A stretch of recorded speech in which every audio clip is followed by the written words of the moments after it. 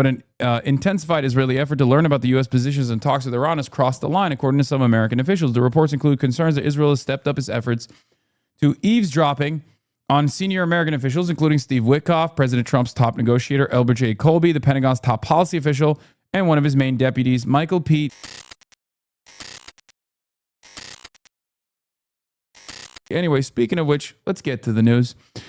U.S. launches strikes after Iran at Bahrain and Kuwait. This happened yesterday while I was being value-tained. I didn't actually cover it, but we're going to get back into it. Ireland's least Islamophobic anchor, Lindsay Hilsum, international editor for Channel 4, reports. Lebanese army vehicle is causing a lot of anger here.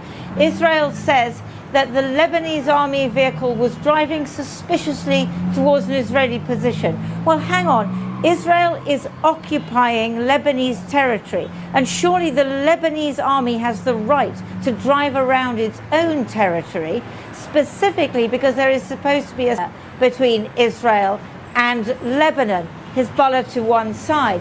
So the government here says this is an assault on their sovereignty, and people say this cannot continue. This Israeli occupation of the south is causing a lot of fury here, even with those who oppose Hezbollah. And Trump says he's going to get out of here quickly. What do you make of that? Well, he said that today, or was that yesterday? I can't be sure. I mean, whatever President Trump says from one day to the next, I'm not sure what bearing it has on the situation. There's a James Fenton poem that says, listen to what they did, don't listen to what they said. What's written in blood is set up in lead. In other words, watch what's happening. And you have just outlined that. The trading of blows between the US and Iran. We see this ratcheting up. We see each side trying to needle the other. We see more assaults by Israel here. We see Hezbollah still firing over the border into Israel. I think that tells you much more about what's going on than the utterances of Donald Trump. Lindsay Hilsum in Beirut. Well, earlier I spoke to Hossein Kanani Moghadam, who is leader and founder of the Green Party of Iran and a former senior commander of the IRGC. He was one of its founders. I began by asking him his thoughts on the significance of the small exchanges we've seen during this ceasefire in recent days.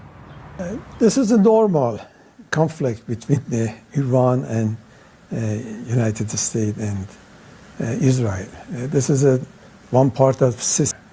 All the time during the war between two countries, I think the just only resolution for solve the problem between Iran and United States, not Israel, just Iran and United States, that's an international solution. But at the moment, the process seems deadlocked. There's no progress. You're stuck. What do you believe is the way to break the diplomatic deadlock now? You know, we have some precondition for the continue the negotiation. And this guy's your uncle? Moghadam is me? That's my name? That's my uncle Lamau? Oh my God, that's crazy. The diplomatic way. One of that is that the war must be open. Tell Unc not to wear slippies, bro. I know he's at home, but that's crazy. Unc is out here wearing slippies on Channel 4, bro. That's crazy. Put some shoes on, Unc. Unc was like, I gotta be cozy on Channel 4. I don't give a... You can't ask an Arab Unc to not wear the slippies, bro. That's true. You probably get hit with the ship. It's okay. Every Iranian is Unc, but that's straight up my Unc.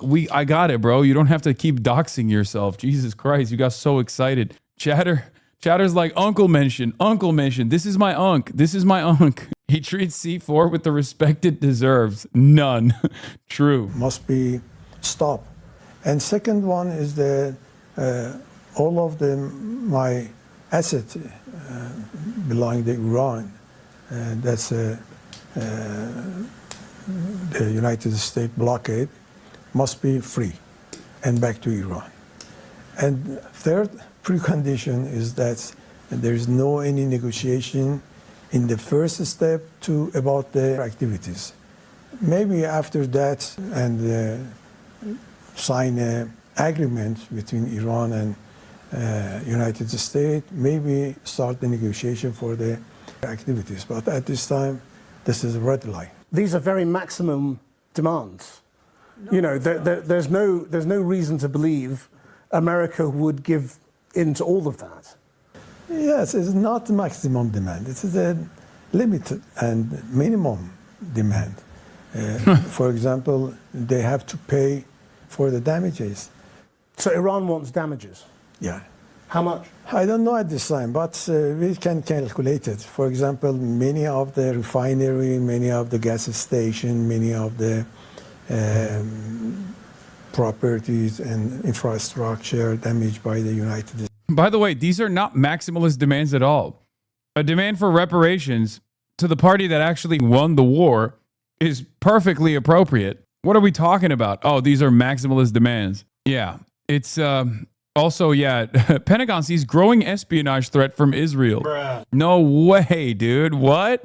The Defense Department has increased the counterintelligence threat assessment to its highest level, and Israel is believed to have eavesdropped on American negotiations with Iran. You don't say. Israel has stepped up its efforts to eavesdrop on senior U.S. officials, including Steve Witkoff, President Trump's top negotiator, Elbridge Colby, the Pentagon's top policy official, and Mike Domino, the Pentagon's top Middle East official, per New York Times, citing new intel reports. A Defense Intelligence Agency report was drafted after incidents in which American defense personnel in Israel detected that software to tap their communications had been surreptitiously installed on their phones. No, you don't say. What? Guys, I'm shocked. Shocked, I tell you. What? No. No. They would never do that. What do you mean? We better merge those militaries fast. By the way, they're doing this to Steve Witkoff, who's already sympathetic to Israel. They're doing figures who are already sympathetic to Israel, for the record. And they're doing it so that they're sympathetic appropriately. You know what I mean? Like, oh, God forbid you think out of line, you step out of line in these negotiations processes. Like, these are guys who are already pro-Israel. State. At this time, I think more than $2 trillion. If this deadlock goes on, how long can Iran hold out? You know, according to the defense strategy and doctrine of the Iran, we are ready to continue the war until minimum 10 years. We are ready. We know very well about that United States, they want to attack against Iran directly by the Israel. From on that time, we prepare and many capability and capacity about the economy and like that. What about oil, though? I mean, you're unable to get Iranian oil through the Strait of Hormuz. How are you able to sell your oil? When I was the IRGC, I visited all the island and the Strait of the Hormuz.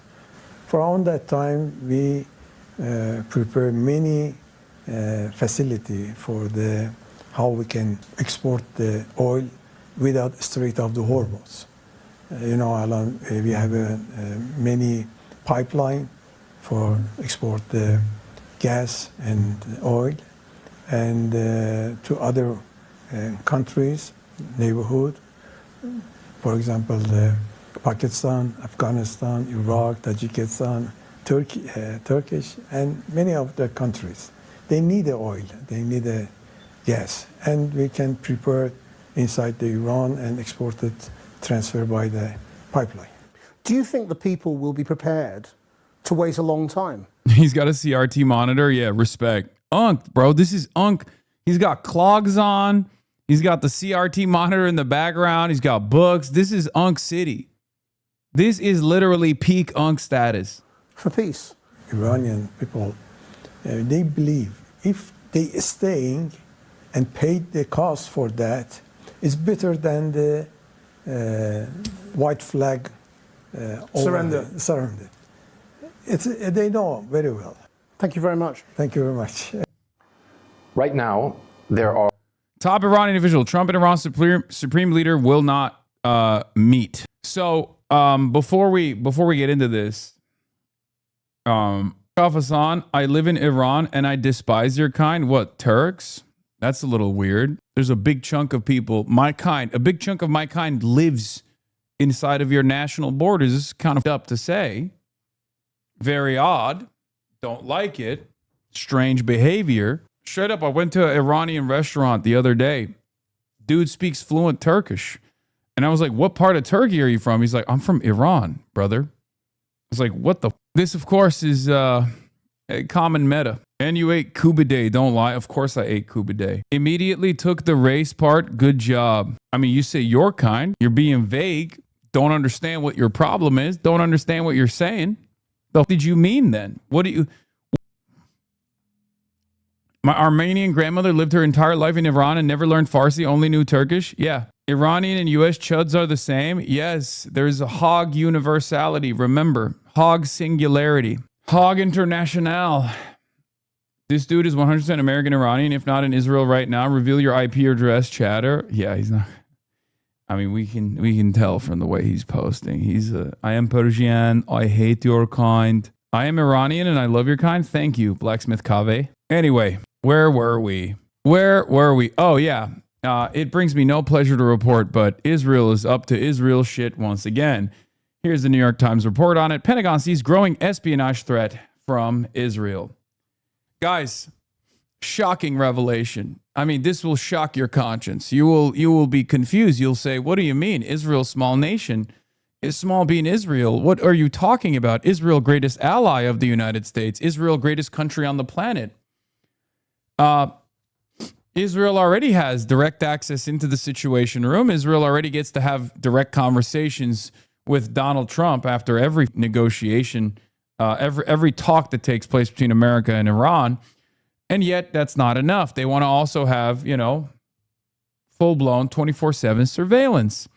Pentagon is sounding the alarm over the increasing spying threat on American officials from Israel. Meanwhile, Congress is working to give Israel even more access to the U.S. military. Sick. This is good.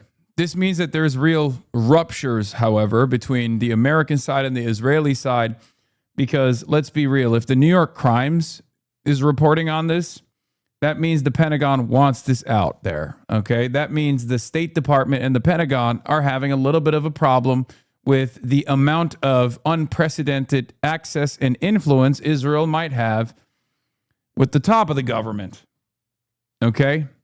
So read this as a sign that the voices that are critical of Israel are gaining a little bit more influence, or at least frustrated enough to leak this information to the New York Times to allow this to be reported. Recent U.S. intelligence reports have raised concerns about Israeli spy agencies eavesdropping on American negotiators working on a peace deal with Iran, amid rising concern over a more general counterintelligence threat by Israel. I assume Trump will probably say that's not true. They're not doing it. Or depending on what he says about this, depending on what his statement on this is, we can measure the temperature in the room between the Israeli side and the Trump administration. Because this is a known thing. This has always been the case, right? Israel is always spying on Americans and certainly Americans in power. That's not even remotely surprising. What's surprising is that the New York Times is writing about it. What that means that there's some people inside of the State Department or inside of Pentagon, depending on how they wrote about this, I don't know. I mean, I guess it's intelligence coming from the intelligence community that is leaking information on purpose to the New York Times. So the public knows about it, so that Trump gets questioned about it. This is a way for them to... This means, just like with Dan Cain initially before the Epstein Fury operation was launched, when Dan Cain couldn't make inroads with Trump directly in those rooms, he went to the media. There's no guarantee that this means Trump will actually... This doesn't mean that Trump is pissed off about this, for the record. It's entirely dependent on how Trump reacts to this that I will make an assessment on where the relationship is. Israel and the United States have long known and tolerated that each was spying on each other, but an intensified Israeli effort to learn about the U.S. positions and talks with Iran has crossed the line, according to some American officials. The reports include concerns that Israel has stepped up its efforts to eavesdropping on senior American officials, including Steve Witkoff, President Trump's top negotiator, Elbert J. Colby, the Pentagon's top policy official, and one of his main deputies, Michael P. Domino.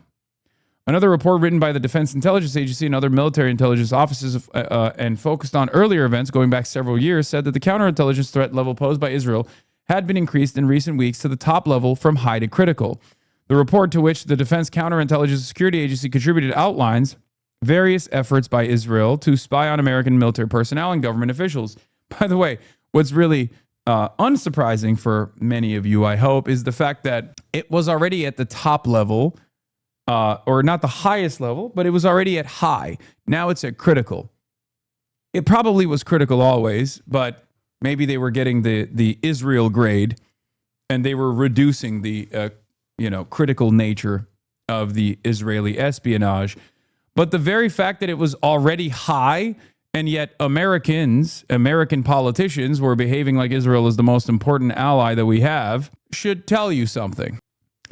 The reports and the intensified concern about Israeli spying come at an especially sensitive time. Israel and the U.S. have been fighting the war against Iran together and have never had such close military coordination as they do now, with the Israeli military officers working side by side with their American counterparts at U.S. Central Command. The U.S. military is sharing huge amounts of tactical and operational information with its Israeli counterparts. But senior American officials said that Israel is looking for insights into Mr. Trump's strategy and shifting stances on the peace talks. The new warning could potentially complicate efforts to further integrate military war planning between U.S. Central Command and Israel, especially if the Pentagon makes a decision to place new restrictions on information shared with Israeli officers. There has already been tension between the two nations as Mr. Trump pursues a peace deal, even as Prime Minister Benjamin Netanyahu, the real president of the United States of America and the leader of Israel, seeks to further degrade Iran's capabilities, weaken or topple its theocratic government, and assault Tehran's proxy in Lebanon, Hezbollah. The Defense Intelligence Agency report was drafted after incidents in which American defense personnel in Israel detected that software to tap their communications had been surreptitiously installed in their phones. Wow. The existence of Defense Intelligence Agency report and the increased threat level were reported earlier by NBC News. The Defense Department declined to comment. A White House official speaking on the condition their name not be used said the account was false. You don't say. Interesting. A spokesperson for the Israeli embassy in Washington also disputed claims that Israel poses a counterintelligence threat, saying that Israel does not spy on American officials or entities. The developments were described by several current and former U.S. officials speaking on the condition of anonymity to discuss sensitive intelligence matters. They said that in some respects, the counterintelligence warning is no surprise. Israel has long engaged in aggressive intelligence collection operations against both its enemies and allies, as does the United States. Still, Israel's counterintelligence threat level is now higher than any other ally and higher than some adversarial countries. Of American allies, only South Korea, which is rated at high in certain situations, approaches the concern with Israel's espionage efforts, the officials said. The aggressiveness of the Israeli intelligence collection on top U.S. officials during the second Trump administration has been unhinged, one senior official said. Two senior U.S. Okay, so it's Pentagon and the State Department, by the way. That's crazy. So this leak is coming from Pentagon, the Department of War, Department of Defense, whatever you want to fucking call it, and also the State Department and the intelligence community. This is quite literally the entire American defense apparatus screaming, both internally and now also externally, about the way that things are going. And the only reason why this is happening, I suspect, is because Trump is just not listening to the warnings. He's just not listening at all. Because this information is a well-known secret, okay? It's not a secret at all. What? Oh, come on, dude. John Kiriakou? Stop. You guys are so fucking stupid, okay? Oh my God. John Kiriakou, former USA CIA agent, said that Israel has always brought gifts filled with listening devices, is known for bugging conferences. Yes, I know. He also said the United States of America doesn't spy on Israel, okay? Yeah, he went on Theo Von and said America doesn't spy on Israel. That's bullshit. That is ridiculous, okay? Is he still ducking you? Yeah, he is. I don't know why. Two senior U.S. military officials said that American personnel, particularly those serving in Israel or with Israeli counterparts, were well aware of the counterintelligence risk before the new report. The officials who spoke on the condition of anonymity to discuss internal assessments said the U.S. personnel employ a range of security procedures and protocols to help counter the threat and to protect their cell phones and other electronic devices, especially while traveling in Israel, but declined to describe those measures in detail for security reasons. Cooperation between the two militaries is very close, but each side also needs to keep its most sensitive information secret. At the U.S.-led Civil Military Coordination Center in Kiryat Gat, Israel, for instance, American and Israeli military and diplomatic personnel work side by side to enforce the Gaza ceasefire and to facilitate humanitarian efforts. But the building also has a U.S.-only floor and an Israel-only floor where personnel from each country can discuss the most sensitive topics. Sure. Yeah, the U.S.-only floor is definitely not bugged into oblivion, and so is the Israel-only floor. I believe that as much as I believe that they're enforcing a ceasefire. Well, I guess they're not trying that hard. The report says counterintelligence incidents began increasing in late 2024 as the Biden admin pressed Israel to curb its attacks on Gaza and continued in 2025 as the Trump administration weighed options to attack Iran. The report, which incorporated contributions from a number of military intelligence agencies, also details several episodes in recent years. In 2021, the Israeli military intelligence officers were caught planting listening devices at DIA headquarters. Last year, officers from Shin Bet, Israel's domestic intelligence agency, were discovered to have tried to plant a listening device in a Secret Service vehicle. While the DIA document does not explicitly discuss the peace negotiations, other recent intelligence reports have raised concern about Israelis listening to Mr. Witkoff and other top negotiators as they try to reach a long-term agreement for a peace deal between the U.S. and Iran. The tendency of some senior Trump administration officials to fly on private aircraft, to conduct national security business on their personal phones, and to reject staffing from U.S. embassies abroad made them especially vulnerable targets for the spy services of allies and adversaries alike, said a former U.S. official. The other current officials also acknowledged the use of personal cell phones by top American officials and made them easy targets for eavesdropping. The U.S. and Israel were largely aligned at the beginning of the Iran war, with Mr. Trump endorsing Mr. Netanyahu's long-sought goal to push the theocratic government from power, but their war aims quickly diverged as the United States focused more on trying to erode Iran's military capabilities to force concessions at the bargaining table, while Israel hoped the Iran hardline government would lose its grip on power. It is not entirely clear why Mr. Colby, who is in charge of Pentagon policy, would be a target. It's not, which we're talking shit, take 30 minutes off. Why would you ever fucking send that to me? But he is one of the most prominent proponents inside the U.S. government of a restrained foreign policy. Mr. Domino is in charge of Pentagon policy for Middle East, making him a person of natural interest to Israel. Why the fuck are you reading New York Times articles when it's clear from a while, Graham Plattner articles, that this paper is completely biased? What do you mean? I read Fox News articles as well. It's important to fucking get insight into what is allowed in the paper of record, allowed to be reported. It's an American newspaper. It might be Zionist, but it's still an American newspaper. And this kind of article gives us fresh insight into where the State Department is, where the Pentagon is, as far as their relationship with Israel. The Plattner article convinced you that his bias, Hugh Chatter, socialist supports imperialism, American chauvinism is truly unbeaten? Yeah, no, you're right. You're right. The New York Times is actually not operating at the behest of Zionist influence when it's disparaging Graham Plattner. They're doing it because they're anti-imperialist and they hate Graham Plattner's Western chauvinism. You're right. Like, Zay Squirrel had a really long back and forth with one of the guys that's constantly chirping in the chat, and I thought it was really interesting because this has been a turning point for a lot of people who have much smoke for Graham Plattner, because they realize that it's obvious this is happening because of his anti-Israel position. It doesn't matter what his other it doesn't matter what his perspective is at all beyond this. It doesn't matter that he's who volunteered to be a Blackwater mercenary, all this stuff.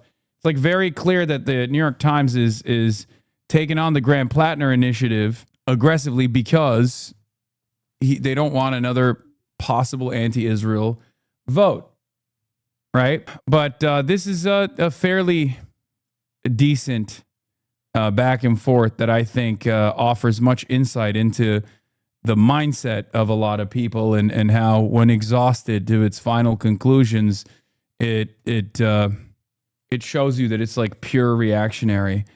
people on the left that are behaving in this like weird conspiratorial manner without thinking critically about it. Zay Squirrel says, I don't like Plattner as the unrepentant who volunteered to be a Blackwater mercenary, but that New York Times piece is the most transparent Israel lobby Zionist smear piece bullshit. Every part of it, from the fake victim to the authors, is fabricated by rabid Zionist freaks. Ridiculous, almost cartoonish that you don't see that this is how controlled opposition is elevated. Controlled opposition is elevated by Zionists in the New York Times publishing a bullshit fake smear piece? What the f*** are you talking about? Do you seriously think Plattner is anything but? Question mark. And then, do you think that the Zionists at the New York Times would know whether he is or not? Are you 15 years old? I don't know what the f*** you're talking about, and you probably don't know yourself. Just say you don't like him because he's unlikely a liar who will be another Fetterman. That's a good argument to oppose him. But this notion that the New York Times fabricated a violence hoax about him because they're actually doing an epic four-dimensional chess move to elevate him is deranged. Of course, the New York Times, the Zionist media, and political class prefer Collins to win over him. Why wouldn't they? Do you think Collins is some epic anti-Zionist hero or something? It's totally incoherent. It's like saying that the New York Times fabricated the genocidal atrocity propaganda hoax about Hamas because they actually want to elevate them as epic resistance heroes. What the f does that even mean? I refer to him as obvious controlled opposition, and you refer to him as a unlikely liar who will be another Fetterman. Same shit, different words. You're effectively arguing that the New York Times are being honest and attacking him. Idiotic. Do you think they really want to take him down? Really? What threat is a mass murdering psychopath with a Nazi tattoo going to be to American capital interests? I'm trying to comprehend what your argument is. Do you actually think that these articles saying makes it more likely that he wins or less? Is that the argument? How the f does that work? Who knows in this climate whether it makes it makes it less likely he wins or loses? People are seriously entrenched in ways we haven't seen in generations. So your argument is that the New York Times and mainstream legacy media writing articles about you being a violent is actually positive PR, so they're doing it to help candidates they secretly love? That's awesome. No, that's not what I said, and it's not my argument. You've avoided my question again. I did enjoy your account for a very long time now. All good things come to an end. Thumbs up. No, I do not believe that the New York Times is trying to help him as a part of some million-dimensional chess move by calling him a violent and a smear piece source solely to a deranged Zionist lunatic written by two Zionist lunatics. I'm sorry to disappoint you, but I possess object permanence and other faculties allowing basic logical and coherent thought. That's not what I asked. And whilst I don't doubt your intelligence, you know as well as I do that you have blind spots that you have had to reckon with. Like all of us, the enemy may be stupid in some regards, but they're not stupid when it comes to manufacturing dissidents. If the New York Times wanted to help him, they would not do a bizarre million-dimensional chess move calling him a violent Nazi rapist because you think this is actually positive PR. They would endorse him and launder him as an epic populist hero so that he could actually have a higher chance of winning the general election. The reason why I read this is because there's always a guy out there that's like way, way, way more invested in the parapolitics of it all that just has no understanding. Okay? That just that has no like decipherable worldview at all. There's always a guy out there. Okay? In many instances, Squirrel is that guy for me. We're ostensibly on similar sides on the issue of Israel and the malign influence that the pro-Israel lobby has over numerous aspects of American existence, and we diverge on how to fight, right? We diverge on how to fight against that. And sometimes that divergence is so severe that Squirrel, Professor Mohammed Marandi, will come after me with the same intensity that they come after straight up Hasbara operatives, right? Now, having said that, there's always people out there that are even more ridiculous, okay? I've said this already over and over again, repeatedly. Obviously, a lot of the pro-Israel forces in this country do take Graham Plattner's word on Israel as sincere. Okay? That's it. I have not seen the timeline, the pro-Palestine timeline, unite on the Graham Plattner issue like this ever before. Most of the ultras, with the exception of Bad Empanada and his like weirdo cult that behave like Rad Libs from 2016 at this point, that align 100% with the likes of Neera Tanden at this point, by the way. With the exception of guys like that, most people realize exactly what's going on and have even changed their perspective a little bit on whether or not they think that Graham Plattner is sincere with his anti-Israel sentiment, because they have recognized that Israel and the pro-Israeli lobby and all of its little Hasbara operatives do take that shit seriously. They see Graham Plattner as a reliable vote against Israel in the Senate, and they don't want it. Okay? They don't want it. They're obviously worried. So regardless of Graham Plattner's shortcomings, his setbacks, his inconsistencies, right now he's a reliable vote against Israel, and at least the Israeli lobby sees it as such. Not wanting to dunk on Kavernickel. Yeah, he's wrong on this too. I like Kavernickel, okay? I like him a lot. We disagree on this. Over the last 3 days, Democratic and Republican operatives created the narrative that Graham Plattner assaulted someone. When the story came out, there was no assault allegation. It was mostly a conservative activist saying he was a bad boyfriend. But even she says there was no domestic abuse. And he said, yeah, they are trying to ruin Plattner because he criticized Israel. Not that the biggest Israel supporter, who just led a genocide celebration in American politics, just endorsed him a few days ago. To which I responded with, okay, they're definitely coming after him because of Israel. Come on, you don't have to defend his track record to see that. The standard of scrutiny is never applied to centrist candidates who pledge fealty to Israel. It's not even just about him. It's a message for everyone else. Like, it's pretty wild to look at what's going on right now and go, no, this is normal. Hasan, people are defending Plattner like they defend you. What do you mean? Plattner doesn't have inconsistencies. Plattner is ideologically... No, we're talking about his background, man. We're talking about his background. I'm not talking about his inconsistencies now. I say, I have been fairly clear on this. The things... But when Bad Empanada says this same thing, you say he's crazy. Bad Empanada doesn't just say this, okay? Plus, I mean, I disagree with Kavernickel, but he's not as... It's that simple. That's it. Bad Empanada has been posting almost singularly about Graham Plattner for like, I guess, the last couple of months. And he has openly admitted that he takes credit and ownership. The amount of hubris from this guy, the narcissism from this guy is alarming. Okay? He is literally taking credit for American, like the American left turning on Graham Plattner, like he did that on his own. Okay? And they were also the other day, amidst the back and forth debate on whether or not it's appropriate to use the term Zog slave, okay, and harassing content creators. They were also talking about how wonderful it is that they got FD Signifier to do a critical piece on Graham Plattner. If that's your peak activism, if the peak of your praxis is getting a YouTube commentary person to write a critical article about an American Senate candidate, you're not doing anything. You have already recognized that you're just circle jerking into the wind. You've already recognized your powerlessness. Okay? Bullying YouTubers not praxis, dumbass. Whether that's legitimate or not, whether it was actually your impact and your community's impact or not, you should probably prioritize better targets. I'm not even saying that is the reason why FD wrote an anti-Graham Plattner article. FD has been critical of Graham Plattner. So has Sean the Black has also been critical. As a matter of fact, a lot of black leftists have been critical of Graham Plattner from the jump, a lot more than myself. It's something that I actually respect and have paid attention to. Okay? It's not new. The notion that these guys are taking credit for it now is very silly. But even if that was true, like, do you understand what I'm trying to say here? Even if it was literally like Bad Empanada and his community that finally got FD Signifier to write an article that was critical of Graham Plattner, that's the peak of your activism. That's the peak of your goals. You've achieved something. You feel like you've achieved something there. You got a YouTuber to make a YouTube video. Wow.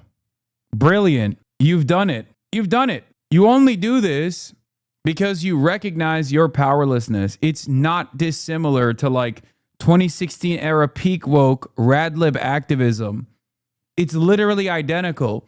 You're basically a Minecraft stan at this point from 2020 saying, oh, Tommy Innit wasn't sufficiently woke in this conversation that he had with another Minecrafter, and I'm writing a 30K a Twitter thread about it, and we're going to get Tommy Innit to actually apologize. And then when he does end up apologizing, you're like, we did it. We did it, Twitter. We held our content creator accountable. Is that politics? You've done nothing. You've literally done nothing.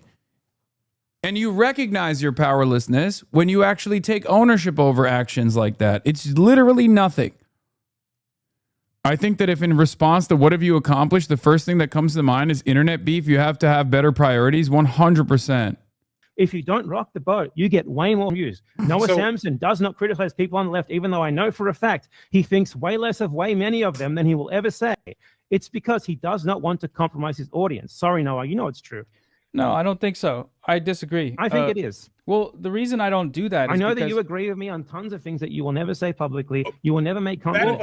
It's fine. Listen, no. Like I didn't wade into this drama and shit because I think it's like the most unserious, the most unproductive, dumbass bullshit of all time. Okay? It's not even the racism conversation or it's just like you have to pull yourself out of the content that you're consuming for a brief moment if you're watching shit like this and think to yourself, like, what does this accomplish? Like, is this actual politics? Am I watching actual politics right now? Am I learning anything right now? Is this in any way, shape, or form productive? Or is this the exact same dog shit that we rail on Hutch for, that we rail on Sexpestany for? Okay? Why do we rail on these neoliberal losers? Not just because of their ideological predisposition, the fact that they're rudderless, the fact that they're reactionary. We also rail on them because all they care about is drama, because they don't have any interest in moving the needle in a significant way. They have no interest in like actually offering coverage and analysis. Bad Empanada used to, at a certain point in his life, genuinely do that. He used to offer analysis. Maybe he still does. But somewhere along the line, he literally just flipped a switch and became this insane person. He was always insane. I've, always said that, obviously. But like, in spite of his insanity, when you watched his like comprehensive breakdowns and his YouTube videos, there was obviously like a lot of information there. There was some utility to what he was doing. There was an educational component. And then he started attacking, content creators and whatnot. And I think he really liked what that did to his analytics. And he realized like all this is drama. Drama is the best possible way to make money, I guess. I don't know. And ultimately, it's irrelevant. It's insignificant. Okay, it's the reason why I'm even touching this with a 10-foot pole is to show you briefly, like this kind of stuff is very silly. Well, real quick. The reason I don't do it is because I don't think the way the platform allows could bring any meaningful change other than big drama, big clash video. I think it can. Noah's absolutely right, and I respect him for it. I have my disagreements at times with every single person on this, every single person that's on screen right now. You can keep your disagreements to comradely disagreements. You can keep your disagreements to constructive conversations. Oftentimes held privately is probably a lot better because the moment that you're doing it on camera, it turns into a spectacle. Okay? If that's the only thing you have, if that's the only type of output that you engage in, then all of a sudden you're just nothing but a wrecker. You're just making money off of being a wrecker. Massively. What has though? Okay, so for you, what has brought positive change in your eyes from what you do from other creators? Like, what can you visibly see as you say you've pushed the needle? How? Absolutely. You see what's been happening with the first time ever that Hasan Piker is actually facing serious like left-wing backlash again. That's not true, by the way. My entire political commentary career, I have always had ultras and plenty of disagreement with the left. I can't believe he's taking credit over this. And even if that was the case, even if that literally was the case, if this was all because of him, what a delusional statement, by the way. But if this, first of all, the backlash is not even serious. It's irrelevant. It's only serious because sometimes I get so annoyed that I respond to it. And then everyone celebrates it because they go, oh, we got him. We pissed them off.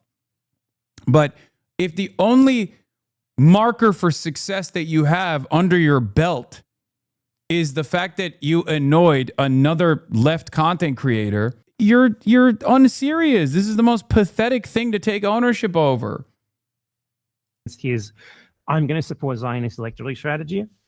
Guess who started that? Deal with you. That has everything to do with Hasan's behavior in the moment. How do you know it was you? Pointing this out. The entire reason why anyone even knows anything about Graham Plattner in this sphere is because of me, for example.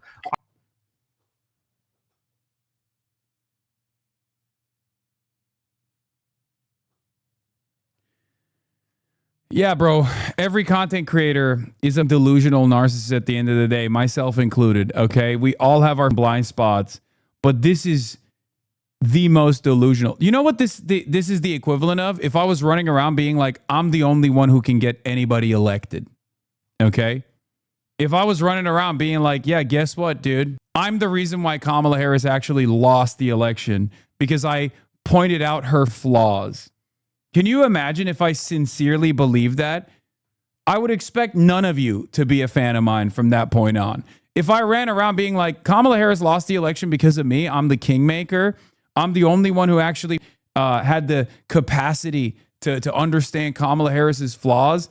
And without me, Kamala Harris would have probably won. I did that. I'm taking ownership over that. Imagine if I ran around saying delusional nonsense like this, or even like I singularly got Mamdani elected. I got Mamdani elected. If I was like genuinely running around saying dumb bullshit like that, ridiculous. Is totally ridiculous. I was talking about that from the very beginning. I will all the shit that people is spreading about that comes from me. Now, I don't care about taking credit. And you say from I this, have right? a big Oh, you don't take about taking credit. You don't care about taking credit for ego. it. No, this isn't ego. This is insane levels of ego. Bad Empanada is essentially saying that his biggest contribution to the movement is having gotten more people to hate Hasan Piker. He's really just functionally destiny at that point because that's his only contribution to the entire planet. Yeah, like for example, I have yet to hear a convincing argument from anyone that actively talks about the successes of like making sure Susan Collins continues to be the senator in Maine. Like what that contribution will look like. If that is your goal, right? If that's your ultimate goal, like when you accomplish that goal, what will that do? Like what is the success of that initiative? That's the success of that movement, right? At some point, you have to look around and see who your allies are. Tandon, if you're posting like Sarah Longwell, actually even Sarah Longwell's not posting like that anymore.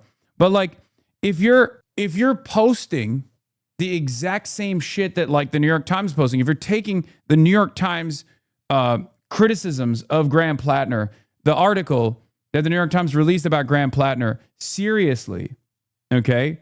But an intensified Israeli effort to learn about the U.S. positions and talks with Iran has crossed the line, according to some American officials. The reports include, okay? Yeah, you're going to be agreeing. Another bad empanada head, David Frum. Cut Plattner loose. Just a few years ago, Republicans sacrificed an Alabama Senate seat rather than endure an unacceptable colleague. Will Democrats do the same in Maine? Either you are possibly getting paid to do this because it's so unhinged that I assume like at a certain point, there's got to be a turning point, right? There's got to be a turning point where you find yourself in coalition with some of the biggest dick riders of Israel against this guy. It's understandable to be skeptical of his background. It's understandable to scrutinize his background. It's understandable to say maybe he's going to be like a pro-Israel guy initially, right?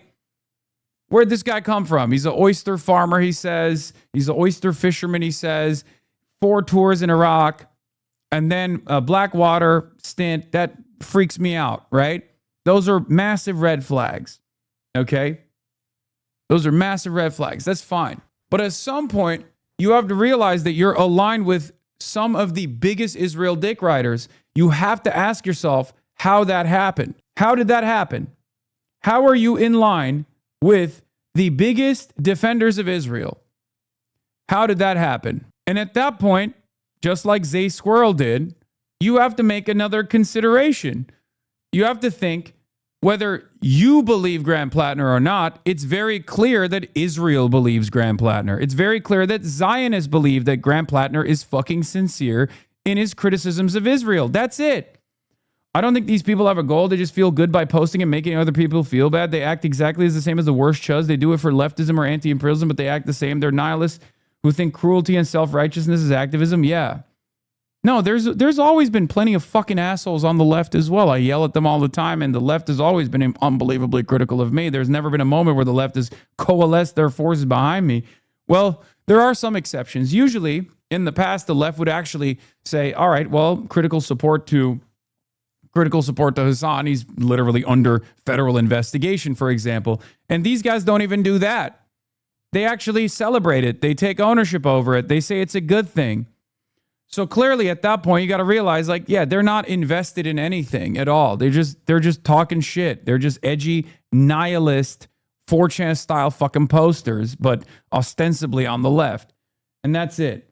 I'm glad that they have the right position on Israel, ideologically, but what they're doing is moving far beyond productive discourse. Yeah, they might not personally, and by a lot of people, I mean, like, this is a tiny, fucking minuscule, insignificant number of Twitter posters. That's pretty much all it is. So any kind of reflection on what they're saying, as though it's a serious mover or shaker, is already utterly preposterous. But, like, these guys, like, their whole smoke is with, like, the DSA or anyone that even dares to engage in electoralism, and nothing else.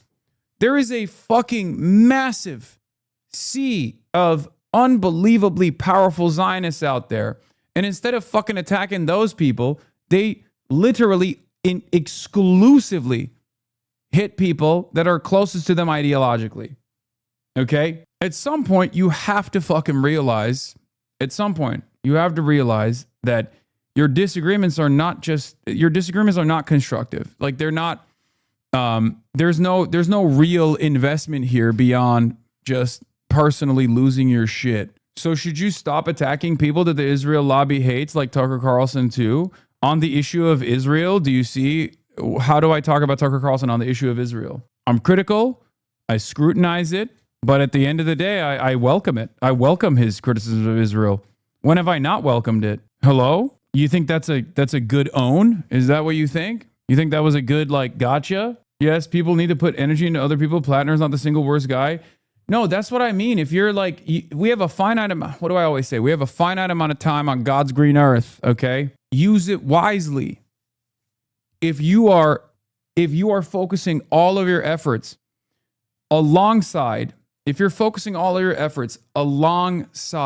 the entire Zionist movement in this country on the one fucking guy that they all clearly want to ensure never makes it to the Senate, then you might not be using your time wisely. You might not be productive. Is that okay? Can we, like, electoralism, whether you like electoralism or not, can we agree that drawing all the aggro or focusing all the aggro on the guy that, like, the New York Times is obviously actively trying to disparage alongside the New York Post or all these other people is probably not the best use of your time and effort? It's very strange. Yeah. Here's another Oppo piece. Grant Plattner was an asshole extraordinaire as DC bartender, troubled and dark. Turns out, here's another regular citizen who says Grant Plattner is mean. Oops, my bad. He's actually a known conservative activist, media figure, and Zionist lunatic. The New York Post does this all the time. His name is Wayne Leguzin. Plattner was just kind of dark. You try to turn up a little conversation, and he wouldn't give anything back. No smile, no acknowledgement. There was just nothing coming back that was friendly and warm. He's an independent journalist and strategic communications and policy consultant. Wayne Leguzin is a conservative American writer, video producer, school choice advocate, the former editorial pages editor for The Gazette, National Catholic Register, Faith and Family Magazine, the other national and international publications. By the way, This is the peak of opposition research, that Grant Plattner was a fucking asshole as a bartender? Wow, you did it. He was mean as a bartender? No way. Like this right here, by the way, this right here is a perfect example. From the newspaper that brought you, Hamas was doing organized and directed mass rapes on October 7, comes another hit. Grant Plattner is actually a rapist domestic abuser. And this guy immediately fucking eats it hook, line, and sinker. Grant Plattner fantasizes about committing rape to show how dominant he is. Imagine what he did to Iraqi and Afghan women if this is how he talks to American women. Like, what the fuck is that? What the fuck? What does that take? Not everyone has to work on the same project. You don't have to support Plattner. You don't have to support electoralism. No, that's what I'm saying. Exactly. Fuck it. Who cares? You don't. I mean, you're a Cypriot. You're a Cypriot Australian living in Argentina, making American dollars in Argentina, a much poorer country. Okay, and you're farming as many of that as many dollars as you possibly can by just attacking, only hitting left at this point, only hitting people closest to you. It's very clear that you're not really invested in a political project or even advancing a political ideology. It's just pure nihilistic. It's pure self-interested, right? But like at the end of the fucking day, just what is the purpose of all of this, right? Like, what do you achieve with all of this? Is your goal to just like make sure Susan Collins is the next fucking senator? Is that what it is? Republican majority? Because like I'm willing to entertain that argument. Maybe the argument is you're an accelerationist and you do believe that the MAGA fascist movement will actually crumble or will accelerate the American empire's demise, and you want that to happen, and perhaps that's the reason why you're doing it, right? At least there's something there at least there's some meat that I could put my teeth on, right? Like, what's the argument? Is that an argument? I mean, it is an argument, but is that your argument? Yeah, these chatters can't distinguish between choosing not to support Plattner actively and making your entire online persona opposition to him. Yeah, that's it. I understand people being like, I disagree, but I at least understand people being like, I can't see myself endorsing a person that like, is a war criminal. I suspect that he did war crimes. He doesn't seem repentant about his service, all this stuff, right? I can't endorse this person. I can't trust this person. And there are plenty who have said that in the pro-Palestine movement, right? But even those people see the New York Times article and all the other fucking, opposition, all the manufactured outrage that's coming out on the Plattner side, and even they realize like, okay, something indecent is happening here, right? But I don't even expect that. I don't even expect you to recognize that you probably shouldn't be aligned with the New York Times on someone that you've declared is insufficiently anti-Zionist, right? But what you could do is, let your arguments exist in the world, and that's fine, and then fucking move on to more productive shit. You know what I mean? Talk about Israel's impact in Latin American elections and Latin American countries, if you want to cover that. There are a million different things that you could be working on right now that's South America related, or even the United States of America related. There's plenty of fucking things happening here. But if all of your focus is literally constantly posting about Grant Plattner, and you're posting in an identical manner to like some of the craziest fucking pro-Israel posters out there, right? At a certain point, I'm like, are you getting fucking paid? What's happening? Are you getting paid by the same exact the Hasbara agents? Like, what the fuck? What the absolute fuck? You look like and you sound like a Fed. You look like and sound like a wrecker. Dr. Adam Hamawi is also a vet, so anti-vet stuff is not even consistent. No. I've heard people fucking shit on Adam Hamawi as well. Yes, for being a combat surgeon. Yes.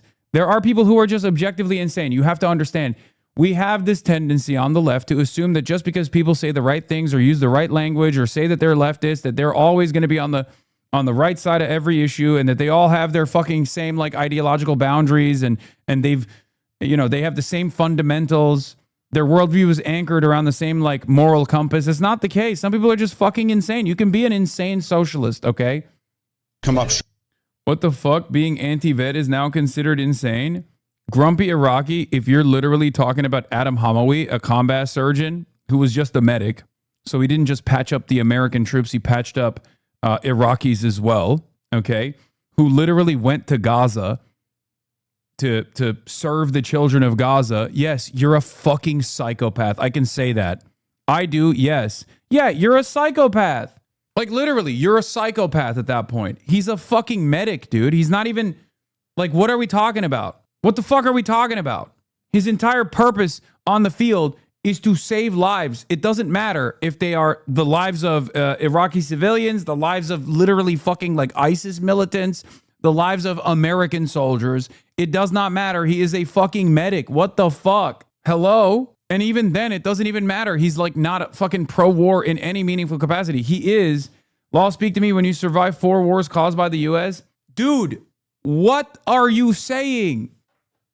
You're talking shit to a dude who's only served one purpose, is to heal people, okay? Is to heal people. And has then gone on to literally serve in Gaza. I think objectively speaking, it's probably the most dire conditions that people have faced in our lifetime and your lifetime as well. I'm sorry, being against that level on the principled anti-vet stance that you have is no longer a principled stance. This sounds fucking insane. It is literally crazy, especially considering that there's no reason to believe that Adam Hamawi is not openly anti-American imperialism. He has served the victims of American empire a lot more than you have, a lot more than I have. I'm no longer talking about Grant Plattner. I'm now talking about Adam Hamawi. Dude, if your pro-Palestine advocacy revolves around literally saying a doctor that went to Gaza and risked his life to save the children of Gaza is bad, you have lost your fucking mind. Okay? I will never understand this personally because it's fundamentally at odds with my worldview. I've talked about it as well a million times over, and I will always fucking repeat it. No one is completely irredeemable, okay? Obviously, the bigger the crime, the harder it is for you to redeem yourself. But everyone's on their fucking personal journey. And we don't have the numbers to turn around. We don't have the numbers to turn around and cast aside people on the basis of their veteran status. There's a fuck ton of anti-imperialist veterans in this community. I will always fucking stand by them, okay? I'm not a troop exploder, edgy, ooh, look at me type lefty. I'm not. There's some that are out there that are like that. I'm not like that. I'll never be like that. You know, that's it. We need the numbers. We need the numbers. I'm a numbers guy. We need the numbers. Okay. You like the number. I'm a numbers guy. At the end of the day, regardless of someone's veteran status, if they're an anti-imperialist now, if they're trying to stop others from fucking joining the military, because like, I'm not one of those people that'll be like, no, joining the military is good. I don't think it is. I always say that it's not, right? And this freaks people out when I say this because their understanding of the American military is very different than mine. Okay? But if you're a veteran and you're running around and you're urging others not to serve, okay, then fucking awesome. Great. I'm not one of these like, hoorah, the American military is fighting for our freedoms out there type people either. But it is totally ridiculous and unbelievably unproductive to, it's totally ridiculous and unbelievably unproductive that should be like every veteran has murdered children and they're completely fucking irredeemable and fuck them all. Because like you don't got the numbers. You don't know how to fight. You don't have anything. You're just chirping. How are you going to fucking build a broad coalition? Point to any singular instance where there's been any kind of successful organized movement, whether it be labor militancy or an outright revolution that has not actually had a robust number of fucking veterans, robust number of military officials, people in the military, people that have served in the Tsarist army in Russia, people who have served in the KMT forces in China. It just never happened. It's literally never happened. Well, I think candidly, the Democratic Party's come up short in a lot of ways in terms of like whitewashing our candidates and being so morally elitist and kind of entitled at times. We have to be willing to get dirty. His baggage is nowhere near their baggage. We're talking about people that are felons and people that take bribes. I really kind of think that we all have skeletons in our closet and we've all made mistakes. Also, people forget Maine is literally like 98% white. And I mean like non-Hispanic white, okay? White, Wonder Bread white. So if you think these guys are going to be like, wow, this is a bridge too far for me, you're wrong. Especially when we're younger. Yeah, a big part of Lenin and Bolshevik strategy was by appealing to disgruntled Russian vets and their families. No, you don't understand. Lenin was also unprincipled and was engaging in tailism. Okay? Lenin was an opportunist. He was engaging in tailism. He was obviously leaning into the reactionary attitudes of disgruntled veterans. And therefore, everything that he did was bunk. He was not a real revolutionary. I'm a real revolutionary. Okay? And that was really a refrain we heard time and time again, this kind of redemption arc. We can, have faith and forgiveness, given that he might have changed his ways or improved his life. Well, I think Canada... Anyway, Lenin was bald at 20, deeply unserious.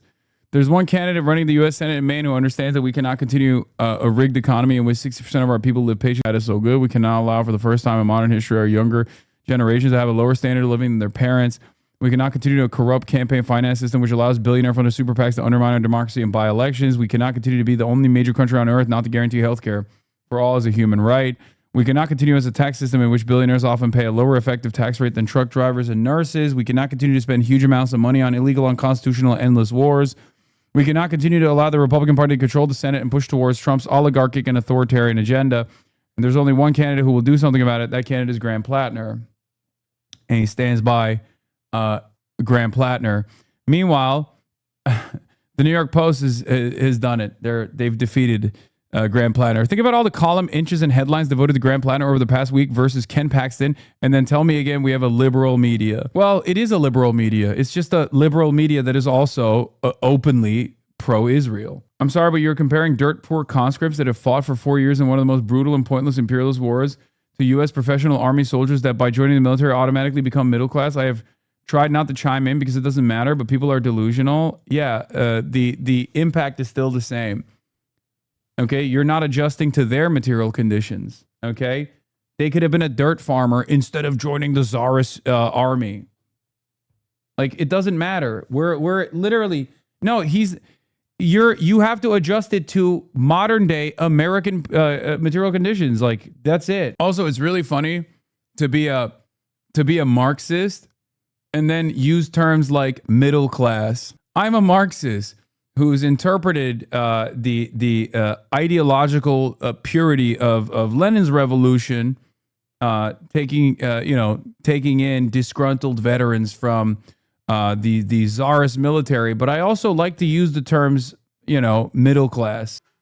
I think it will help Plattner that he's younger than the majority of Maine voters. The average age in Maine is 45, but among voters, 68% are over 45. So voters will see him as a young man who made mistakes. Yeah. And if you don't want to use the Tsarist forces, which were obviously conscripted, you can use the example of the KMT. KMT had a standing military that was ideological in its purpose. Plattner is advocating for their interests. Collins isn't. That's why they like him. It's not more complicated than that. Yeah, no, wait, what? Plattner is advocating for their interests. Collins isn't. Oh, you mean the Mainers? Yeah. You are a filthy incrementalist and will be tried for your crimes of stifling revolutionary sentiment when we finally achieve true socialism on my neighborhood commune in 50 years? Yes. Tsarist officers were not conscripts, and 70% of early Red Army officers were officers in the Imperial Army during World War I. This is exactly what Mike has been saying. It's only either outsiders with a half grasp of American politics and overeducated leftists who just aren't used to seeing actual working class candidates. Liberals have the issue, obviously. I brought this up as well. The amount of smoke that people have for Graham Plattner as opposed to like Pete Buttigieg has been very interesting. And I think it's literally because most academic leftists have never actually encountered someone that hasn't fantasized about being president since the age of like 8. Because in American politics, we usually don't have that. Okay? So all of the edges of living like a normal life in comparison to the classic sociopathic politician is frustrating people, or where they're like highlighting all of those blemishes that most people have Most people have either destroyed because they're establishment cronies or never even entertained because they were fantasizing about being president since the age of 8. All the ultras kept pointing to Jordan Wood as an alternative planner, the guy who was literally the main version of Buttigieg, not to drag on the planner. Venn diagram of Maine Senate discourse, people who oppose Plattner on Twitter, people eligible to vote in Maine, people who support Plattner on Twitter. Yeah. I don't know, man. Like, sometimes it's appropriate to look at, like, who our biggest enemies are in American politics and maybe reconsider our stances if they are literally identical to them. You catch me posting like fucking Neera Tanden, I'm going to have to second guess what I'm doing, okay? I'm going to have to reconsider. You catch me saying shit like David Frum, I'm going to be like, okay, this is a little fucked up. Has David Frum actually had a noticeable shift in his worldview? Or am I accidentally doing propaganda for the Zionist lobby? Some people are doing that. I think there's also a little bit of a sunk cost fallacy, which is interesting because they say I'm doing that, even though my support for Graham Plattner has been far from unwavering or far from uncritical. Like I'm looking at the trend lines and securing any kind of positive impact from this potential victory. That's it. Once again, doing lesser evil voting. Yep, that's me. Anyway, wasn't it last year that we were having this conversation about the fact that Graham's passing is going to be a challenge? To a certain degree. Like, a lot of people think this is the same as like criticizing Kamala Harris, and I've said it over and over again. If Kamala Harris had the same policy platform as Graham Plattner, I would have been door knocking for her, and I would have been ecstatic at voting for Kamala Harris. And guess what? Kamala Harris never fucking was a trigger man for Empire. You know, at most she was a cop, which is bad in and of itself. But all right, I'm skipping this. Overnight, President Trump touting an economic win, a strong jobs report that showed it. These are the strongest job numbers of the entire administration so far, and that's during this conflict on top of it. So it's great. The labor market adding 172,000 jobs in May, according to new government data. The President Plattner and National Democrats now face a choice between reviling a large and maybe growing number of women as liars, or arguing through November that twisting a woman's arm and locking her in a room is merely messy, not violent. Plattner's most fervent supporters are gambling that the number of men sick and tired of women's belly aching is greater than the number of women who will identify Plattner as the abuser in their own lives. Seems a long bet. Yeah, David Frum, shut the fuck up. That's all I have to say. More than double what economists expected. The unemployment rate holding steady at 4.3%. The president highlighting those constant just months before the midterms, where the economy is likely to be a top issue. Your fertilizer's down, your energy's down, your oil, your gas is all coming way down. And frankly, I thought it would go much higher than it did. But broadly, Americans say they're overwhelmingly down on Trump. By the way, Plattner's doing better with women in Maine than Susan Collins is. Just wanted to point that out real quick. I believe Plattner has a 54%. So yeah, David Frum is just a fucking delusional warmonger. And he's just mad that Graham Plattner is a reliable anti-Israel voice in the Senate if he wins. That's it. And these guys don't want that. That's it. Because the Senate is different than the House. You can have like 10 anti-Israel voices in the House. That is still a smaller percentage than having 4 anti-Israel voices or 5 anti-Israel voices in the Senate. Okay? Doors open. That's what these guys fear. Trump's economy, according to a poll, with 75% of adults saying the economy is poor or not so good. Just 30% approving of the president's handling. It comes as Americans are facing surging inflation, rising at the fastest pace in 3 years to 3.8%. And their paychecks just aren't keeping up, rising slower at 3.4% in the past year. And heading into the summer, Americans also facing about a 40% price increase at the pump due to the war in Iran. I have to be very careful and very cautious on how and where I go throughout my day to make sure I'm not overusing my gas. The average gallon of gas now $4.22, according to AAA, an increase of $1.26 per gallon since the war began. And the stock market closing lower this week on news of that report, sparking concerns it could cause the Federal Reserve to hike interest rates. The Nasdaq dropping 4% for its worst day since last April. Rhiannon. All right, Olivia, thank you for that. More controversy surrounding Maine's Democratic Senate candidate Graham Plattner. The first-time candidate returned to the campaign trail yesterday after new allegations of, quote, toxic and unsettling behavior toward women. Hundreds of supporters greeted him at an event in Bar Harbor, showing their continued support. Our Caitlin Huey-Burns has more from Capitol Hill. Just 3 days ahead of the Senate primary, many Maine residents say they're sticking with Democratic candidate Graham Plattner, despite the latest allegations against him. He's not a perfect candidate. He's owned up to a lot of the stuff that he's done in the past. Nobody is perfect. There is not a person out there who is absolutely perfect. Mother Teresa was not perfect. A former girlfriend, Lindsay Fifield, told the New York Times that when she dated Plattner over a decade ago, he never hit her, but regularly grabbed her by the shoulders, sometimes hard enough to leave marks. And that during one argument, he twisted her arm behind her back, shoved her into a bedroom, and held the door closed. There are some allegations in this piece that I just want to be kind of unequivocal about are simply not true. Plattner has also insisted he didn't realize that a chest tattoo he got as a Marine and has since covered up is widely recognized as a Nazi symbol. But Fifield told the New York Times he did know. Anything alleging physicality, anything alleging that I knew what my tattoo was, these are the statements of someone who's politically motivated. Fifield has worked for Republican campaigns but denied any connection to Republican Maine Senator Susan Collins. By the way, the K-File report also came from the same woman. So clearly she privately revealed this information to K-File anonymously. And then, because it came out, Andrew came out and said that it was from Lindsay Fifield, okay? The same Republican operative. Because if you recall, there was another article that was written a while ago, like one of Plattner's old friends said that he knew what the tattoo was. It was the same woman. It was the same woman that is advancing this. And what's interesting is there's not a single other friend or former friend or enemy that has come out and been like, yeah, he actually knew the tattoo. Isn't that crazy? Like, I find it unbelievable that he did not know. I find it personally unbelievable that he didn't know that it was a fucking totem cough.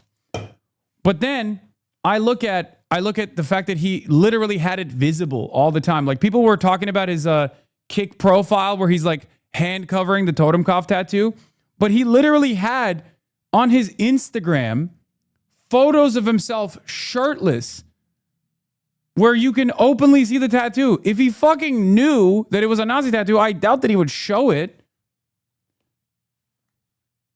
Based on his Reddit history, I think he knew. I don't know. I personally find that unbelievable. Okay? I personally find that unbelievable that he did not know. But he also was literally shirtless around his Jewish immediate family members. Like, that's one of the photo that they use all the time of him like fucking drunk and shirtless dancing around.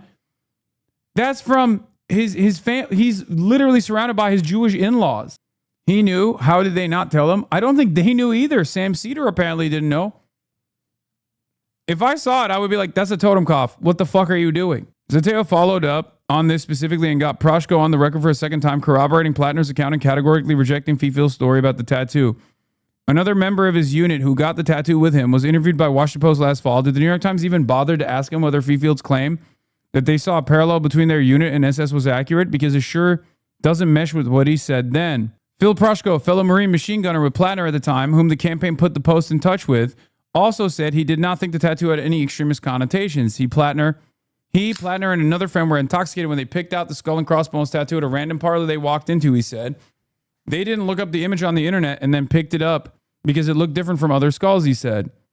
The tattoo was meant to commemorate their third deployment after many in their unit had died or had been injured in previous years. We weren't going to get unicorns. I know that, Proshko said. The Times, Zateo followed up with Proshko again. the other guy in his unit that has the same tattoo, or maybe had the same tattoo. I don't know if he still does. The Times wrote that Fifield further claimed that Plattner said he told her that he and other members of his unit selected the tattoo because they were like a death unit. They were killers, and saw a parallel between their unit and the Nazi Schutzstaffel or SS unit that used the skull and crossbones image. She told the paper they literally deliberately selected it because it was relevant to their military unit. Phil Proshko, who served with Plattner in the Marines, dismissed his claim in a brief interview with Zeteo on Friday. No, we did not purposely get a hateful fucking shit because we're racist people, he said. We got matching tattoos because we were in our 20s drunk in Croatia, and that's it. That's all fucking happened. I still find it unbelievable, to be fair. Genuinely. But I know the depth of knowledge that I have on Nazi symbolism is clearly not the same as the average American. And even in my community, right? So that's why it's like I find it unbelievable because, again, we looked up the Wikipedia page. It was the third most popular Nazi symbol on the planet. Okay? The swastika being number 1, the double lightning bolts being number 3, and the 2, and Totenkopf being number 3. You and the brainless chatters can't accept. No, I can. I objectively am accepting the reality that 98% of the United States have no idea what a fucking Totenkopf is. Okay? I am saying that. I'm literally recognizing my own depth of knowledge in this that is probably causing me to find his story unbelievable. That's it. I know I'm hyper aware about this kind of stuff because I've spent a good deal of time in the last 13 years actively trying to de-radicalize people and understanding or trying to understand, like, you know, far right circles and how they operate, what their dog whistles are and the like. So yes, because I've spent a good deal of time combating the far right, combating neo-Nazis on the internet, I'm very aware of, you know, the literature that they read, the symbolism that they utilize, you know? That's why I jokingly say I have a PhD in racism. But yeah. Collins, who Plattner would face this fall if he wins Tuesday's primary. But a second woman, a Maine Democrat, who also said she dated Plattner, told the New York Times she found some of his behavior, quote, reckless. Do you believe you deserve to represent Maine? Plattner is also facing criticism within his own party. Some Democrats will defend that mess. Yeah, the people that are criticizing Graham Plattner in the Democratic Party, by the way, the depths that Jake Tapper will sink to is expected, okay? Is totally expected. Did you guys see Jake Tapper had a Democrat on to unendorse Graham Plattner? Yeah, the motherfucking Democrat that Jake Tapper had on to unendorse Graham Plattner, her claim to fame is getting fifth place in a fucking Democratic primary one time. That's it. They don't even have like a deep enough talent pool here to get quotes from. The only one that it will openly, like the highest profile person that will openly oppose Graham Plattner and call for a majority Republican Senate is this fucking dumb ogre. I will not. Yet other high-profile senators like Bernie Sanders and Chuck Schumer are standing by Plattner. And as for his likely general election opponent, Susan Collins, she said that these newest allegations are troubling and that Plattner has a lot of questions to answer. For CBS Saturday Morning, Caitlin Huey-Burns, Washington. Overnight, the Democratic candidate in one of the year's most closely watched Senate races defending his candidacy against a firestorm of controversy. Graham Plattner, an oyster farmer and former Marine, is running to unseat Maine Republican Susan Collins. When hurtful things I said on the internet a decade ago came out into the public, as I shared my personal journey through PTSD and darkness, of recovery and accountability and growth, Maine had my back. Now, as every single piece of that past and journey gets dug up, litigated, and weaponized, you have my back. The allegations against Plattner have piled on fast. First, a series of sexist Reddit posts. Look, this is classic, okay? This is a classic media smear job. Okay, I will give you the autopsy of how this works. First, they'll do a full spectrum opposition research on every single thing. They'll find, like, you know, old social media profiles, stuff like that. That's classic. That happens all the time. That happens for all candidates, by the way. So Graham Plattner is not unique in that sense. And they'll try to find anything and everything they can that has like meat on it, right? Has there ever been, has he ever said something that is at least like without the proper context, seemingly irredeemable, right? Has he said things in context that are irredeemable? So they'll do that, okay? And then they'll start reporting on it, okay? And then they'll report on the reporting on it, and they'll say, oh, it's piling on. Then they'll go out and try to find people on the opposition that will obviously be critical of it. There will be plenty of people in the opposition on the Republican side that will be critical of it. And then they'll go to the Democrats, and they'll try to find a high-profile Democrat that will oppose Graham Plattner or oppose the figure that we're talking about. Not just Graham Plattner.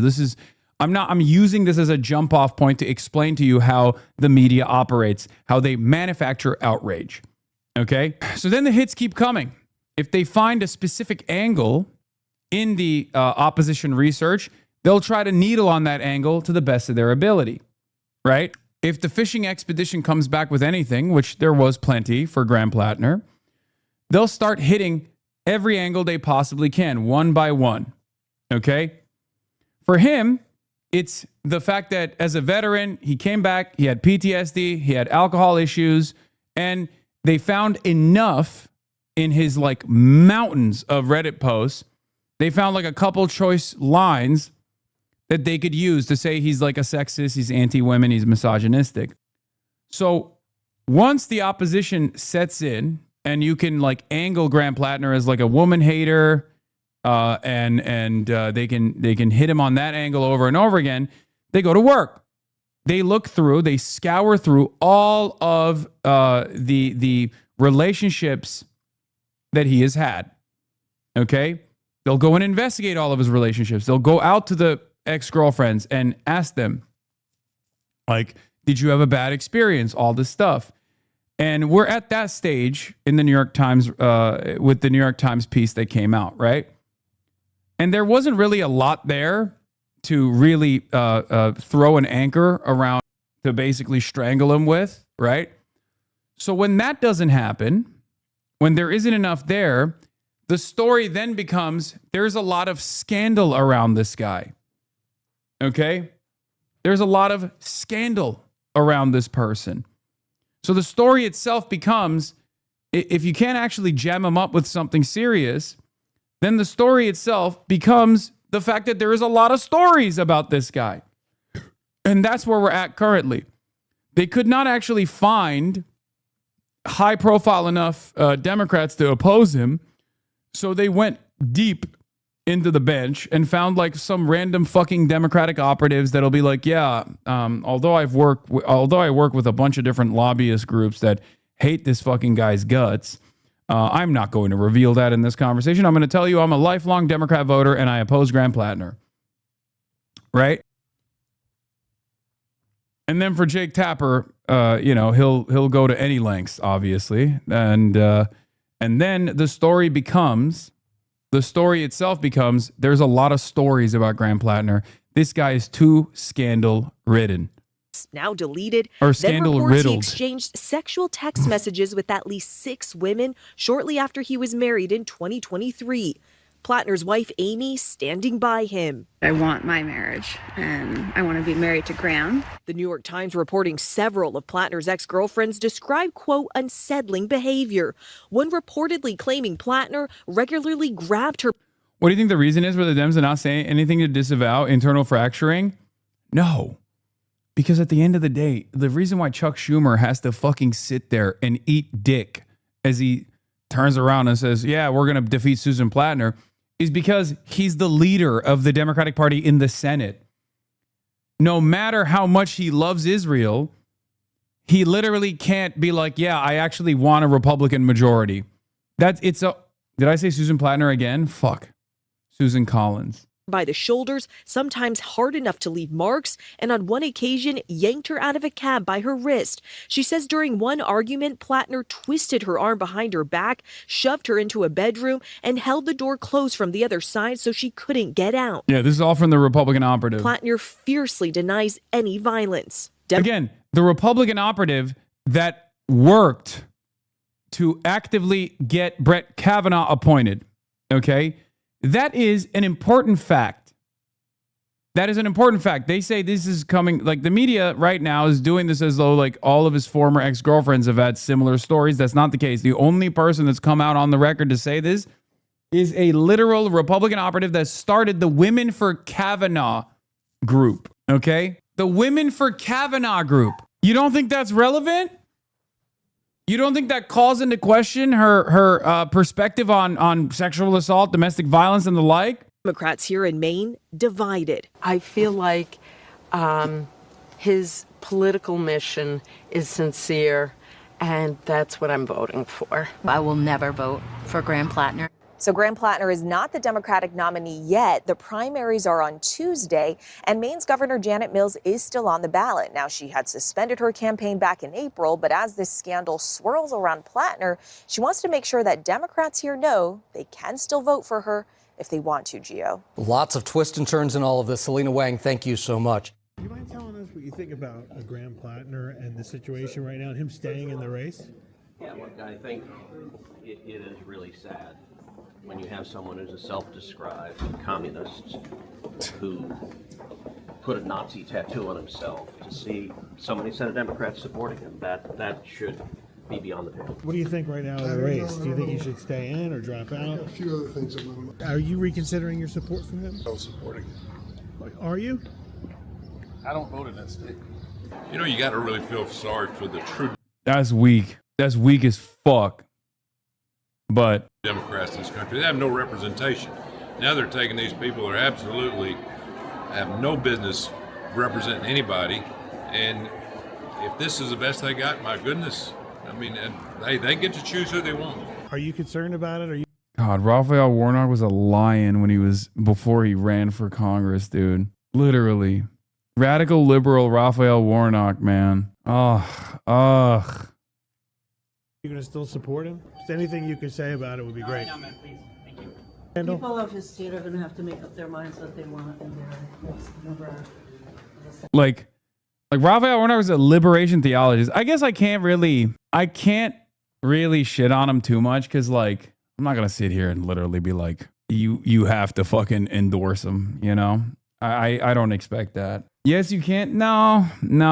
My initial reaction was because I thought like he's a little bit captured by the same exact like corporate entities, corporate interests, foreign lobbies. I think it's going to be interesting. But that might not be the case. Voters of Maine are able to see through the lies that Graham Plattner is planting. He's trying to excuse himself for behavior that is totally unconscionable. I can't imagine that Mainers want to be represented by somebody like that when they have an option. Look, man, if I was doing Graham Plattner's messaging, here's what I would say. Okay? A lot of these politicians send veterans overseas. They come back broken. And they don't want to they don't want to face what that broken reality looks like. Okay? They love sending men and women overseas, but they never want to fucking aid and heal the broken men and women that they send overseas, and they never want to face that reality. Okay? That's it. That's what I would say. Sometimes you got to face that reality. I certainly had to in my darkest days. I certainly had to in my darkest days work through that reality piece by piece and became a better man as a consequence of that, blah, blah, blah, that kind of shit. You know what I mean? Straight up. Because 9% of Mainers are fucking vets, and Graham Plattner's story is not that different from many others. You know what I mean? As far as like being a hoorah kind of guy, thinking like, oh, I can't wait to join the military. It's going to be awesome. And then, you know, going out there, being deployed, and then that becoming your entire life, not knowing anything else, and doing untold amounts of unspeakable violence, and destroying your brain as a consequence of that, right? And then coming back totally broken, being in horrible relationships, self-medicating, all this shit. I respect Raphael for staying out of white people's shit, to be honest. You should take notes. I know. The Graham Plattner is white people business. Straight up. To continue working with Susan Collins, who is working her heart out to represent Maine every day. I think at the end of the day, the voters in Maine are going to see the right answer here, and Susan Collins will be our senator. I'm going to take a look at the race. I hadn't paid any attention. We've been busy on other fronts, so. But I will look at it now. I got no dog in that hunt. You know, look at the guy in Texas, running against Paxton. Look at the guy running for Congress in New Jersey. He was affiliated to terrorists. Affiliated with terror? Can't beat Susan Collins, number one. Her. That's right. I ain't got no dog in that hunt. Look at the guy. Look at the guy running in Texas. This is the OG Toby Durden, okay? Toby Tubadoo. That's right.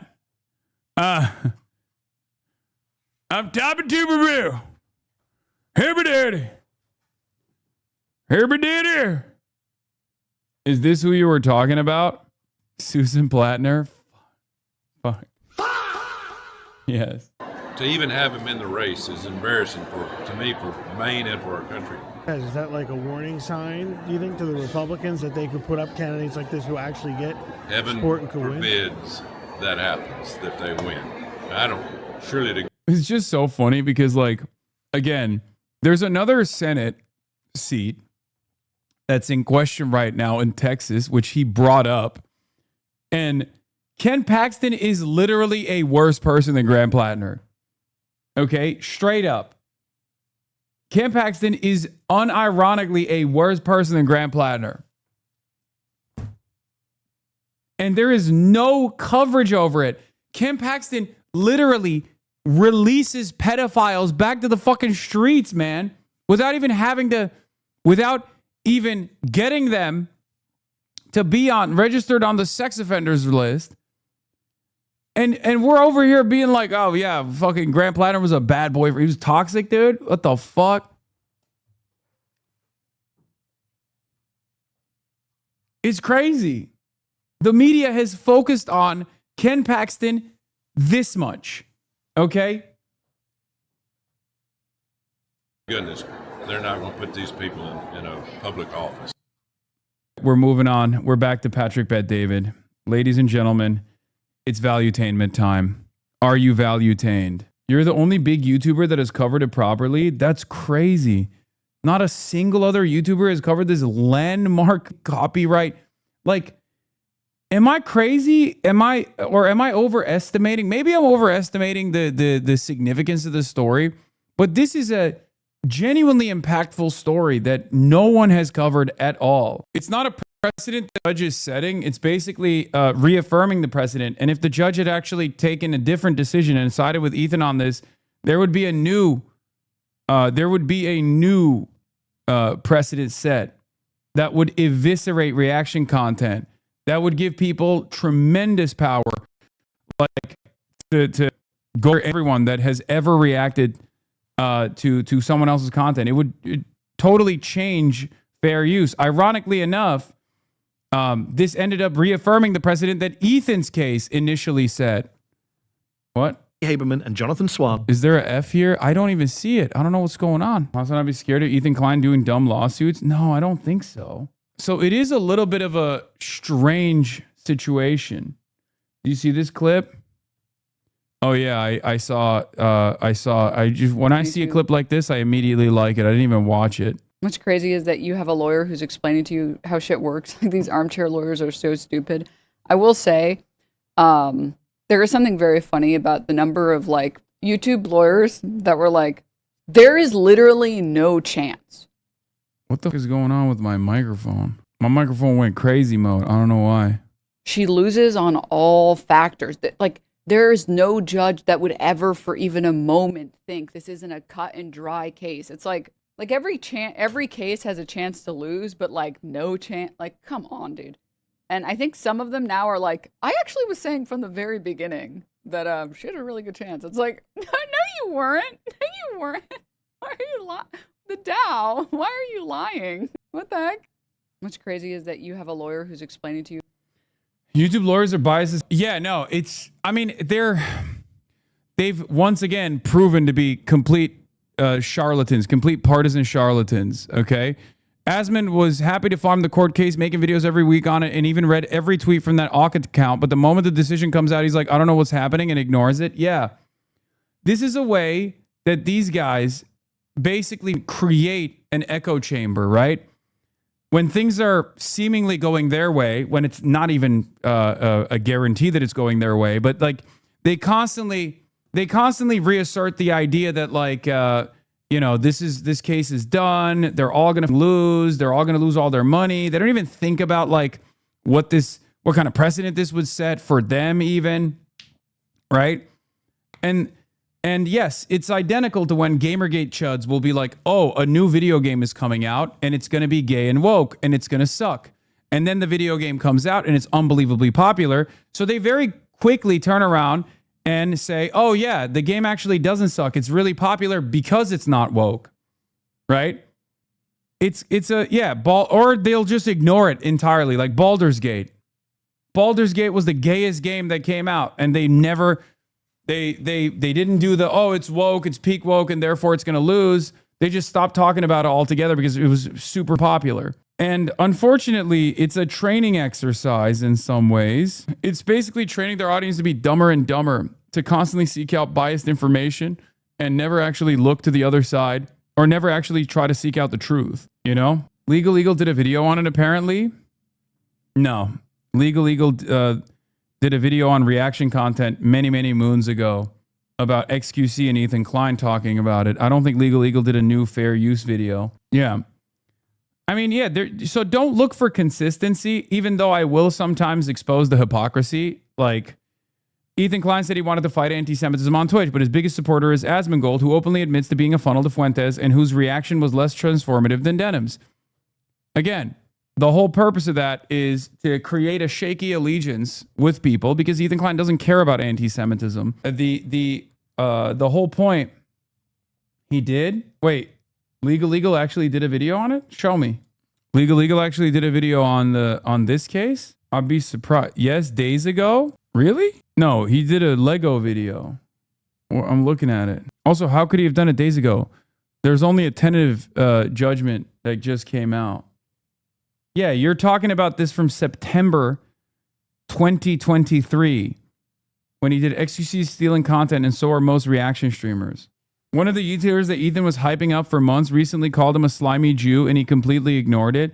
Yeah, he has to eat that shit all day, every day. He has to coalesce around like some of the most reactionary forces on the internet because he knows that those are the only people that will participate in his attacks, right? Like he'll never bring shit like that up. I mean, Epstein literally said straight up, Epstein literally disrespected him in a way that no one that Ethan has attacked has ever dared to disrespect him as. Like what was it? He like accused him of like his own children and being a pedophile or something. That's what it was, right?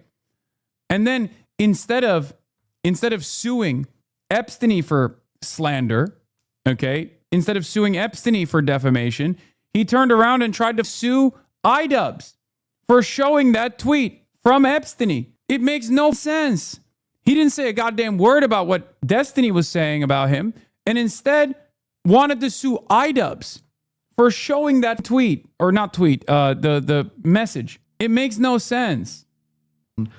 That Benjamin Netanyahu went to the Situation Room and made the case to Trump with Mossad joining via Zoom or wherever it was, and he persuaded Trump that this will be a walk in the park, cakewalk, all of that shit. That happened in private. What's your percentage that happened? That happened in private. What's your percentage high percentage. Give me a number, 80%? 80%. I'm 50-50 that happened. Okay. You think Trump did it on his own without Netanyahu? No. I said I'm 50-50, meaning I believe there's a 50% chance because... but you don't deny that behind the scenes, the Israelis are putting pressure on the U.S. Of course I know. Okay. So then to come back to your broader point... I don't think he's Bush. I don't think he's Obama. I don't think he's Biden. I don't think he's those guys. In many ways, he's worse. No. I don't think he doesn't have any independent views. The one thing I know with you, Mehdi, is the fact that no matter what he does, he's not going to get victory from you. We have to put those two... Again, you can go back on YouTube, rewind an hour. I said if he restrains Netanyahu in Gaza and Lebanon. You said if. He won't. I know he won't. No, I understand. But have you ever given him any credit for anything he's done? When we set out to create a shoe that blends comfort, function... Ain't no way, dog. Ain't no way that Patrick Bet-David has a shoe. Okay, we got to watch this ad. I'm sorry. He has a shoe that says future Luxury. looks bright. We had the choice to make it fast. We had the choice to make it cheap. We chose neither.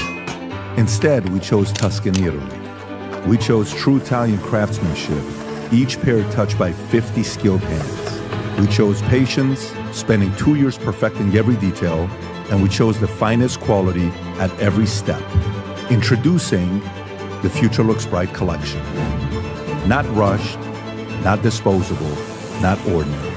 Rather, intentional, luxurious, timeless.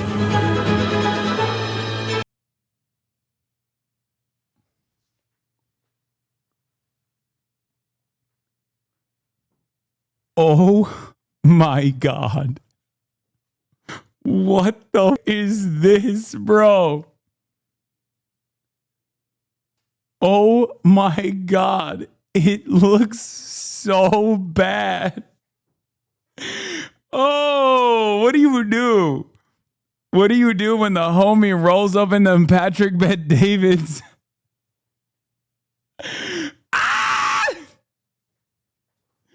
Yo! Yeah!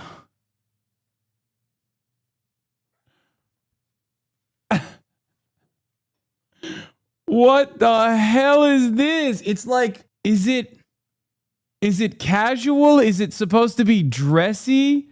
He made these shoes. First of all, there's no laces, but he wants to have the appearance of laces.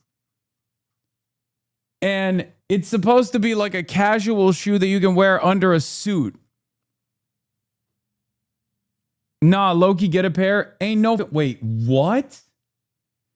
$600? $600? $600. Ain't no way. Oh my God.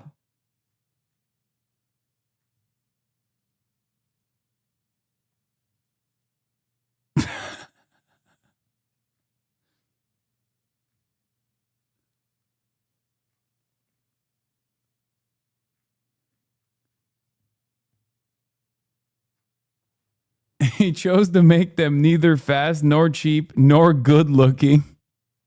Brother, this is incredible. God, Patrick Bet-David, you're actually a legend, dude. God, you're a legend. Holy shit. You are a goddamn legend for this. In the first term, I wrote a piece for The Intercept. I got a lot of shit for it because I said, credit where credit's due, he's going to withdraw from Afghanistan. Remember, he laid out that timeline that Biden then got attacked for following. It was a Trump timeline to pull out of Afghanistan. He did it. The Biden, the way Trump he did would have done it better. Come on. It was always going to be a disaster. No matter how you pull out of Afghanistan. There was many military personnel said there was better ways to leave. No, I don't agree on that. But many military. Can I come back to your wider point? Tell me. Oh my God, he's showing me. I need to take a shower now. Bravo, Donald Trump is the headline. Rob's too fast. All right, so let me come back to the wider point. Forget Trump. I always knew. I introduced him properly at the beginning. Big MAGA supporter. That's 2020. 6 years ago. We all grow, evolve, learn from our mistakes. So the broader point about America and Israel, Iran, to go back to your IRGC point, forget Trump for a moment. Let's just take U.S. foreign policy as a whole. Mm-hmm. When you say it's Israel, I don't accept that. I think this new thing on the right where you say, Tucker Carlson, Joe Kent, all this line, which is like, America's good, it's bad Israel, making good. Also, Trump's Afghanistan deal wasn't bad, which is why I also gave Joe Biden credit for that too. Ironically enough, Donald Trump literally delivered that deal to Joe Biden's administration, and then Joe Biden actually pulled the trigger on it, and then Trump never let him go. Trump consistently yelled at Joe Biden over the Afghan withdrawal, which was his fucking deal. But yes, pulling out of Afghanistan objectively was a good thing, okay? What the fuck? America. I'm not saying you did, but I'm saying others. It's becoming a very consensus view, which is America's really good, and then evil Israel comes on and makes good America do bad things. No. We need to take agency and responsibility. We are the superpower. And when Israel's murdering Iranian nuclear scientists or murdering Iranian diplomats who might do a deal with them, We have to take ownership for that. They don't do that without an American green light. They didn't kill Khamenei without an American green light. They don't do shit without an American green light. So I don't buy this idea that Israel is some rogue force. Going back to the Barak Ravid point about there's all these splits between the president and the prime minister. 9 times out of 10, America and Israel are on the same page. 1 time out of 10, they're on a different page. Yeah, so we had moderate presidents in Iran. They got screwed over. Khatami, Rouhani. They got screwed over by Western governments that wouldn't do a nuclear deal. Israel went out and killed the 50 guys. You know, we could have worked together, whatever. They kept, and Trump kept saying, everybody we're negotiating with, they're killing them. Who's they? Who's he saying and you they? think Israel can do that if Trump wanted them to stop? Come on. No. What I'm saying to you is Israel, when they get their intel and they want to take somebody out, you remember the pagers. They got very good intel. They don't have a problem going and doing what they're doing. I understand Israel's motive. So do I. I understand Israel's motive. But I'm saying they get a green light from the U.S. I don't think as much under him as others. I do think they're an ally for the Middle East. And I'm not, like, you're a business guy now. You're a capitalist. So one of the things you'll experience, because you're a capitalist, it's nothing wrong. You should be proud of it. You should be, look at the smile on your face. You're making more money than ever before. You're a numbers guy. It's a good line. Are you making more money? I'm a numbers guy. You're a business guy. Okay? And I know business. I'm a numbers guy, but I'm a business guy. Taliban in power is a good thing. Objectively a better thing than us still occupying Afghanistan. Yes. Wait, what? You literally are arguing against the Afghan withdrawal? What the fuck? There ain't no way, bro. 11-month subscriber? Are you fucking serious? Wait, you... What? I know you like a number. What the fuck?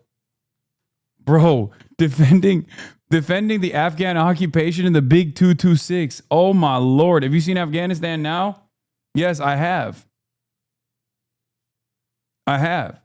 Wait, are you... There's no shot you're genuinely saying the American withdrawal should have never happened from Afghanistan, right? Oh my God. Respect, chatter.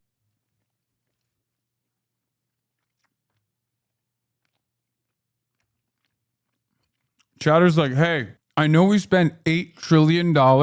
I know we spent $8 trillion to replace the Taliban with the Taliban after 20 fucking years. But what if it was 21 years and $9 trillion instead? Just one more year, bro. Just one more year and we would have fixed it up.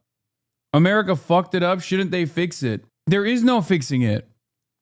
You're less money right now. I'm making more money. That's good. There's nothing wrong. We should be proud of it. Did I say that? That's not my definition of capitalism. But here's where I'm going with this. In the last couple of years since you've been private, how many opportunities have you had to do deals with people? Many. When you're on the call, do you know their motives? No. Their motives are typically beneficial to who? Themselves. Is that something that you and I would be surprised with? No. Why are you here today? Why do I have you on today? It's going to be a good show for us. Why are you on here today? You don't live down the street. You came. There's a motive. Yes. Both of us have a motive, so both of us are winning from this exchange that we have. Okay. Understood. In that sense, the way they negotiate, then it goes to who's the better negotiator. Then it goes to who gave up more. Then it goes to all the other stuff that you got to go through, and you got to make adjustments. Well, Trump is a horrible negotiator, and as Benjamin Netanyahu said, these are Benjamin Netanyahu's words, for 40 years, I've dreamt of attacking Iran. He's the only president who would listen to me. Those are Netanyahu's words. I'm paraphrasing. For 40 years, Trump Every said president said no. 1987, he would go and take over Carrick Island. He said that in 85. You make it seem like this guy's not an independent thinker. Well, he's not an independent Trump thinker. said that in 85. Hold on. He also said, none of us knew they would hit the Strait of Hormuz. None of us knew they would hit the Gulf countries. You idiot. Everyone knew this. You can't give him credit that he said this 40 years ago. Yeah, I don't know how he got that one thing consistent. Oh, but what about the actual I don't know war? how this one thing he did. Wait, I don't know how he came back. Dog, who gives a fuck? Yeah, we hit Karg. It was a bad decision. So it was a bad decision fucking in 1987. Who cares? It has remained a bad decision. Wow. You don't understand. You don't understand. Donald Trump was wrong in 1987, and he kept being wrong in 2026. Okay. What am I supposed to give him credit for? Who gives a fuck if he was stupid all the way back then? Now he's stupid with actual intelligence on his side. Patrick, you keep asking me to give him credit. Yeah. The Iran war, you praised him. Here's the thing. Also, Donald Trump himself said voting for Kamala Harris would mean going to war with Iran, like waging unnecessary wars. So expecting consistency from him is unbelievably stupid. So yeah, if you're trying to claim that this was like his decision because he's consistently wanted to wage war with Iran since 1987, well, okay, he's either consistently stupid and wrong, and we're currently living through that, or if you want to recognize the reality that he's not an independent decision maker in this situation and he totally got goaded into it in large part by Benjamin Netanyahu, if you don't want to recognize that reality, rather, then you have to still recognize that he either independently made this bad and stupid decision, but that's not exactly a good thing for Trump, or he got goaded into it by Benjamin Netanyahu. Neither outcome is good. On day one of the Iran war, would you accept today it's been an absolute disaster because Donald Trump is not a war leader? He doesn't understand foreign policy. He doesn't understand what he just said this week. I'm bored. You know what he said this week? I'm bored of all this. Mehdi, like a child. Mehdi, let me tell you what it is. You know, I have a local doctor I want you to go see. He specializes in TDS. And I think you would work very well with him. Over a 6-month period, he'll be able to get rid of your TDS. I have a guy who's a psychologist, and he deals with cult members. Yep. And I think he'll do well with you guys who can't get out of the Trump cult. See the difference? I asked you, I gave you an opportunity in front of your audience to criticize Trump on Iran. You can't do it. I will. It's been a disaster. Can I tell you? Please. The difference between you and I is I will sit there and I'll give credit and I'll criticize. I'll give him credit. What should I give him credit for? I am more supportive of him than you are. What should I give him credit for? Because the longer you're a capitalist, you're going to want somebody that's pro-capitalism. The economy is horrific under him. Because my business is doing badly because of him. It's because of the war? Who started the war? He did. I take ownership that he started the war. So when you say give him credit, can I finish? You're going to allow me to finish my thought? Please. Did you give him credit with Venezuela? No, of course not. Illegal action. So that's also no. He broke international law, American law, the Constitution. So that's a no for you as well. He killed a grandmother. Let me ask you a question. And he brought this guy into a court case that he might lose. If they take over Cuba, would that be a victory in your eyes? So give it already criticism up front. You think I'm supporting? You want me to come here to Florida and support imperialism? You support imperialism. So you support just invading other countries. So you go criminal, back. You go criminal. Well, how the hell do you think America got so big? What do you think they did? It was an expansionist James Polk idea. Oh my God.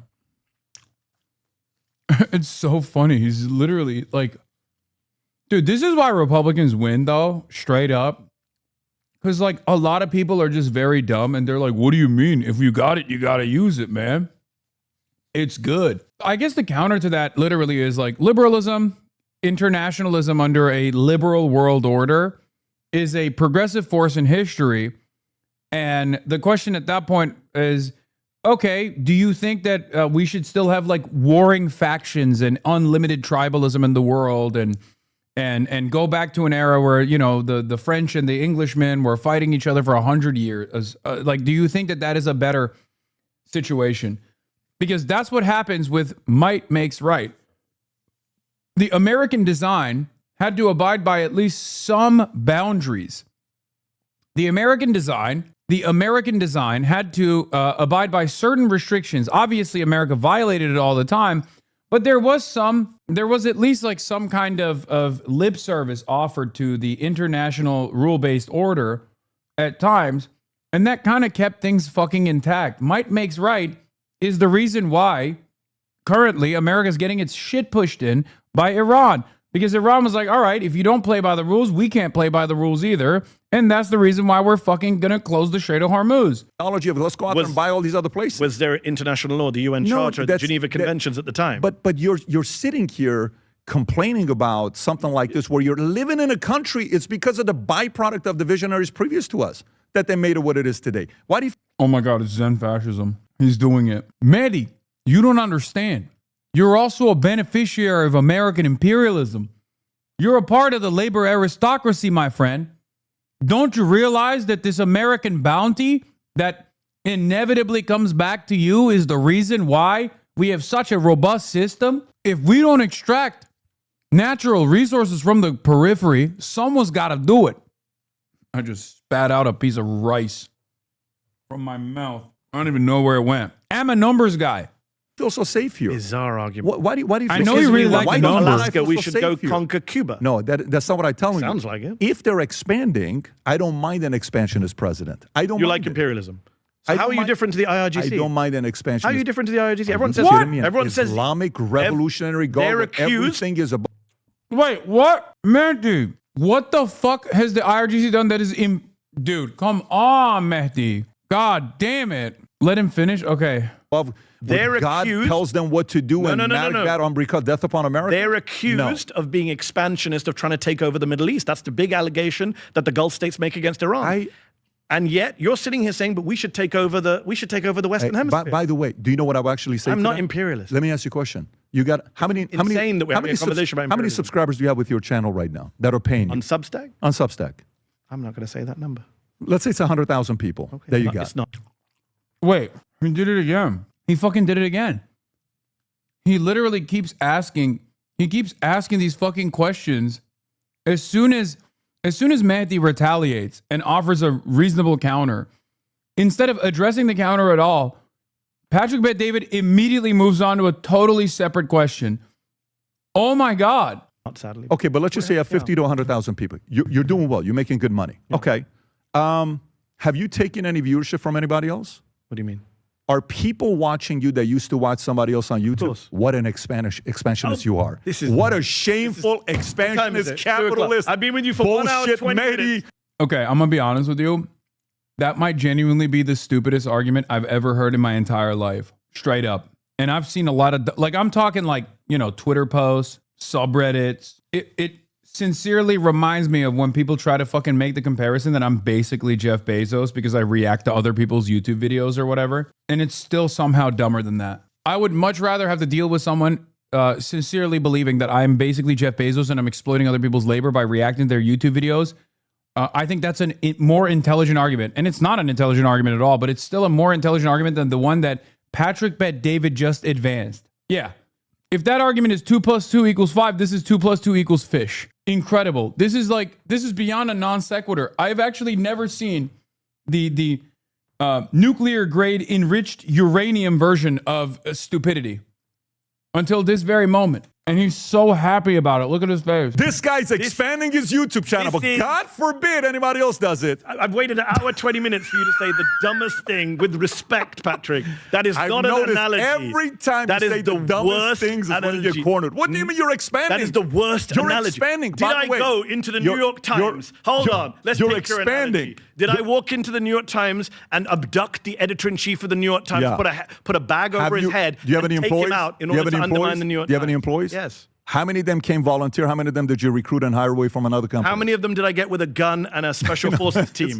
You're making a ridiculous analogy. Oh my you goodness. expand as a business. That's the same as illegally occupying other people's land. What la la land are you living in? Like, what do you think happened to this world? World of law. What do you think happened to this world? You do realize the problem that the MAGA folks have when they say this is you lose any credibility to criticize anyone else. You can't criticize Iran then. You can't criticize Hamas. And I don't. You don't criticize Hamas? No, I don't criticize. If you're able to expand. So if Hamas goes into Israel, you're for that? It's not about if I'm for that or not. If you're able to successfully do it, that's your vision. I know I have to defend against it.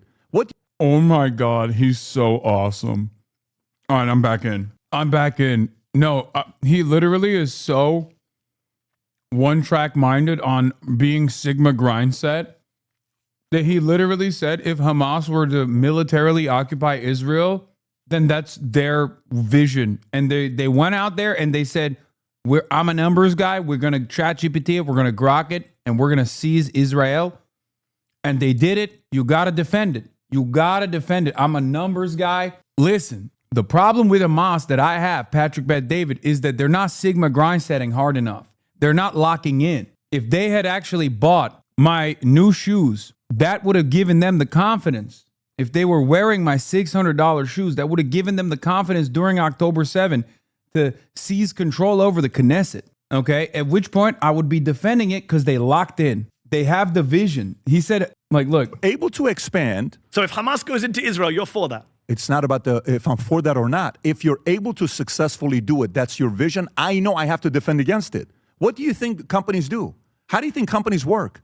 What do you think companies are supposed to do? I think it's insane that you're comparing business expansion to us going around the world killing people. Mehdi, why do you think we have military? To for what? defend ourselves. Against what? Threats. Against but another you one want to trying be expand. The threat. I'm not saying that. You think Cuba's trying to expand right now? No. You think Cuba's trying to expand? Where are they expanding to? Miami? No. You've been living in Miami too long. By the way, maybe I think you've been drinking too much that's Miami their fault. water too I actually long. rarely go to Miami. Maybe that's their fault.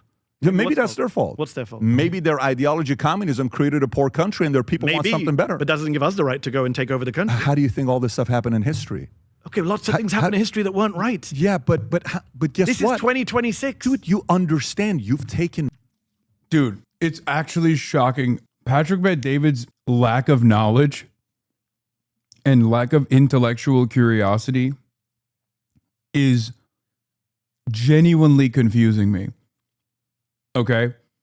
I did not realize that people like this actually existed in the real world. Like, he has expanded. His first principles are, it's a dog-eat-dog world. Everybody capitalist, everything capitalism, everything business. Okay? And because that's his only worldview, that's where it begins and ends, he is applying that to international relations. And what's shocking about this worldview is that it would literally justify chattel slavery. Like every single awful thing that has ever happened throughout history, you would justify with this mentality. It's fucking awesome. Market share from other people.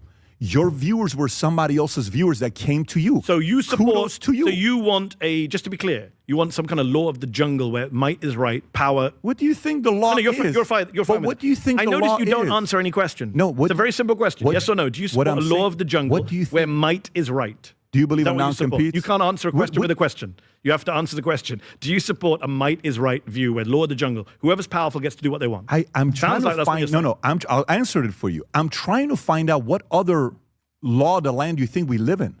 Help me understand. We have domestic law. We have international law. We have criminal law. What is the...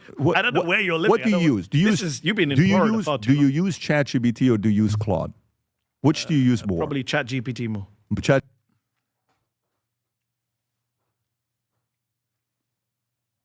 No, I can't. No, I'm sorry. I almost choked on a piece of chicken, bro. This guy never answers a question. I'm realizing he never answers a question. Every single time, bro. Every single time. It's always a non sequitur.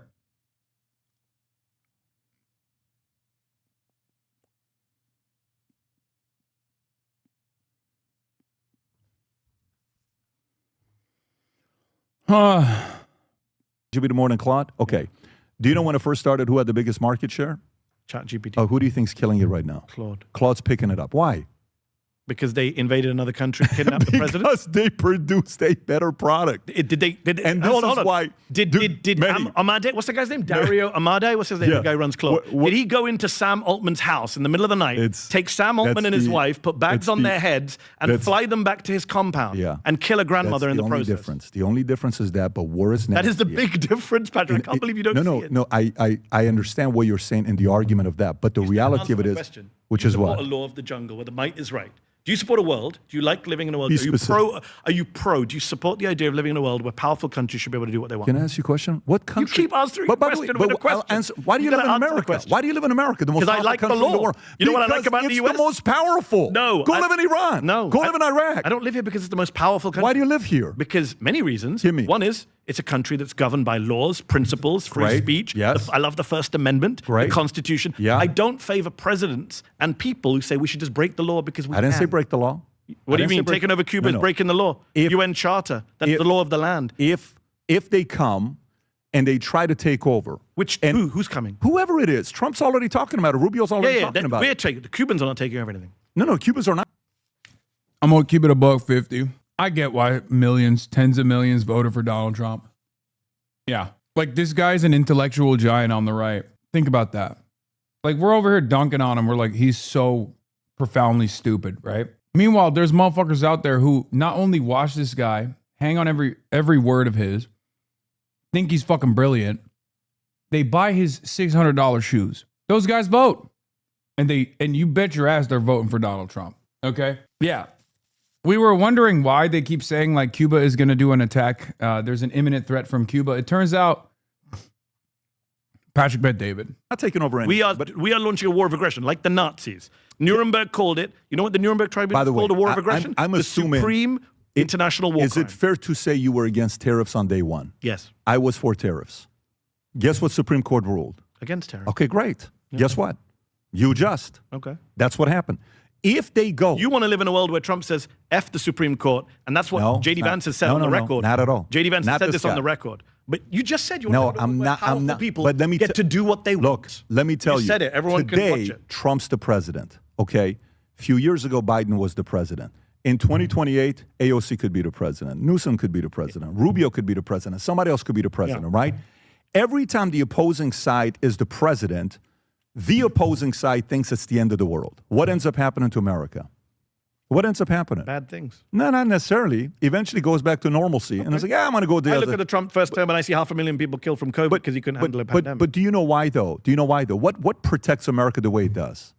I would argue our laws, constitution, I agree. principles, history. I like Supreme. And you're saying I want to throw it all out. No, but to have an imperialist nation. If a leader comes in that is a visionary leader that wants to expand and grow, and he can do it within his terms, and Supreme Court and law allows it, I don't mind him doing First that. of all, the Supreme Court law doesn't allow it. Venezuela was unconstitutional. Congress declares war in this country. Yeah, not then if that's the not case, the president. well, we saw that with the 60-day rule with Iran. He's violated that. I understand that, and they're working around that right now in But different forget ways. American law. What about international law? Even if the American Congress votes to attack Cuba, that doesn't make it legal in international law. You can't attack other countries. Mehdi, let me ask you, if, for instance, Tomorrow you'll say innocent 9/11 was people- just. Do you support 9/11? Innocent. Do you support 9/11? No. Why? No, Al Qaeda could do it. They did it. According to your logic, Al Qaeda had every right No, to do there's a difference between me supporting it and then them doing it, and then it. As attacking Cuba is legal. I didn't tell you. I'm trying to follow. You never heard me say attacking. If they can go and take it over without attacking, and the laws allow it, guess what? I'm for it.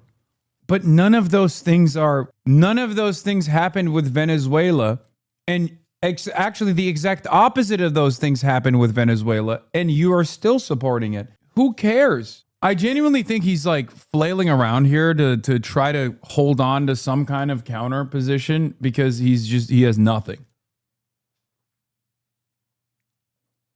Straight up, he's got nothing. Like, there is no real disagreement here because there is no argument here. He's just being, he's just operating off of vibes and being a pure contrarian because Mehdi is woke and a libtard. And he has to like defend Donald Trump. That's it.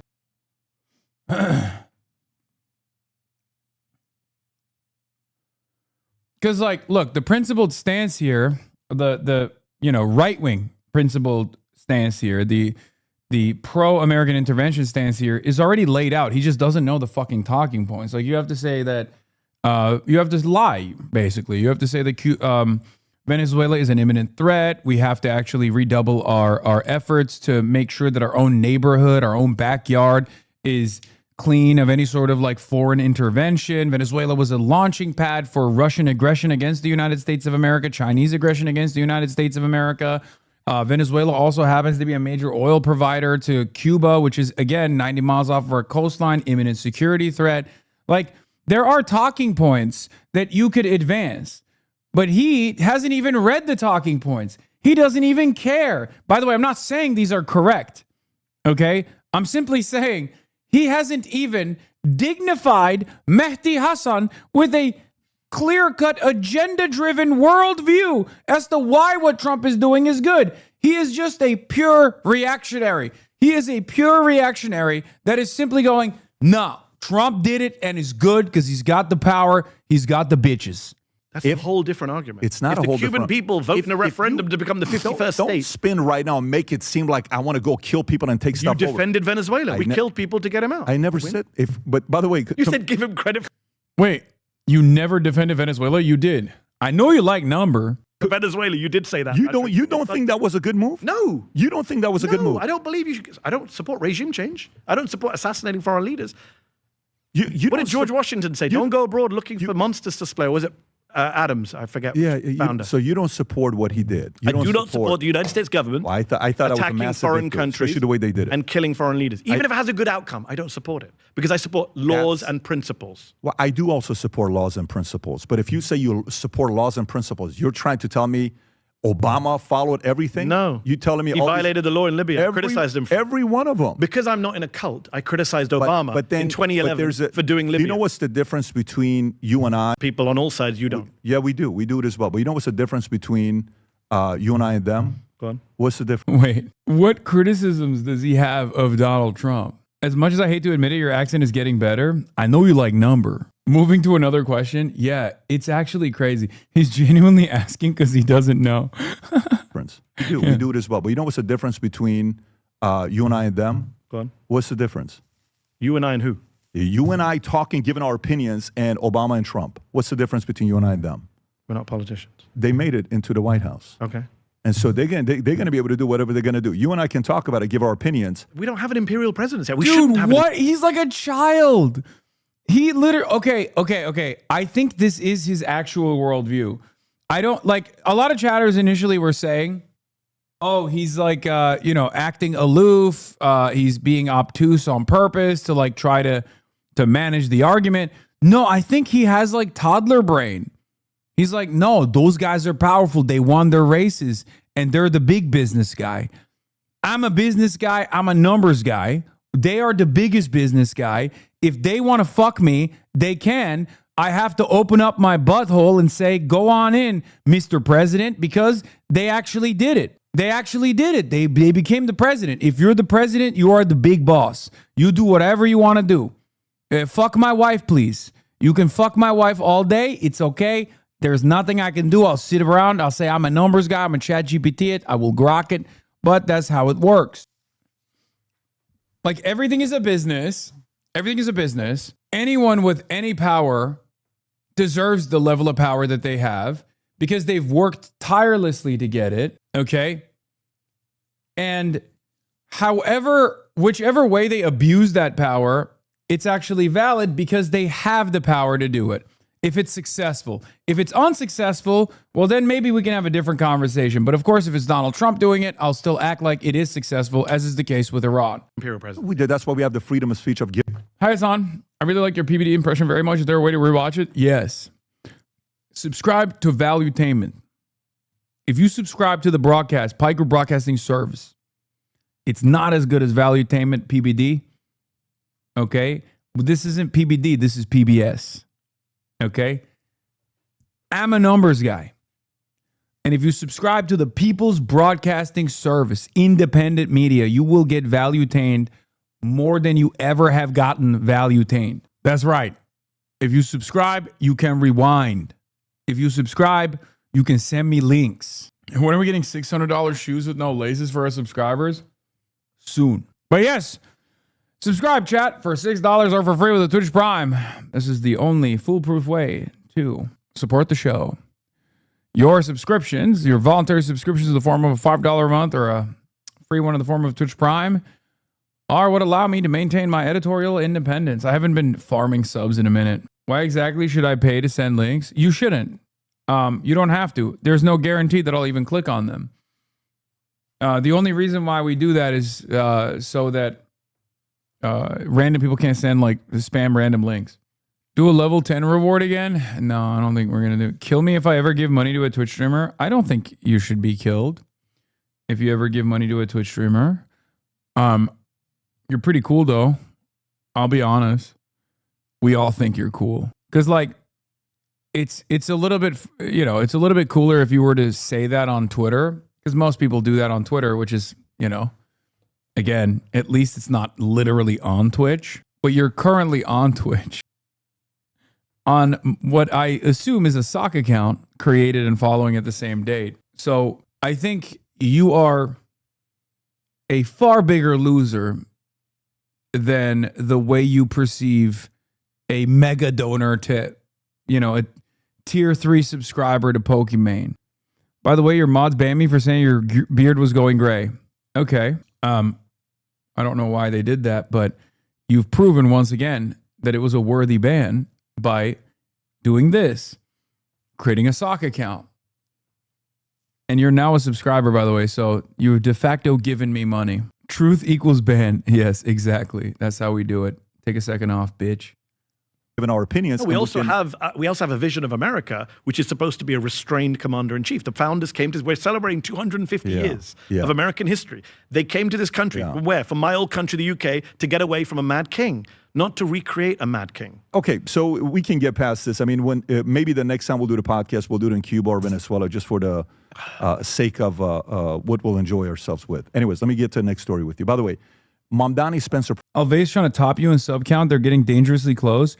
Hey, yo, chill. Subscribe now. We cannot allow the sanctuary city of Alveus, sanctuary city for animals, to defeat us in the marketplace of subscriptions.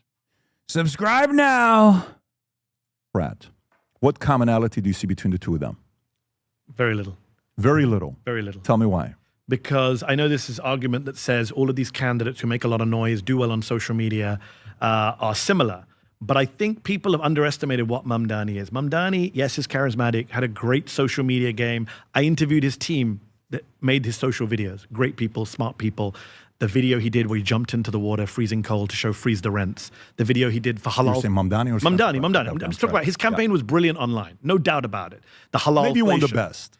One of the best, yeah. Maybe one of the best. One of the best. And the guy that came out of nowhere, 1%. Yeah, polling I agree. 1%. I agree. But what happened is a lot of Democrats took the wrong lesson from that. They said, this guy is so good on social media. We got to hire the same people who did his social media campaigns. We got to do video. Did you notice after Mamdani won the primary, suddenly you saw all these congressional Democrats primaries walking down the same videos, same cutaways, same. And they think that's how you replicate Mamdani. They misunderstand. Mamdani, yes, the social media game helped him get his message across, helped him get the youth out. But at the core of Mamdani was a very clear message. And here's what I'm going to do. I'm going to compare him to Trump right now. Be careful. I'm going to compare him to Trump. Donald Trump, I asked this question to everyone. I can't get fired. So you're a capitalist. You're free. I'm free. 2016, I say this to everyone I talk to about politics. I said, tell me. I say this to leftists. I say this to liberals. I say this to Muslims. I say this to non-Muslims. Tell me what Donald Trump's 3 main policies were in 2016. What was it? You tell me, what was his slogan? Do you remember what Donald Trump, what did he run on? When he first ran, what did he run on? Get rid of these rapists and all this stuff. Ban Muslims, build a wall. Remember that? That was all his big lines. Build a wall is one. Yeah. So we remember all those slogans. Sure. Yeah. Right? Do you remember what Hillary Clinton's lines were? No. I'm for her, and that's about it. No. First female president. But her own slogan. She had a great, 77-page childcare proposal, I'm sure. I'm sure it's better than Trump's. But people don't campaign like that. And I think what Mamdani did is, even now, you ask me, what does our Mamdani run on? Okay, freeze the rents, free buses, free childcare. It was message discipline around a set of policies that people identified with, that helped with this ridiculous affordability crisis, that made him seem like he was in touch. And I think this is what I try. This is why I try to force candidates into doing this. If Democrats only take away, or people in the media only take away from Mamdani that, the guy's slick, he smiles well, Trump loves him, he does great social videos. You don't that's a Pratt mistake. Has that? I don't think, what's Pratt's main policy platform that's going to get people out for him? Kill the homeless, melt the homeless, throw them in a vat of acid, and anyone that might look homeless even. Did I win that? Did I get it right? The fires, homelessness. Everyone says they want to deal with that. That's but that's because that's the guy is a reality TV star. I'm not a fan of reality TV stars running for president. I wrote a piece saying Oprah should not run for president years ago. Although I have said Jon Stewart should run in a primary. Do you think Spencer Pratt stands a chance? Yes, he does. Because America's fucked up right now. You think Spencer Pratt stands a chance? Donald Trump is president of the United States twice. I'm never going to rule out anything in this country. I thought Trump wouldn't win in 2016. That's how dumb I was in 2016. That's why I don't do predictions anymore. No, 24. I said he would win, and I said he's going to win, and he's going to be a fascist. When did you say he'd win in 24? All of 24. Patrick Bet David posted a video excited about the numbers from Backrooms, and even knows how it started. He had to grok it. Some film criticism from Patrick Bet David. Just got done watching the Backrooms. Budget $10 million. Gross $140 million. 14x. Director Kim Parsons, 20-year-old. Obsession, budget $750K, gross $150 million. Director Curry Barker, 26-year-old. Mandalorian. So we just got done watching the movie Backrooms. What a weird movie. Crazy movie. For 2 hours, I'm thinking, what happened? Oh my God. This is a joke. He doesn't make this He makes this to fuck with people, right? Like it says the future looks bright under the brim too. And in reverse. Oh my God. Stop. There's no way. There's no way this is real. Bro, this is elite satire. This is fucking elite satire. Please stop. What the fuck? I have never seen uglier merchandise. I've never seen uglier merchandise in my life, dude. Why is this lady glitching? You go through that wall. All these hotels I've stayed at, you're now thinking about. No, I'm gonna be honest. Like, I mean, I slandered Teddy Fresh, but this is worse than Teddy Fresh. We have officially found merchandise that's literally worse than fucking Teddy Fresh. Okay, straight up. It's not saying much because this is the worst thing I've ever laid eyes on. So it is remarkable in and of itself. About these rooms. And this guy, Kane Parsons, 20 years old as a director, $10 million is what the movie costs. It makes $140, $150 million. Then you have Obsession. This guy, 26-year-old director with $750,000 makes a movie that does $150 million, 200x on your money. And in Mandalorian, that's supposed to be this big project, $300 million investment, doesn't even make $300 million.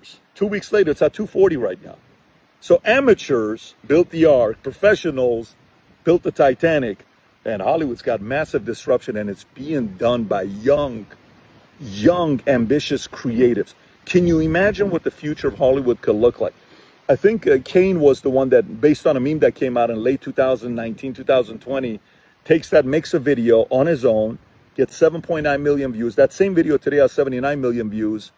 And if you've seen Backrooms, I don't know if maybe you got the entire theme and you know what the story's all about. It is a horror movie, but a very, very weird movie. Very weird movie. Dude, I can listen to this guy talk about movies forever. I take it back. My son loves horror movies, so I got to go watch it with him. But I'm excited. I'm excited about the future of Hollywood, with young men and women taking over simply because they have access to something called YouTube. For free. Isn't that amazing? I'm inspired by this. Wanted to share it with you. Okay, this goes back to him being a numbers guy. Piece of art critique coming from Patrick Bet-David is about performance. Is about the numbers. I know you like a number. God, he's so fucking awesome. An Order 24 warning. Got it. I said, get rid of Biden. So I said, Carlin needs to change her performance. You think this is the new era? You think that this is the new era of types of people that run for president, which before you is not good. General, military, all this stuff. Yeah, now I don't think it's a good thing. And I wrote this piece when they were thinking about Oprah. Do you remember a few years ago, people were pushing Oprah Winfrey's name? And I wrote a piece for The Intercept saying, come on, no, let's not go down this road. I do think you need politicians. I think Matthew Hasan's biggest weakness is that he tries to always be consistent. Or rather, he thinks his opposition cares about his consistency. Like, that's the reason why he's bringing up the Oprah thing where he's like, see, I even said Oprah shouldn't run for office. And it's like, dude, the guy in front of you doesn't understand basic concepts. Like, you don't have to literally engage in the ass covering of being like, see, I'm legit. Like, it's so funny. Like you have your integrity. I believe you. You don't have to literally defend it. Okay. His problem is that he thinks liberalism can be consistent. Yeah. Patrick Bet-David doesn't understand object permanence. You don't have to literally be like, see, I said Oprah shouldn't run. And then he even qualifies and says, well, maybe I thought Jon Stewart should run. It's like, that's too much. That's too much. You with anti-Semitism, though, unironically, no, that's not the same at all. Because hyper-focusing on, or rather, casting aside anti-Semitism as a non-issue gives ground to people on our side to believe that, yes, it is Jews potentially. Okay? That's the problem. I don't do it because I think my opposition will be like, well, he said he's not an anti-Semite, so he's actually fucking, I now I'm going to actually think whether or not he's an anti-Semite or not. Why question marks is the repetition I'm talking about? No, the reason why I bring up anti-Semitism as a separate issue is literally because if I don't do that, I worry that other people will then hyper-focus on it because it's a much easier argument to understand. It's a much easier argument for the average American to believe that like Jews are magical money people that are literally dominating the financial sector, dominating Hollywood, and dominating the American media, and dominating fucking the American government, and they're doing this for their Jewish purposes and all this shit. Okay, it's much easier to teach someone to be anti-Semitic, especially when virtually every institution is leaning into those conspiracies, whether willingly or inadvertently, than it is to teach people to be anti-Zionist from a principled framework, from an anti-genocide framework, from a anti-fascist framework. Will you talk about the elephant in the room? What's the elephant in the room? With charisma. And that's why people think of Hollywood stars. That's why someone like, I love Jon Stewart. I would love Jon Stewart to run in a primary just to shake things up. He'd be fun. I don't think he'd be a great president, but I think him running would just add to the race. But my biggest problem is I take politics seriously. To go back to, I've been studying, I've been a political journalist for 25 years. This is your sport. I did politics at university. I did politics at high school. I do debate. I take this shit seriously. And it annoys me when, look at Donald Trump. What did he say yesterday? I'm bored. I'm bored of the Iran negotiations, like a freaking child, right? You cannot have people who are unserious you can't people. Help yourself, can you, with Trump? I can't. Unserious people in charge of our countries. Have you ever met him, by the way? No. You've never met? I've never met Donald Trump, no. No, should I go to a White House briefing? No, I'm just trying to see if you've ever met him. Should I go to a White House briefing and try and get called on by Caroline Levitt? Did you? I got a few questions. Did you meet Biden? Did I meet Biden? I'm trying to think. I was in an event with Biden. I don't think I met him. But Obama? No, he was before my time. I arrived at the end of his presidency. Did you interview? I was in a room with Obama. I interviewed a lot of his people, Ben Rhodes, a lot of people around him. Not him. Not the president. Okay, the president gave me an interview. Then I was out. Yeah, no. Got it. Surprised you've never met Trump. No. Would you want to meet him?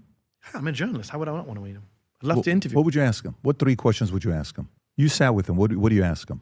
I mean, I'd only get 3 because he'd walk out after 3. You think he would? Oh, he's super thin-skinned. You think he would want? Look, he gets upset with I regard American interviewers to be softball interviewers. I'm from the UK where we do tough interviews. My biggest criticism of the American media is weak-ass interviews. Nora O'Donnell barely asked him anything the other day. The guy had a meltdown. He's like, you're so rude. You're so rude. You're so disgusting. He just can't handle. He's got such a thin skin. He's the whiniest leader we've ever had. Asked about, if I'm not mistaken, he asked about the guy's letter. Yes. That had to do with rape and pedophilia and something like that. Yes. She started with, and you could tell she was nervous when she asked the question. This is CBS. This is now in the can for Trump. Let's not forget. Sure. This is the guy who says, be quiet, piggy, to reporters. He can't handle tough questions. So what do you ask him? You got 3 questions. What do you ask him? I would ask him, I wouldn't ask him opinion questions. It annoys me when people say, what do you think, mister? He loves that shit.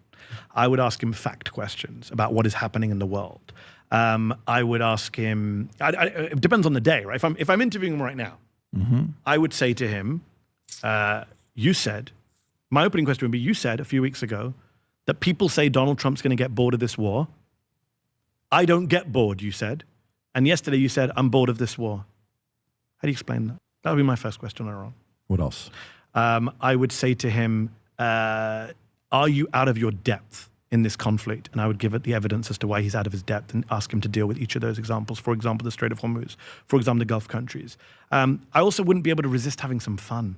I always think someone should ask Donald Trump. I would love for someone at a White House briefing to stand up and ask something that completely exposes this man's pig ignorance of the world.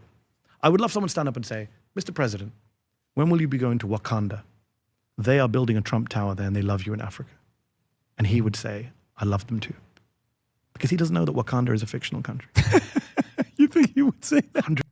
Oh my God. Not only is Mehdi right, Patrick loved it. God damn it. God damn it. You know he's stupid. Patrick, you know your boy is dumb as bricks, bro. That's crazy. 110%. You think he would say that? I would pay money to any White House correspondent watching. They get fired on the spot by the network. It's obvious. Do you put him as an intelligent man? You put him. Depends how you define intelligence. Well, how do you, like street smart, getting ahead, getting his way. Yeah, sure. He wouldn't be able to get where he got to. He's probably not a well-read guy in your eyes. That's an understatement. I think he's one of the most ignorant people I've ever come across. You seen the latest stuff? He keeps being like, I call them Democrats. You have to take the B off of dumb. Most people don't know that dumb has B on it. No, most people do know that. You probably just discovered that there's a B on dumb. You know, there's a Trump tick. I watch him so much. Whenever he says most people didn't know this, it means he just discovered something himself 2 minutes ago. You literally think he just discovered how to spell dumb? I know it. And talk to the people who worked with him. We're second-term Trump, Patrick. I don't have to make this stuff up. Yeah. Dozens of people have now left the administration, have told their stories, and it's all the same thing. The guy is an egomaniac. The guy is vain. The guy is dumb. The guy changes his opinion based on the last person he spoke to. This is a guy that won in business. This is a guy that he didn't won win in media. business. 5 bankruptcies in a row. You're more successful than he is. This is a guy that took a show from business. 0 to He's not 1, Steve 15 Jobs, years. for God's sake. Dude, the guy won presidency 2 times. I give you Apprentice. 2 times. I give you Apprentice. See, I'm telling you, oh my God, we are peeling the layers of the onion of his mind.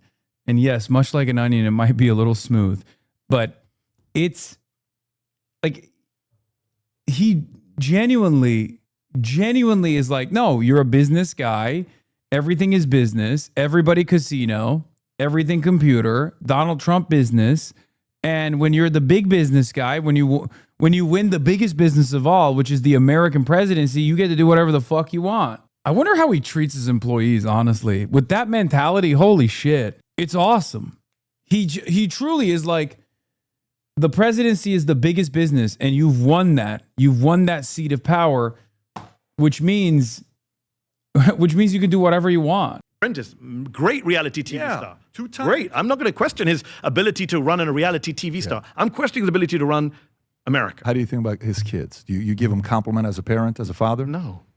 Have you read the stories about You don't his think he's a children? good father? Why do you think his kids love him?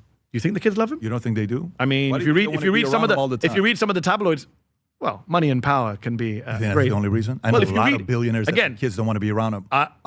If you read the New York tabloid press that Trump was very friendly with, the kids didn't like him when he was young. They were annoyed that he was cheating on us. Things changed. There's stories about him allegedly. It's denied. There we There's go. stories about allegedly him, slapping Don Jr. at college in front of his friends, and all sorts of stories. I don't know if they're true or not, but this is what's reported. Tiffany Trump, he never Coming talks about. from a Muslim and a Middle Eastern dude, what did our parents do to us when we were kids? Did you ever get slapped? Of course. Dude, are you like, you and I don't have the permission to say anything with that. No, so we got to change the subject. Withdraw that. Yeah, withdraw He didn't go to his son's. He didn't go to his son's wedding so he could do troll posts about Ro Khanna. Ask Nah, I yourself don't that think he didn't go to the wedding because they had to go back for the war and everything that was going on. Come on. Question. Not a great- When it comes down to Muslims, 2020 vote to 2024. They love you. Period. You did whatever you did. Hang You on. came back You- to no, Muslim. you- Why are you you obsessed like- with Muslims? you like Because you left stats. Iran? I want to give No, you I want to stats. know why you're obsessed with I Muslims. want to give you stats. You know there was a terrorist attack on a mosque recently. I want to give Did you that bother stat. you? I want to Patrick? give you a stat. Did that bother you? Can I, Mary, invite me to your show. I'll answer I'm your questions inviting for you up to So this. here we go. Sure. So you've all heard it. He said to invite him, Rob. You heard it. Everyone on YouTube heard it. I'm inviting you to a Okay, show. so here Got we a lot go. of questions. 2020, Biden had 69% of Muslim votes. Yes. Trump had 24%. 2025, Kamala dropped the Democrat vote from 69 to 50%. Trump went from 24 to 31%. Third party got 12% and increased by 9%. Why did Muslims become Republicans? Gaza. There are other issues too. The bathroom transgender issue in places like Michigan. A lot of conservative Arab Muslims didn't like that. No. They don't like that. They don't like that was happening even before Gaza. No doubt. No, it's Gaza, man. Come on. Conservative or not, Muslims, first of all, Muslims are nowhere near as conservative as evangelical white Christians are. And evangelical white Christians are obviously far larger in numbers and have a far more outsized level of influence in American politics. But Muslims overwhelmingly voted for, or the Muslims that did actually vote for Trump overwhelmingly voted because at the time, the Democrats were the ones responsible for the genocide. Yeah. Plenty of them just didn't vote. But it's Gaza, 100%. Not about that. But it was still a kind of fringe issue. What made it an issue in the Muslim community? The LGBT. Yeah, like there were conservative Arab communities in Dearborn who were like, And we don't I'm want glad this. you brought that up. We don't want this. And they brought that up. That was before Gaza. There's no I'm debate. glad you brought that up because although I also, as a numbers guy, don't like the transgenders, I am now going to cynically talk about how the Muslims are barbaric for not liking the transgenders. That's the other thing. Yeah, that's why I said I'm glad you brought that up. These guys always are like, yeah, I think trans people should fucking be forcibly detransitioned. And then they'll turn around and be like, and this is why Muslims are bad because they're against the transgenders. It's like, well, you're against the transgenders. Is it only bad when when it plays a role in your argument that Muslims are an anti-progressive force? You're an anti-progressive force. Some were shifting already to the Republican Party. Sure. But they were a tiny minority. The vast majority of Muslims still voted Democrat, still supported, still understood the Republican Party is Islamophobic, white supremacist adjacent party right now. You think number one reason is, Fine in it. You think number one reason why they vote the other side is because of Israel? 10 miles. Okay. Gaza. No, not Israel. The Gaza genocide. You have to understand, I spoke to a lot of these people. I traveled through all these communities in 2024. Yep. And I tried to point out, yes, Biden and Harris are complicit in a genocide. No one's defending the Democrats. I was very critical of the Democrats and what they did between 2023 and 2024. But Trump will be worse or as bad. He's not going to be better. And people bought the Trump shtick. No, he's anti-war. He didn't start any new wars. He's not interested in the Middle East. He's friends with MBS. He's friends with Erdogan. It's going to be great. I met Palestinians who told me Trump will be better on Gaza. He's transactional president. They bought that shit. Look at him now. Look how many Arab countries have been bombed. But Muslims were not voting for Trump as a whole. You mentioned third party too. Jill Stein picked up a lot of votes in some places. Not as many as people thought she would. 12%. Of Muslim votes, yes. Yeah. So in certain places. So majority was like. Okay, I think I'm gonna keep it $1.50. I have to show you guys something. I think there are a bunch of quote unquote anti-capitalist accounts, that have been paid by either like Zionists directly or like are being paid by the lobby potentially. Okay, look at this. This is an account called Question Everything. Okay, I just saw this on my timeline. Guy follows me, 17,000 followers, end capitalism. The change we really need will never be on any ballot, anti-electoralist, ultra. Okay, you scroll down and they're like, obviously a bunch of people, right? Ostensibly an anti-capitalist account. Okay, supposedly pro-Palestine, shitting on, a Zionist account Zionist account questioning whether or not like dog rape happened. Okay. Then you keep scrolling down. Fuck the police, #ACAB. Crickets from Hasan Piker D on Adam Smith and Krishama Sawant, right? Keep scrolling.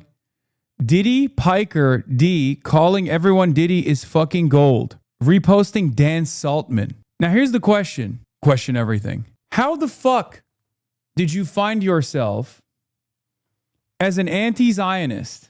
Yeah, I saw it and I immediately bookmarked it because I was like, how did you find yourself as an anti-Zionist supposedly reposting one of the biggest Zionists on Twitter? The ultras are aligning with Stalkman and the Latin American food. Very strange. The enemy of my enemy is my friend. No. There's no way. This guy's highest priority is supposed to be like shitting on people who are. This guy's highest priority is supposed to be shitting on people who are pro-Israel.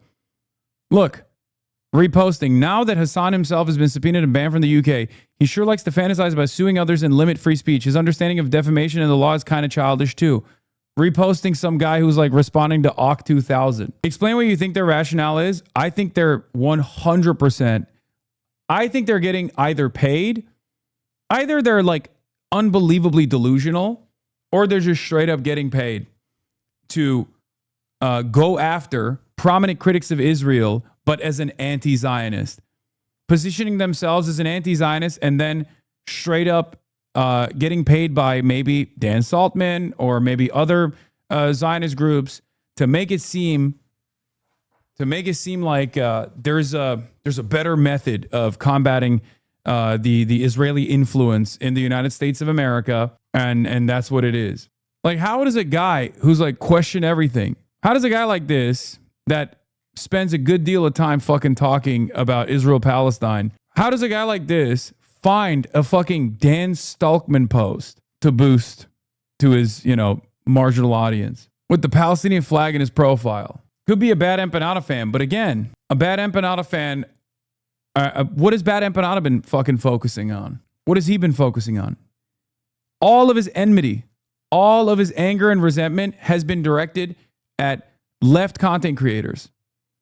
Content creators on the left who he considers to be not going far enough on criticisms of Israel. What is this? Yeah, his mom scolded him for being big time for being mean to Joe Biden. Crystal ball. I think guys like this have to be Guys like this have to be fucking getting paid, right? If they're doing this for free, that's pathetic. What is this? MLK Jr. writing about Piker, Kasparian, Cedar, Kulinski, Crystal Ball, the white moderate who is more devoted to order than justice. I don't know, man. Some of these fucking accounts are a little suspicious. My bigger picture is every time I said to someone, kind of reminds me of how they tried to call the last attempt at Trump a HasanAbi head. This account, wait, that account did? No. That guy reposted a tweet about you from November 19th, 2025, 3 days ago. No, the other guy's account. Trump is going to be worse than Harris. They said legitimately to me, but we have to punish the Democrats. That was the line. We have to punish the Democrats. They can't be seen to get away with a genocide. And when you say Kamala dropped it to 50, well, Joe Biden dropped it to 50. Harris kept it at 50 by not distancing herself from Biden. Her biggest single mistake was going on The View, and my friend Sunny Hostin said to her, what will you do differently to Joe Biden? And she said, nothing. And the minute she said that, I knew she's lost. But that was it. Until then, I had some hope. She could beat him. She was leading in the polls after the convention. Is this the worst candidate you've ever seen on the left? In our lifetime. This is your sport. I don't think she's as bad as people thought she was. I think she was definitely handed a poison chalice. Worse than her on the left? But who's ever had a 100-day campaign? Like she got a shitty legacy. Let's just be fair to her, right? If we're going to be fair, we should be fair that she got a shit. Joe Biden should not have been in the race until July of 2024. No, that was insane. I'm with you on that one. She then got you coronated. Saw when Joe Biden came out and said, what a load of bullshit from Joe Biden. She's like, oh, I thought he had a stroke that night. No, you didn't. And then the video says, oh, Joe, you did so good. Yeah, we saw you that night. Yeah. If you thought you had a stroke, why didn't you call the White House doctor? Bullshit, but rewriting of history. I did a video that night after the debate in my basement, in my home studio. I got attacked for it by some people saying Biden needs to stand down. It's ridiculous. And I still think Trump should stand down. He's also got mental issues. But Harris was a good candidate for a very short period. She had all this momentum, the honeymoon period. Americans love rehabilitation. You give somebody a chance. She comes in, she gets a boost. She runs this, I'm Joy. Remember that? Goes to the convention. I was at the convention. It felt like a freaking party. I remember a member of Congress was there. As if it's already a Democratic member of Congress said to me, this is bad. We have not won. This is way too early. There's a member of Congress said this to me, a lefty. And I remember sitting there watching, Beyonce is going to be here. It wasn't Beyonce, it was fucking Leon Panetta. But anyways, bizarre. We come out of that convention, and then she starts tacking to the right. She starts saying all this shit about, what was it? Oh, they were shutting down Lena Khan, the antitrust stuff. She had Mark Cuban, Liz Cheney campaigning for her. She campaigned more with Liz Cheney than with AOC and Bernie, right? By the way, that was horrible move. Insane. Horrible move. It didn't win over anyone. Did you think that was a good idea? No, I said at the time. At the time, I said, these people are not going to switch over. Olivia Troy, who's a good friend of mine, former Trump official turned never Trumper, she was part of that. And she admits now, I've interviewed her. She says, yeah, we tried, but we thought there'd be like this mass of conservative women that would come over. How much money did they raise? 2.1. What was the number? 1.5 billion or 2. That's a big number. It was a lot. Yeah. But so But she also had her brother-in-law, by the way. There's a lot of reporting that suggests Kamala's brother-in-law, her sister's husband, I think it's Tony West is his name, big Uber lobbyist. He was pushing her to drop all the affordability, good stuff, drop the ads. There was poll testing some controversy with him as well, if I'm not mistaken. I don't Tony know. West, But the affordability agenda that she dropped, she should have gone economic populist, right? She did not go economic populist. Instead, she campaigned with a billionaire and with a war criminal. And I think that was a huge problem. And then she went on The View and said, no change. This is a change election. You can't go into change elections. I'm not going to do anything different from the guy who's going out. It was just So you think, okay, so go to 28. But she could have won, by the way. He didn't win a landslide. Trump lied his ass off. What do you mean she could have won? She lost every single state, 7 states. Have you looked at the numbers? In the 3 key swings. She helped more counties become Republican in America. Have you looked at the numbers? If 115,000 people had voted differently, she would be president. That's what it came down to in our ludicrous system. She lost by 1.5 percentage points. One of the narrowest. He got one of the narrowest wins in modern American history. You know that, right? I know he lies, and people like you give him credit.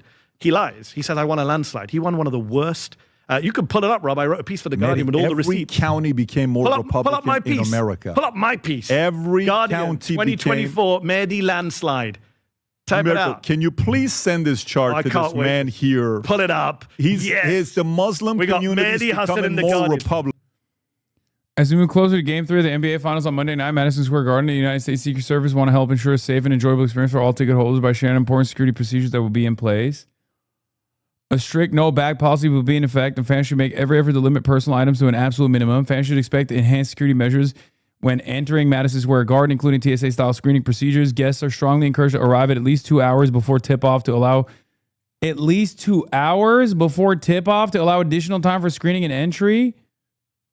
Bro, this is literally the most nosebleed seat that you can get. Or I guess this is, but they're all sold out, I assume. Like, you can't even see the game from here, and it's $8,000. Do you understand how fucking insane that is? $8,000. That ticket is $8,000. He's a bad empanada fan. Oh my God. Oh my God. He's just straight up doing bad faith. Keep going. Stop.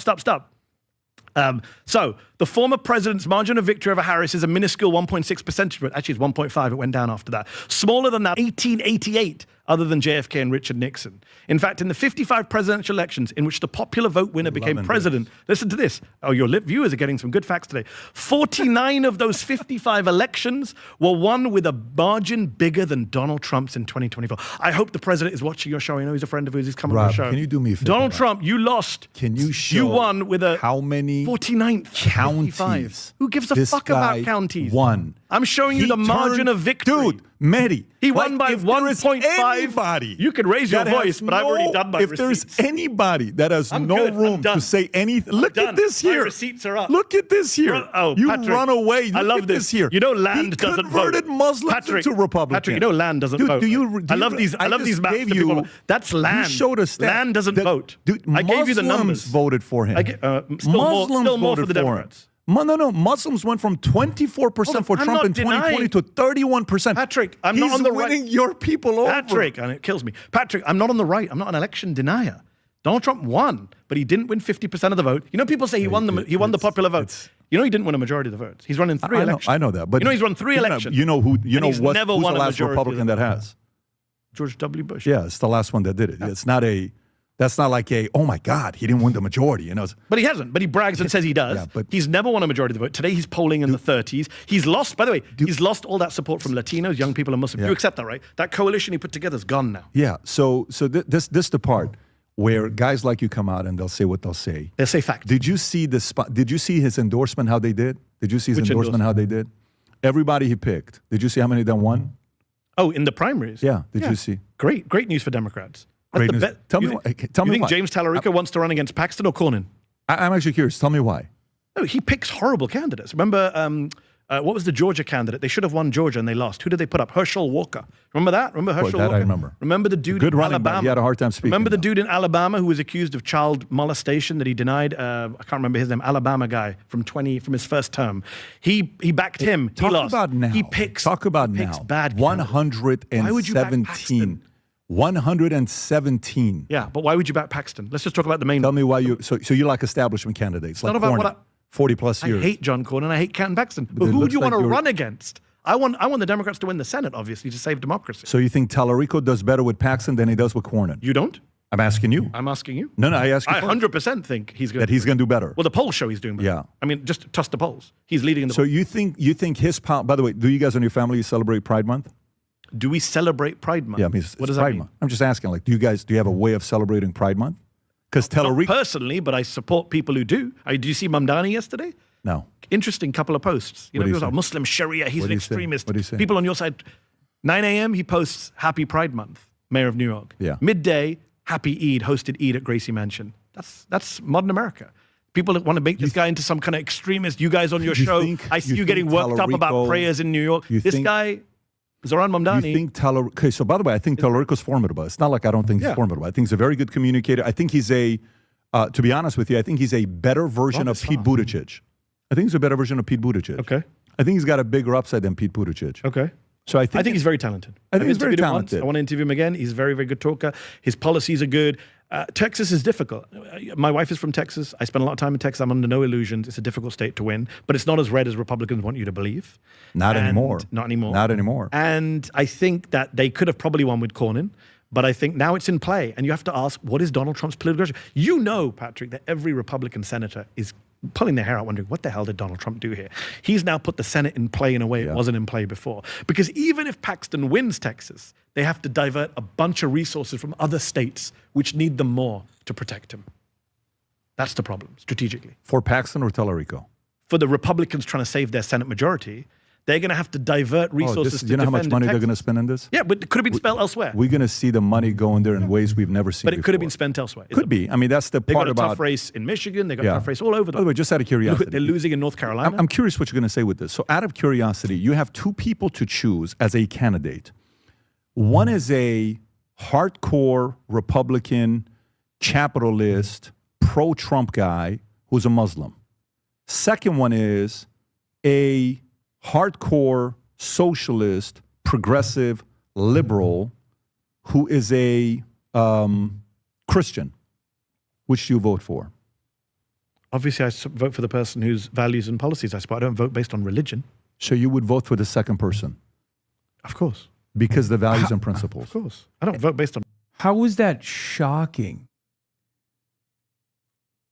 Why would that be shocking? Who the fuck would be like, oh, I'm voting for the Muslim every time? What the fuck? How is that confusing? Religion.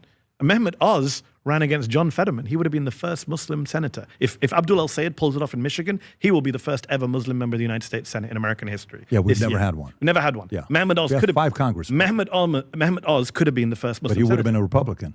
Exactly, and his policies were horrible. So for His you, fealty to that's Trump- a no-go. Yeah, because I don't care. It would be nice So to it's say, hey, policies a Muslim over Of faith. course. But then, by the way, who did I back against him? Literally the worst Democratic senator he turned out to be John Fetterman. But let's put that to one side. But Mehmet Oz, yeah, I don't vote on religion. I think it's crazy if people vote on religion. You shouldn't vote on religion. Okay, so Muslims shouldn't vote for Muslims. Jews shouldn't vote for Jews. Christians vote. You should vote based on your policy platform, the principles and values. Do you think we'll have Muslims are not a monolith. I don't agree with all Muslims. You just mentioned some of them who vote for Trump. Do you think long term America will be at a point where we'll have a Muslim governor or a Muslim president? Muslim governor, I hope. Maybe Mamdani. He can't be president, right? So where does he go next? After Well, he mayor? could be governor. He could be governor. He could be senator, right? He can't Yeah. go anywhere else. Secretary of No, State, whatever no, it is. yeah. He can't be president, sadly. Not even tragically. VP, right? VP, you can't No, even be because VP. you have to be- So Speaker of the House, you could be. Would you rather have a piece of toast with shit on it, but it's your favorite brand, or a peanut butter jelly sandwich, but it's made with Sara Lee bread? I'm going to get you on this. I'm a numbers guy. I'm going to get you on this, okay? No, I think that if he chooses to go that route, That's a good question. I don't know the answer to that. Because Can you if pull because that up, Speaker Rob? of the House is third in line to the I presidency. think you could be Speaker. But then what if the president, vice I know, president, God forbid, on the dies? same plane, but that's why they're not on the same flight when they go. You'll notice some of the stuff that they do. Well, I don't know. I don't know the answer to the question. If you're ineligible from the presidency, can you be in the line Yes, of the succession? Constitution does not require the Speaker of the House to be born in the U.S. But it So, means they would have to skip past the speaker if something happened. to yeah, the it would go to president. Okay. somebody else. So he could run for Congress, be speaker, he could be whatever. So, but to come back to your question, yes, Muslim governor, I think hopefully very soon. Yeah. Inshallah, as Joe Inshallah. Biden might say. And president, I don't think for a while. Look, let's first get a woman president. This country is so behind the rest of the world. We haven't had a woman leader. Pakistan's had a woman leader. He's such a freaking lib. I mean, I know he's angling it to talk about AOC probably, but even them, bro. What do Go ahead, your thoughts on, a lot of people in America, you got things that's happened, city, what is it called? Epic City or something like that in Plano, Texas. Yeah. What do you say to some conservatives that are worried about Yeah. Sharia law making it into America? I would say, please do not worry. You're being lied to. You're being gaslit. You're being distracted. This is a fake moral panic that's been Because blown up. it'll never happen, or because Sharia law is not that bad? Because it's not two different things. Number one, Sharia law's not what you think it is, but that we can park that for discussion for a moment. I'll come to that. It's not happening. There's nobody I know who's pushing Sharia law in this country. It's completely fake, and it's being pushed in ridiculous places, not just Texas, Oklahoma, Indiana. Did you see the lieutenant governor of Indiana said recently, we need to hate Islam. It's a demonic religion, right? And I'm going to fight radical Islam and Sharia. Do you know what the Muslim population of Indiana is? Less than 1%.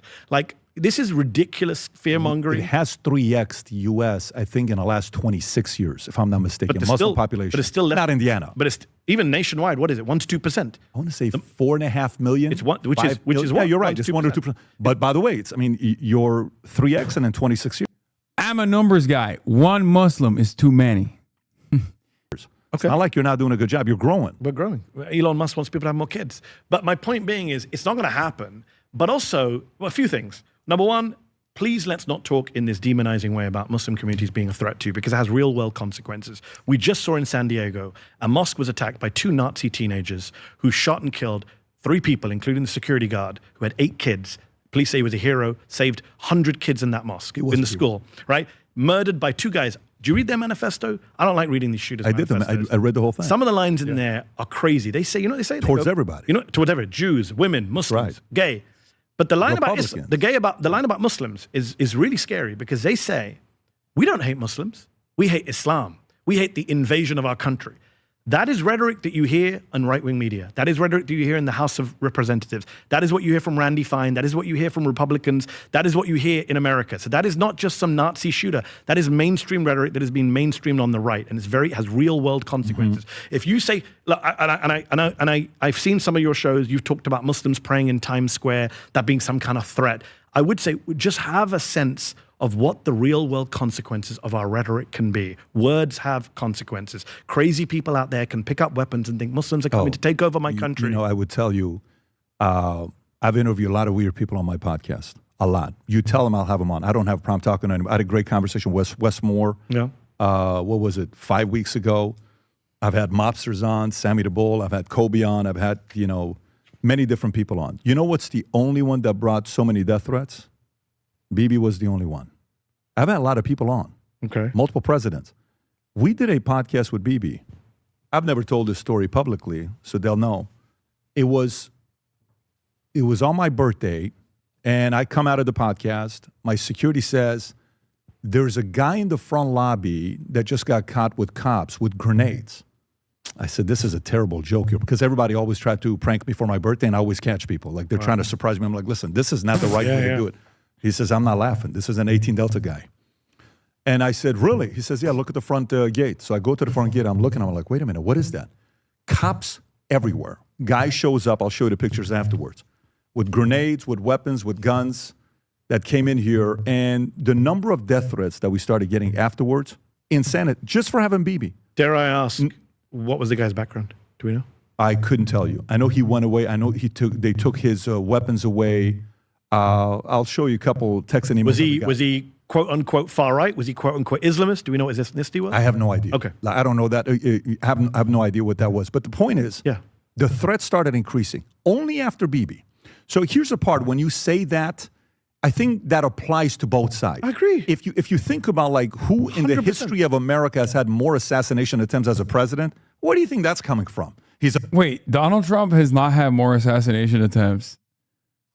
I mean, does he know that American presidents have been assassinated, or at least like literally shot in a much more severe way than Donald Trump has? What the hell is this man talking about? A fascist, Hitler, this, that. But he deals it out. He's the one who started the threats and the violence. I'm not going to sit here and apologize for him. He calls his opponents Nazis. He's called a lot of people a lot of things. He called Biden a Nazi. But the guys, after how many times they called him, he couldn't get anything right. When he was coming up, the media was just... Come on, in 2016, he suggested the Second Amendment people should take care of Hillary Clinton. Come on, I have a longer memory. But let me come back to what I was saying. I agree with you. We need it across the board. I don't think we should have political violence. I don't support political violence on any end. I don't justify going after capitalists or anyone else. I'm against violence. So I'm saying to you, for example, you did a show recently, or not recently, I looked it up because I knew we were going to talk about Islam here. You have a show on YouTube called Islam's Hidden Threat to the West. You have another headline, Will Muslims Run America in 30 Years? Now, I know you like to host good faith discussions and debates, but you have to understand, if people get this in their feeds and their social media all the time, are you telling me that people are not going to start, if they hear Micah Beckwith of Indiana say Islam is a demonic religion, and then they hear guests on your show saying Islam's a threat to the West, and they hear Randy Fine saying Sharia law is taking over America, you don't think 2 Nazi teenagers with guns are going to go, well, I'm going to go deal with this mosque down my street? You're telling me there's no link between that? Yeah. Come on. No, I'm not going to say there's no link between that. Of course, we have to be careful. Let's not. Wait, is he just openly taking ownership over like fomenting Islamophobia, which led to a literal terror attack recently? That's crazy, man. I mean, it's honest, but it's honestly crazy. What's the argument? He's like, well, if the Muslims, if they're good enough, if they're strong enough, they actually do a hate crime on me instead. Because might makes right. Like, what were you saying? You said might makes right.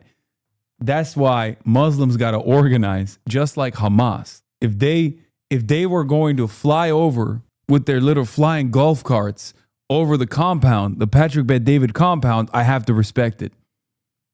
They obviously visualized a goal and they achieved it. We know that demonizing minority communities, look what happened to synagogues. And I would say the same thing about the Jewish community. We have to be careful about our criticism of Israel so it doesn't lead to attacks on Jews. The question becomes, for me, it's all on data, meaning if you live because he's a numbers guy. My community, you make it safer, I'm all for it. Yeah. If you come and you create jobs, I'm all for it. If you come and you assimilate, you love America, I'm all for it. If you come in, you don't contribute, you take advantage of the programs that we have, you don't want to create jobs, where is the incentive? Why are we bringing That's a different argument. We can have that argument. It is. I'm talking about incitement. When you say Muslims, are they going to run America in 30 years? Of course not. We're 1% of the population. I don't think so. No, when you say Islam is a threat to the West. Oh, come on. 1% of the population. By 2050, you guys are going to be the biggest population in the world. You guys make 2.9 But not in America. Not in America. Okay. We're not even going to be. Pull up the numbers, Rob. What are we going to be in 2050? The difference between you and I is, I think long term. And even if, by the way, if we do grow as a community, even that. This is. I'm sorry to go back to World War II and the Nazis, but look at the rhetoric that Nazis used about Jews in 1920s, 30s. These people are aliens. They are parasites. They're leeching off our state. The rhetoric is it's very similar. When I listen to Andy Ogles and I listen to Chip Roy and I listen to Randy, yes, you think Ilhan Omar loves America. You know how I know she loves America. You think Ilhan Omar loves America? You don't. Absolutely not. She absolutely. Dog, what have you done for Americans other than hawk ugly ass merchandise at them? And maybe a fucking multi-level marketing scheme. Ilhan Omar is literally a representative. She has constituents. She has constituent services. Like, of course she loves America and Americans. There's nothing more I love America than running for Congress, dude. What the fuck? A country that objectively despises her, too. A country that outright yells at her, smears her, slanders her good reputation. I don't understand. In spite of all of that, she's still like, no, I want to do what's right by Americans. You know how I know she loves America? Tell me. Because she came to America, she decided to run for office. When she ran for office, she ran as a lefty who devotes her life to trying to improve people's lives. She wants healthcare for everyone. She wants healthcare for every Trump voter watching this show. Saying she is eventually going to return to her country and contribute to her country. She's only doing this to advance her country. This is bullshit. Ilhan Omar. It's her words. Pull up the video. Listen to me. Pull up her video. Oh my God. Yo, Patrick Bet-David actually thinks he's white. I'm going to repeat this one more time. Patrick Bet-David unironically thinks that he is a white man. And also, if Mehdi were to say that about any like Jewish congressperson about Israel sincerely, like not any congressperson, like just like random Jewish, like imagine if, this is like saying that about Bernie Sanders, okay? Like this is the equivalent of Mehdi Hasan turning around and be like, well, Bernie Sanders is Jewish. Of course he only cares about Israel. That's why he actually wanted to become president, so he could be the president that will do right by Israel. That's the equivalence of being like, well, Ilhan Omar obviously ran for office so she could defend the interests of Somalia. Dude, you think you're white too, Lamau? I feel like I'm a little bit more white passing than this man is. Come on, let's be real. And no, I'm under, I know I'm not perceived as such. Plus, it doesn't even fucking matter because I'm not advocating for white supremacy like he is. Her words. I just showed you Sam Piker, and you're like, I've never seen that video. Let me say this to you. Go ahead. Donald Trump has made more anti-American remarks than Ilhan Omar. If we're going to go down who loves America, she loves it more than Trump does. She did insider insurrection. Ilhan Omar loves America. 100 times more. Saying this. 100 times more. I'm so glad not even the audience 1,000 can times see more. that Ilhan Omar loves America more than Trump. Well, one person incited an attack on our democracy. One didn't. One tried to undermine American democracy. One didn't. Well, one pardoned 1,600 people who attacked America. One didn't. What happened with her finances? Where did the $30 million network come from out of nowhere? So now, it was an accounting. Hold on. Wait, what do you mean? No, her husband is rich. Well, that's it. What? These are like easily addressable talking points. I don't know why they always do this. Where it's like, yeah, she got married to a rich guy. Like that's it. That's literally the point. That's what happened. I'm so confused about this. Also, really funny to be like, oh, how does she make her money? Dog, you have been eating Trump's asshole, dick, and balls for the last 2 hours. What the fuck are you talking about? Like, there is any metric that you try to disparage Ilhan Omar with, Donald Trump has done a millionfold. What are you talking about? Shit that you're making up about Ilhan Omar, shit that you're suspecting about Ilhan Omar, Donald Trump actually has done 1,000 times more. Not even things that Ilhan Omar has actually done, mind you. Just like, even when you make stuff up, when you're like, oh, she obviously made $30 million by being corrupt. And it's like, that's not the case. Her net worth grew as a consequence of her marriage to a rich guy. But also, Trump actually did do that. And it wasn't to the tune of $30 million. It was to the tune of like $4 billion. Hold on. Hold on. Don't go Trump, but I am going to do that. Go do the but because Trump. Your argument now is first of all, I don't want to get into rights and wrongs of politicians' finances. You're telling me Republican congressmen are not corrupt? You're doing a but. Okay, got it. No, I'm just wondering. Forgiving Ilhan. I'm just wondering because just Patrick, like to have this winding. No, because Ilhan Omar amended a congressional financial. What's that got to do with beloving America? You're telling me people's finances don't have. Yeah, look. Wait, you grokked it. Her assets, this corrected a major accounting error in an earlier filing that mistakenly listed her and her husband's shared assets as high as $30 million. That's it. That's literally, you grokked it. It says, that's the answer. You fucking grokked it. Mehdi should let him read it and then explain it. Like, Mehdi should have stopped right here and just been like, read what's in front of you. That's literally Gemini, brother. Okay, whatever, dude. I just like saying I'm a ChatGPT it. I'm gonna grok it. I'm a numbers guy. I'm gonna Gemini this. Amended a congressional financial. What's that got to do with beloving America? You're telling me people's finances don't have. Donald Trump is the most corrupt politician in modern American history. You just said he loves America. Donald Trump is the most corrupt politician in America. That's your opinion, guy. He just made $3 billion. No, it's not. In your eyes. Okay, Rob, pull up the numbers. How much? Pull up the numbers, Rob. Forbes magazine. How much money did Donald Trump's net worth go up by last year? Let me ask you. $3 billion. Just out of curiosity. $3 billion. How did he make that? Are you going to go? How did he make $3 billion while president? Are you going to go? Are you going to go and show the same? Wait a minute. If you're going to allow me to rebuttal, you always rebut with a question. Are you noticed that? If you're going to allow me to rebuttal, I answered. I said Ilhan loves America. You're a professional yabba. I said Ilhan loves America. Just out of curiosity. You're the jump around guy. What is this? This was maybe my favorite moment of the 2.5 hour podcast because one, is true, and two, I knew the viewers' heads would explode hearing someone actually defend Ilhan Omar, who has been so thoroughly, dishonestly, and ridiculously demonized and smeared in right-wing media. Yeah, these guys think like, I mean, I have almost a similar effect on people where the moment that you like bring my name up in these sorts of circles, they go, oh, that's like an actual terrorist. I've actually talked to some people about this. I think there are legitimately a decent chunk of right-wingers who think that like I'm like a radical terrorist.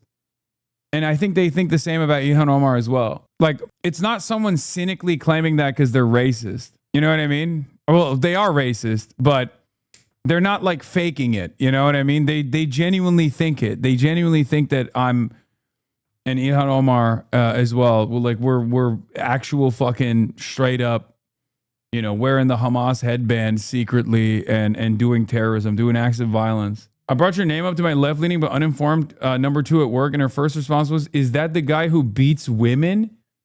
Beats women? Does she think I'm Grant Plattner or something? What the fuck? I think that person just was confused. Like, I don't even think that's a meta. I don't even think that's a lie that they've told about me yet. Yeah, they literally think that your stream is you teaching young Americans how to become Hamas and do terror. Talking about who loves America. Now we're talking about politicians' Are you also going to go? Look at that line, Patrick. Look at that line. Rob is good. Can I show you something? You know, you said capitalists expand, Rob. If you're ever looking for a job, my friend. Yeah, everybody's been trying. So if you go back here, then what's your argument if you say, look, no, stay on that, Rob, stay on that. Yeah. Then what do you say? His first presidency, he lost so much money. Did you ever say that? You never said that. Because that doesn't add to your argument. But this is, no, I've always said the second term is the term where he's got no guardrails. He gets to do whatever he wants. No, but his first term, he lost money. Okay, but the second term? What about a second term? Market's gone up. He's made money. Market's gone up. Have you made more money in the last 18 months? He didn't make it from markets. Do you know what happened on January 19th? The day before he became president, inaugurated? Tell me. The Emiratis put $500 million into his crypto fund. You think that was the market going up? They gave a $500 million bribe to Donald Trump. $187 million went straight into Trump bank accounts. Ilhan Omar can work for the rest of her life, do whatever. She'll never make $187 million. Trump made that in one day from the Emiratis. If Biden or Hunter Biden had done it, you'd be up in arms. Now, back to the topic of who loves America. You said Ilhan Omar loves more than I'm so glad I'll tell your you're going to be here. judged quoted for that. Please quote me. Let me finish the quote. And then let's go back to Let's Islam finish as the well. quote. I will. Ilhan Omar has spent her political career trying to get free lunches for every American child, including the children of MAGA voters. Donald Trump has spent his presidency taking away Medicare, taking away health care from people, taking Medicaid away from people. So yes, Ilhan Omar loves Americans more than Donald Trump loves Americans. And by the way, when she was threatened by a Trump supporter who tried to kill her, he went to prison, tried to kill Ilhan Omar in 2019. She went to the sentencing and she asked for his sentence to be reduced, to give him grace. I can't imagine Donald Trump doing that. Do you know? Gosh, she's so cool. Actually beast mode, dude. I mean, what do you say?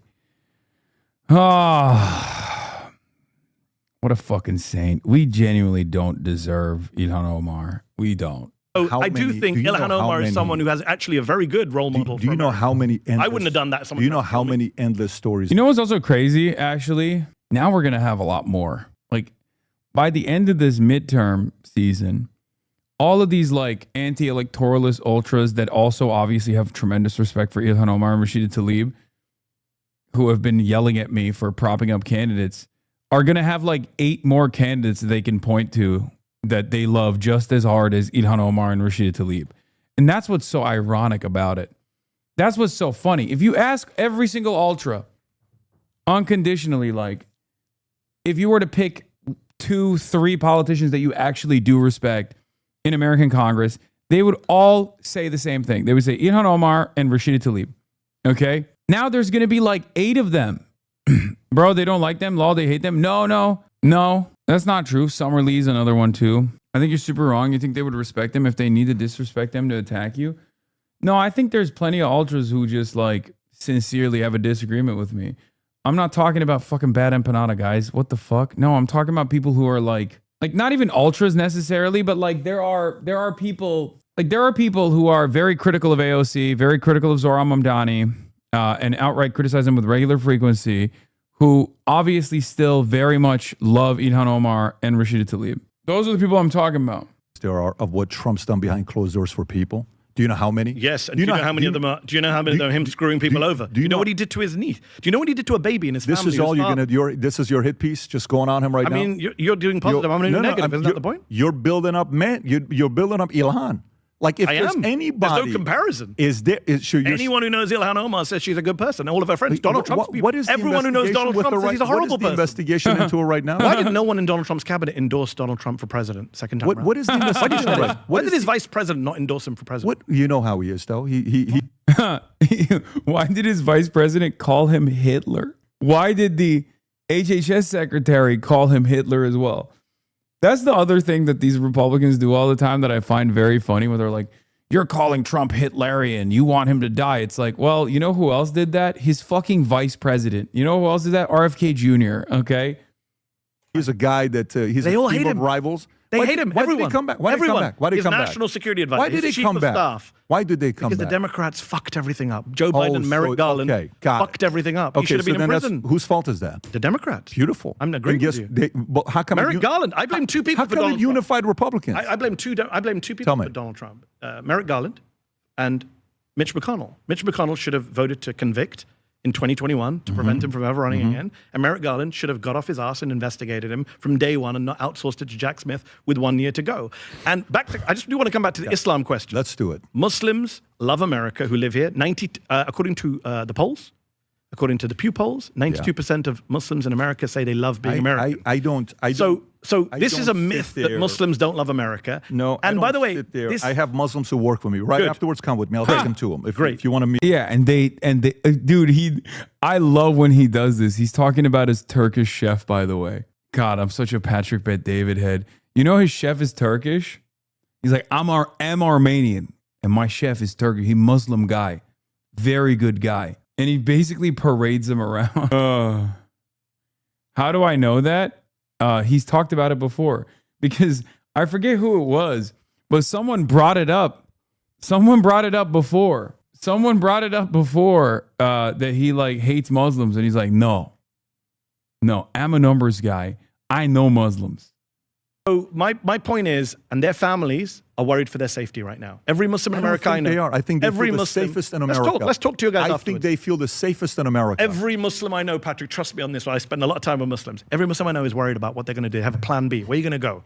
Where are you going to go live if it becomes intolerable? Go ahead and leave America. How come they don't? Because they love America. That's the point. What if they feel the safest? No, here. but what if it's changing, Yeah, right? But if. You don't got think 12 years to Hold do, on, but but if, how Jews come you feel the haven't same left? way, Patrick. You know that, right? To do Jewish what? communities right now saying we don't feel safe in America. You know this. They're saying it every day. Sure. They're saying where synagogues are being attacked, we're being demonized. So Muslims feel the same way, especially when a mosque is attacked by two Nazis. Yeah. Republicans can't even bring themselves to condemn it. Do you know that Ted Cruz wouldn't even condemn it? We I called him talked out about it the on day social media. we talked You did. about I'm it talking on the about podcast. Republican Yeah. Congress. I can't speak on their behalf, buddy. I'm not them. No, good. But I'm speaking on my behalf. Whatever they do is their position. But on whatever. your show too, Patrick, come on, you did a whole thing, I watched it, of you obsessing over this Times Square prayer. Like this is some act of domination. Why are Muslims not allowed to pray in Times Square? Why are Jews allowed to do Hanukkah? Expansion. Why is Jews allowed to do Hanukkah? Hindus do Diwali. You know what my argument is Catholics against that? You know do what my Easter. argument is against Why? that? Guess what my argument Go is on. against that? You ready? Go on. It's going to go back to something you don't like. Please. You ready? Go on. Here we go. If Muslims do a better job expanding, they deserve everything they get. But it's not expanding. It's No, just a but it prayer in is Times though. Square. No, it is It's though. changing the subject. It is though. If Muslims, I'm a capitalist to the core, meaning if you beat me, guess what I do? You got to tip your hat.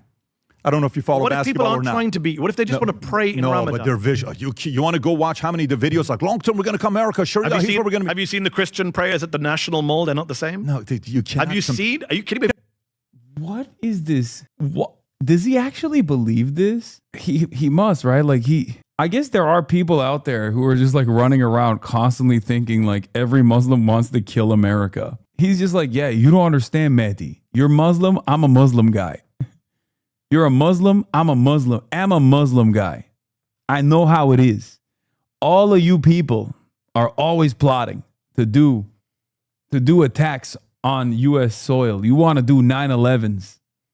Can I ask you a question? Can I ask you a question? God, Your Patrick, position- you need to what get was out your- more. what You're was on your the position? right-wing What was your algorithm position? too What was much. your You watch position? Ilhan Omar videos Do and you, Times do you Square know at videos one point? all day long. Do you know at one point I was sitting down with Muslims trying to find out what things we have in common? Okay, and Patrick Bet David does a sit down with Muslims to find out what they have in common. You know what the answer was? Nothing. literally, I was bringing Muslims to sit down and talk about them. You know why? Because to me, the LGBTQ, specifically on the T side, was getting a little too far. And What are you? What could possibly be in the papers in front of him that he's holding up right now? He's like, this is the time when I went and saw a Muslim, and the Muslim told me he hates America. What do you have to say to that, Mehdi? I think deep down inside to the core, you're there, but you know you can't say it publicly because it's politics for you over what your religion believes. Oh, my favorite dumb guy is like, oh, you also secretly agree with me, but you can't say it. Okay, good argument, man. As a Muslim, what is the Muslim position on LGBTQ? There is no one position. Islam is not a monolith, but yes, in general. Oh, let me read it. Hold on, to you. let me finish. Go for it. Come on, bro, you're Shia. Talk about how Iran is more woke on trans rights. Perhaps a bit too woke. Remember when I said that and everyone got mad at me because they didn't fucking know? I was making a joke in general, but everyone clipped it and they were like, Hasan Piker says Iran is more woke on trans rights than America. Fuck you. And then everyone got mad. And then only like 8 people corrected the record. And they were like, no, actually, yeah, Iran doesn't give a fuck about trans people at all. As a matter of fact, they literally do forced trans, like they do forced conversion on gay men. Yeah, they make you trans if you're gay. Islam in general, obviously, I'm not an Islamic scholar, but Islam as traditionally practiced, like Christianity and Judaism as traditionally practiced, is very hostile to the idea of homosexuality. Okay. Theologically. We have Let me that finish. in common. Let me finish. Okay. Pew polling. Let me give you some polls because you keep talking about I've followed all Americans, the this and that. polls. So in 2017, Pew did a poll of Americans, and they found that Muslim Americans were more I love that poll. Yeah, he's right. likely He to has say it. 52%, I think He's it a was, numbers Muslim guy. Americans said that He's a numbers homosexuality guy. should be accepted in society. You know how many white evangelical Protestants said that? 34%. 34%. Protestants was 34%. 34%. I have that data. So Muslims were more accepting of homosexuality. Rob, I love you, Rob. They were more accepting of homosexuality than white Christian evangelicals, right? So my question then is, when you talk about integration, assimilation, America is a liberal country. It's a pro-gay country, whether you like it or not. Muslims, and by the way, we ran a poll. We ran a poll this year. One last point, Patrick. We ran a poll earlier this year at Zeteo from Opinium. They polled Muslims in the UK and the US. Guess what they found? Muslims in the UK and Muslims in the US support democracy more than non-Muslim Americans and non-Muslim Britons. Muslims in America and Britain support gender equality more than non-Muslim Britons and Americans. May I read so for your something? viewers, I just want to make clear, you've been lied to about Muslim attitudes. I'm giving you the numbers. But let me ask you, what was your position a few years ago on homosexuality? My position when growing up was very hostile. That's Very conservative, not hostile, probably very hostile. conservative. It was hostile. Okay, it was conservative. Okay, so if I go to and some I've of the, talked about how I've evolved on that. okay, so if I go to some of the countries with homosexuality, 10 countries, homosexuality is a legal punishment in at least death penalties, legal punishment in 10 countries. Afghanistan, Saudi, Iran, Pakistan, Yemen, Qatar, Somalia. What's the point? UAE, Nigeria. This is where they're coming from. Okay, so Iran and Saudi, the only two national confirmed to have carried out government-sanctioned executions for that. Horrific. Yeah. Not one Shia majority nation is for same-sex marriage. Iran criminalizes And yet Muslim Iraq. Americans are. Well, interesting. Not at the highest Because that shows percentage as you. integration. No, not at the highest percentage as you think. I think the part where more than most white Republicans, the part where conservatives and Muslims, if you ask me, on why that Muslim vote went from 24% to 31% for Trump, is because liberals got so caught in this LGBTQ community. I think it's part of it. Let me finish the thought. That I brought them here to sit down and talk and say, look, you have 2 daughters, I have 2 daughters, I have 2 sons, I have 4 kids. For me, this isn't a position of LGBTQ community or not. I don't have a problem with it. They work for me. I will literally take you to my office right now to meet some of these guys. I got Muslims, I got gays, I got transgender. They all work for me. Actually, I hired them just so I could point to them at times like this to win an argument. And give you a tour myself. So you meet some of my staff that I have. It's about the force that was down the throat of kids. It was forcing that we have to sit there and hear what LGBTQ is all about and all this stuff being taught by schools. I'm not debating that had an impact. It had an impact, by the way, on Latino communities too. It did. There's a lot of Latino and they went conservative. They don't like that. But by the way, so 2 things. One, I'm not denying that. I said I'm the one who brought it up and said it was partly LGBTQ. Sure, yeah. But it wasn't the big driver. The big driver was Gaza, right? And number 2. Well, by the way, just respectfully, we're going to find out if you're right or I'm right in 2028. I agree. You understand what I'm saying? Because we'll right see. now, what's interesting Fair, is right now, as of right now, 2026, Trump has totally destroyed that coalition. He had a lot of Muslim support, not anymore. He had a lot of Latino support. It's collapsed. I know. We'll see if it's the same. Well, we'll also know in the midterms. But yes, that coalition he seemed to have built, that scary coalition for those of us on the left. He's his own worst enemy, Donald Trump. With ICE, he destroyed his Latino support. With Iran, he supported a lot of it, and Israel, he's destroyed a lot of his Muslim support. But I would make a wider point, which is, at the end of the day, and I say this to Muslim communities, you can't vote based just on religion or just on foreign policy. You cannot be single issue voters. As a Muslim American, you need to care about everything in America. You need to care about the economy. You need to care about healthcare. And I think most Muslim Americans do. And I think they make decisions. By the way, the big reason the Republican Party will not win over Muslims or Arab Americans in numbers is because of the racism, Patrick. Fundamentally. That racism is BS. I don't think What? You don't think Randy Fine's a racist? Randy Fine's not my guy. But he's a Republican in foreign. No, he's to me is. You don't think Donald Trump is a racist?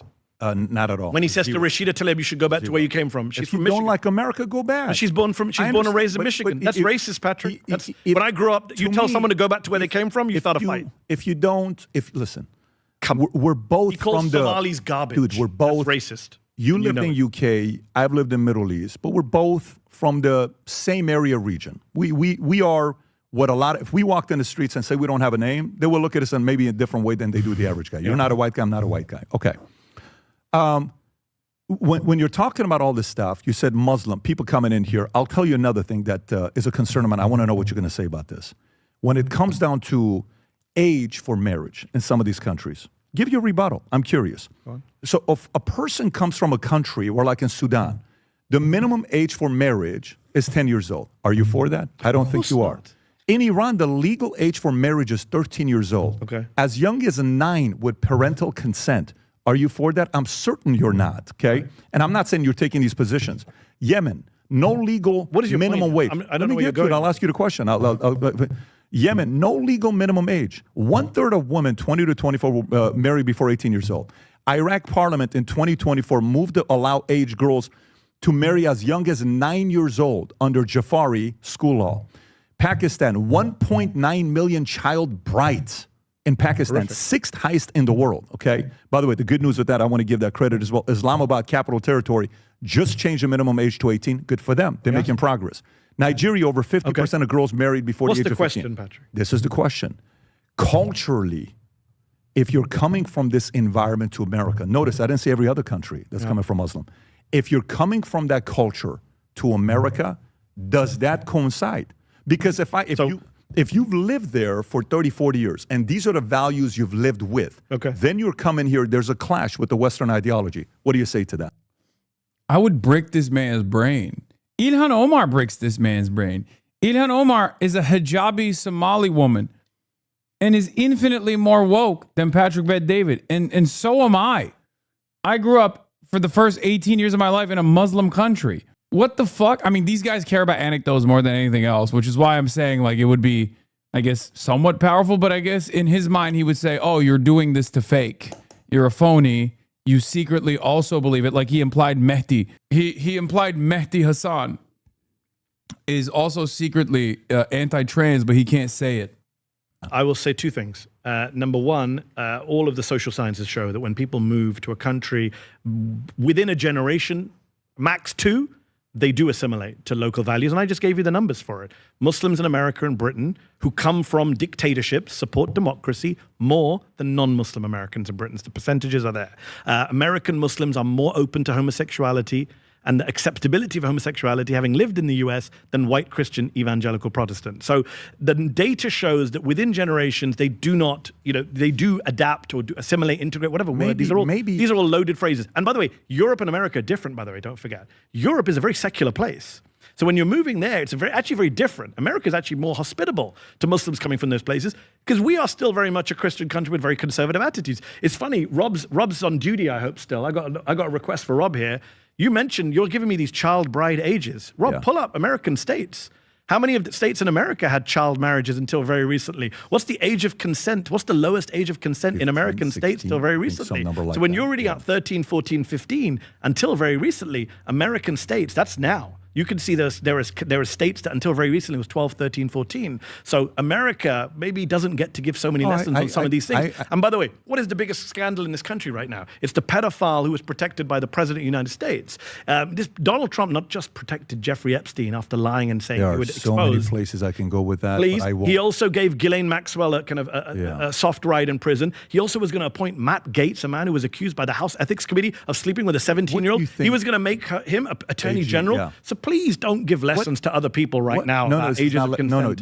Not you personally, but anyone in America. Let's clean up our own house first. The question isn't about cleaning up our stuff. God knows we have a lot of stuff to do. FYI, when people start talking about Epstein, I can guarantee you no conservative podcaster has spoken about Epstein more than us. I guarantee, just so you know, we're not one that they sit there and say, hey, we love, because they're not going to talk about Epstein. Go online on YouTube when you leave here to just gain the credibility. Say, you're talking about cultural clashes. That's the point you're making. There's a clash of cultures. I'm saying there's not. You and I are sitting here, we're talking. Can you and I coexist? Yes. Do you think you and I can live in the same community? Yes. Do you think you and I can live in the same? I mean, you live in a much bigger house on a richer street. You're a pretty rich guy, bro. You're a multi-millionaire, Doug. Like, don't act like you're a small timer. I read on the way here in a Spectator that you have a 75 grand a week house in the Hamptons. I can't get near that. You believe this stuff? This is all fake news stuff that they tell you. He loves it. You're so funny. Fucking got his ass. Fucking got his ass. Hey, you rich. Hey, yo.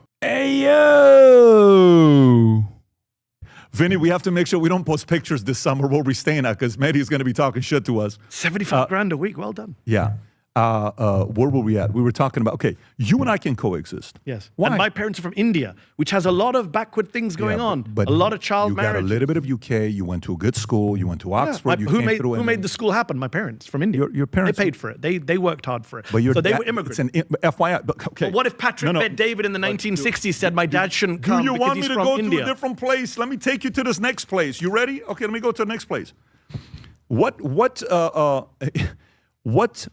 religious groups that come here make the most money in America? No idea. Of course you do.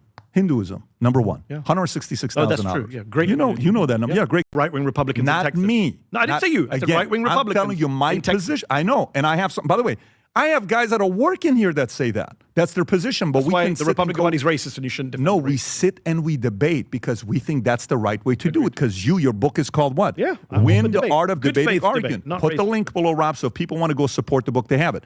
Watch this. Hinduism, 166, $200,000. Pretty good. It's contributing to society, right? I'm a great admirer of the Hindu community. Judaism, you're supportive of them? $115,000. You think they're net positive for America? Yes. Okay. Protestants, 82,500. Orthodox Christians, 78. Catholicism, 74. Islam, 68. Right? Atheists are 85. Okay, they're making $85,000. And then you got Buddhism. Man, that's a bad shout out to Buddhists. You guys got to figure out a way to make money, guys. This is like some serious stuff right there. They pray a lot. Yes. So to me, this isn't about skin color or racism. Like when I meet Indians in America, I got to tell you, the ones I've met, they love America. They actually love living here. I get what you're saying, Patrick, but and this is a slight problem for you because you say I'm not speaking for Republican Party, but you are in right-wing media space. There's no debate about that. I'm not debating that. Yeah, but you're an immigrant from Iran who came in as a refugee. I have a slightly different view Exactly. than they do. Yeah. Exactly. So when you say Hinduism, great. Okay, go tell the Texas Republican Party. Go tell conservatives in Texas. You know why? Let me finish my point. All these Hindus in Texas, well-off Hindus, they supported Trump and MAGA. And guess what? They're trying to build a temple in Houston, and people are protesting outside saying, take this demonic religion outside. Yeah. I'm no fan of Vivek Ramaswamy, right? I've interviewed him. Alert. It's election day, not election month. Donald J. Trump on California elections, right on cue. As soon as it was a guarantee that Nithi Raman was going to ice out Spencer Pratt, boom. Did he say it? Love the suit, by the way. Nice shade of blue. Thank you, chatter. Big dumps. Don't like it. The only dump I care about. Oh, it's your prediction. He hasn't said it yet. Okay, dude. You got me fucking worried. Where you get your suits, This is my dad's. Why is Mehdi equating Muslims with foreign? I feel like a lot of immigrant Muslims or children of immigrant Muslims don't account for the black and American Muslim population. It's true. They don't.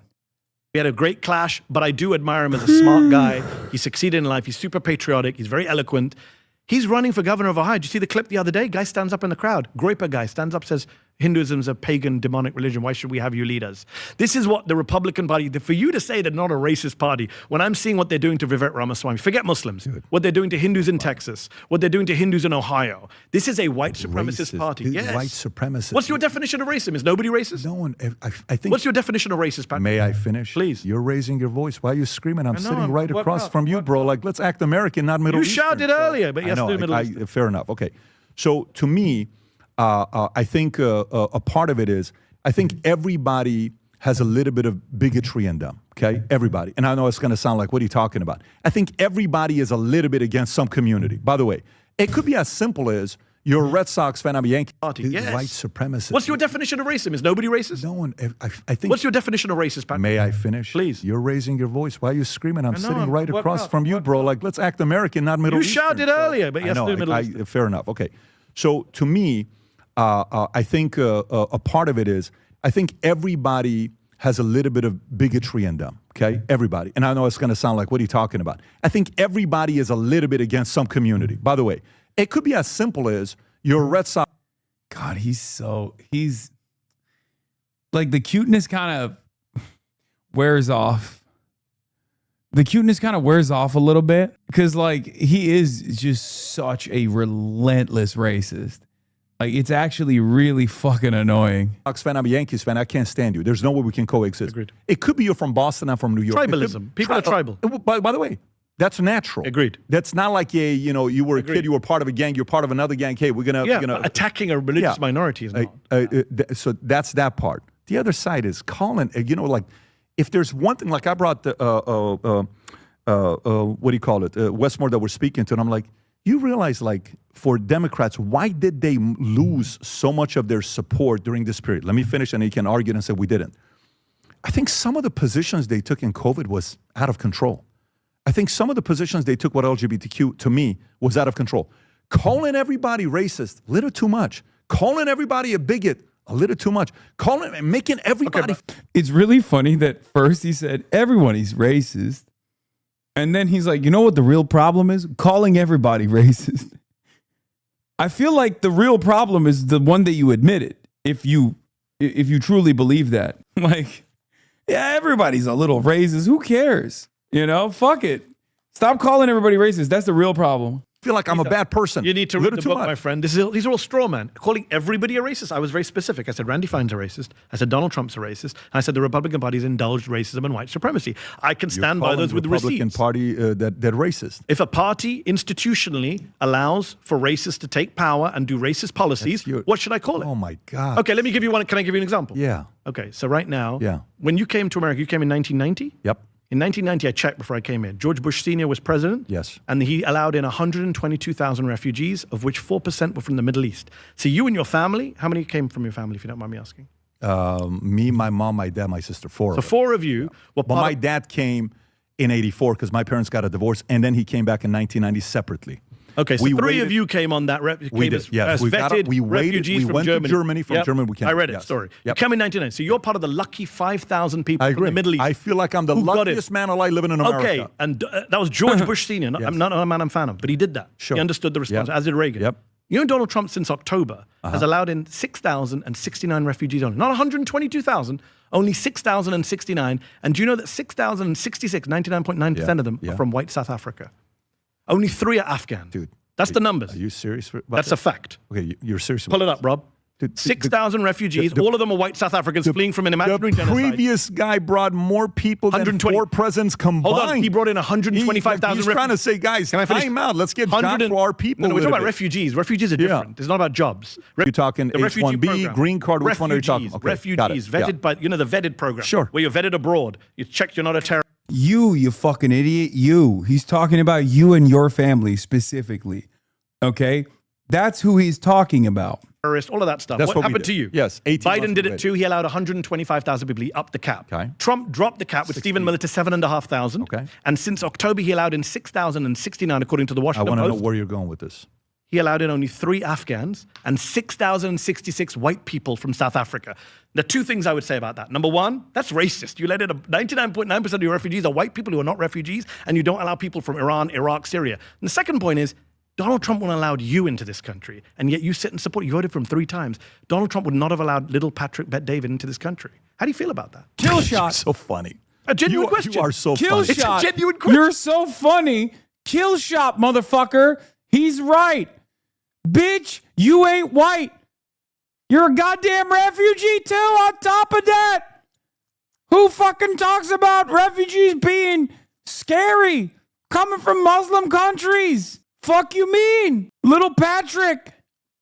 He wouldn't have let little Patrick be. No Iranians were allowed in this year. So how would you have gotten? You know what would have happened? We would have waited 1 more year, 2 more years. For a Democrat to come and let you in. Bush Sr. You're a bitch. That's not true. Here, let us in. He was a Republican. For a better Don't act like a better Republican. No, but that's a non-racist That's Republican. not the point. The part that is you the have point. To, He did not allow in Iran. That's not the point. What do you mean? This is your guy. This is your guy. Your guy hates you. Your guy doesn't want you. Iranians, issues, Iraqi. Mehdi, is it fair to say issues are fluid? Things change. Meaning, no, refugees are an obligation that America has always stuck to until Donald Trump. What is an issue in 2020 maybe different than what's a top 3 issue in 2016, then 2012, then 2000? Plenty. You're right. Guess what? What did his base want? Who cares what his base wants? That's who we voted for. That's a different argument. You're moving. Why are you talking about? Is he racist? I'm giving my evidence. He stopped all refugees from coming in from what do you call them? Shithole countries. Itself a racist phrase. And then he allowed in white people. Would you South disagree? Africa. Some of these places are shithole countries. I don't think you call entire countries shithole. You don't think some places you are think generalizing about an entire place? You think some places are not shithole countries? What is your definition of racism, Patrick? Because you don't seem to think anything's racist. What do you define as racist? If you say there's no such thing as racism, fine, but be consistent. No, I don't know if nobody's a racist. No, I don't know if. I think it's a weak argument. I think it's a weak position to say, hey, that guy doesn't like me and my race and where I'm from. But what is your definition of racism? If you don't have one, say so. To be honest with you, if you want this, I think if you call an entire country, entire people shit, garbage, low IQ, that's racist. I think every single person has an element of racism in there. That's a different from 1% argument. to 99%. You're moving the goalpost. But you're asking racism. It's like not liking an ethnicity, not liking a community. Yeah, not liking an entire Is that what you're looking for? Yeah, if he says we're going to only have white people in and not shithole country people in, that's racist. Yes, I think that's racist. If that's not racist, I don't know what is. 99.9% of refugees are white South Africans. Come on. Do you want to? Okay, Rob, can you do me a favor? He calls all Somalis low IQ and garbage. Like this is the stuff that you're saying right now. It's all true. Can you pull? Why? Here's what I don't understand. Patrick Bet-David acknowledges everyone's racist, and that it's like, I guess, morally vague whether or not it's good or bad, right? So just own it. Like, it's probably the dumbest conversation to have, to be like, oh, I don't think Trump is racist. How do you say Trump is racist? Everybody racist. Trump, not racist. How does that make sense? So everyone is racist except for Donald Trump? You just said everyone's fucking racist. Except for Donald Trump? Why are you writing for him so hard? The conversation is over. The point, past the point of Mehdi being like, Donald Trump would not have let little Patrick into the country, is done, right? From that point on, you're just, it's done. It's over. You're a cuck. You're defending a guy who objectively would not let you and your family into the country. Biden's administration, who was the guy that was the transgender that we're supposed to leave? That's what you're going to? When I quote the president making racist remarks, you got no comeback? Wait a minute. It's so funny. Every time. Do Republicans even try to argue anymore on the points? Like Ben Shapiro, for all of his fucking faults and all of his failures, at least would like entertain the argument. The top dogs in the conservative sphere now just look at you like the whale meme and just go, Joe Biden was old. It's like, well, that's irrelevant to the point of contention, but thank you for bringing that up. Straight up. They don't even argue anymore. It's like there's two different rails. The conservative rail is just moving everywhere randomly. It has nothing to do with the actual point of contention. It's like, you know how the annoying strat on the internet is like, oh, you say you like pancakes, and then the opposition says, oh, you hate waffles. It's like, no, I didn't say that. That's a whole different sentence.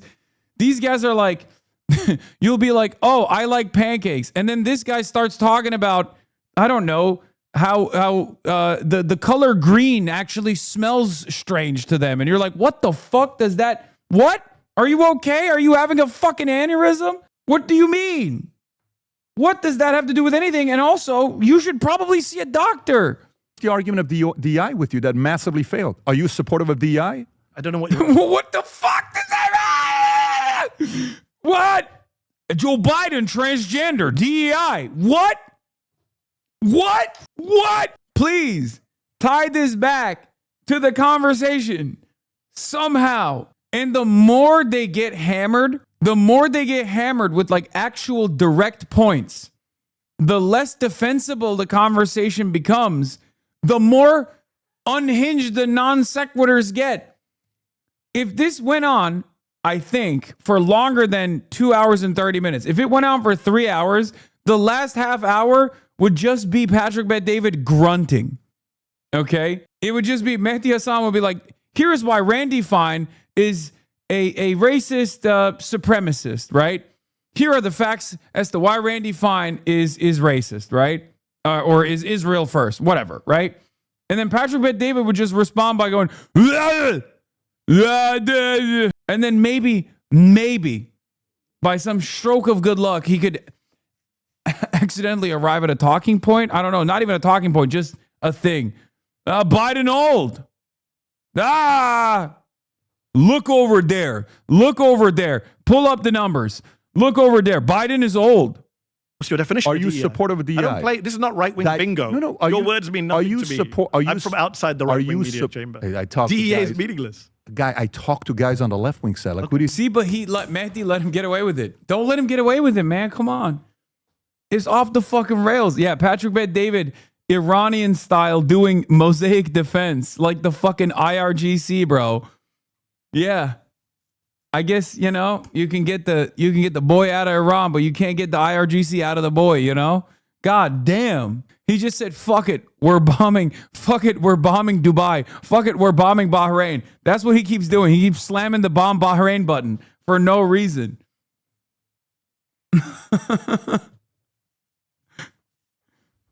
Oh my God. What does the market think about this debate? Oh, everybody fucking thought Mehdi destroyed him. I think Patrick Bet David doesn't want to invite you because he thinks you genuinely are a terrorist. Yes, I know that I'm telling you. He does. I think he thinks Ilhan Omar is legitimately a terrorist. I think a lot of right-wingers actually do believe the insane slop that they read. If they read at all, they probably watch Fox News. They don't really read. But they genuinely do. Yes. It's very funny because like I live in the lap of luxury. What the fuck do you mean I'm a terrorist, dude? What are you talking about?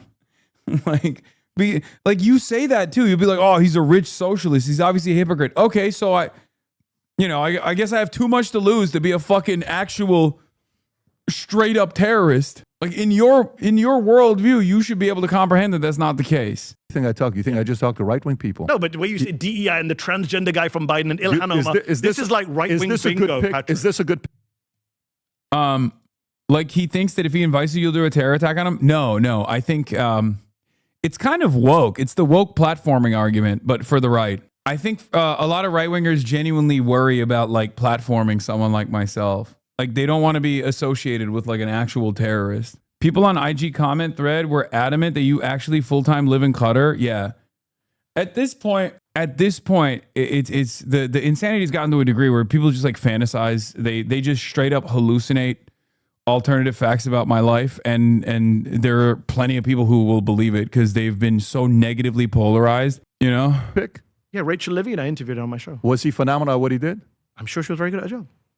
So you think what's that got to do with Trump being racist towards Somalis? You think Patrick, you need to read the book. Wait a minute. Because in the book I deal with people like you. This is what you do for a living. The difference with you are me deflecting. This is not Donald deflecting. Trump says all Somalis are garbage, low IQ people. Is that a racist statement? Allow this to come to you. Rachel Levine. Do you think? I'm not answering your question. Do you think this person was hired because they were the best person for a job or because he was playing politics? Well, Rob, that's a form of racism. Rob, I'm going to read the second paragraph. Go Levine ahead. is a professor of pediatrics and psychiatry at Penn State College of Medicine, previously served as a Pennsylvania physician general. So I think Rachel Levine is more qualified to work in the health department than Robert fucking Kennedy Jr., who has zero qualification. You think RFK was hired for his medical qualifications? So you think... No, Patrick, do you think RFK Jr. was hired for his medical qualifications? By the way, do you know how many people previous to him were doctors? Do you know, was RFK hired for his medical credentials? Yes or no? RFK was hired because he was making the arguments. Rachel Levine is a professor of pediatrics. No, wait a minute. But qualified.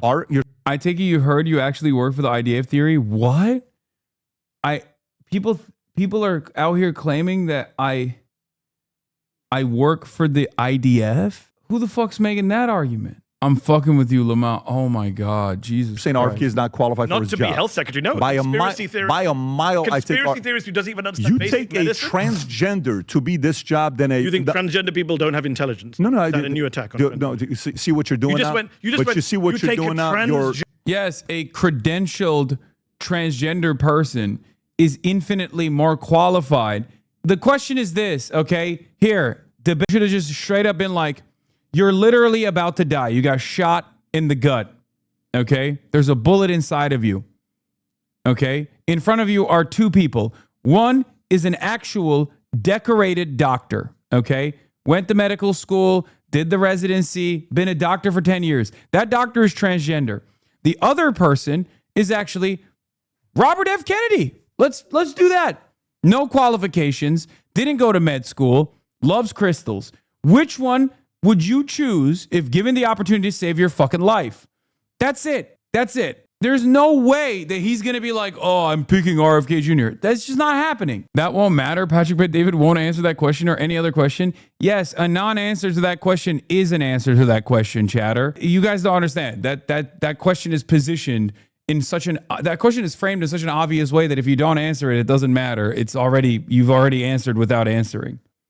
Gender person. You're playing. See, the difference between you and I... No, I didn't go to Oxford and do debate 24/7 to see this as my life. I gave you hard evidence of Trump's racism, and you said, Rob, pull up the transgender woman. That's what happened. Everyone watched you do it. But I said Trump allowed in 99% white people.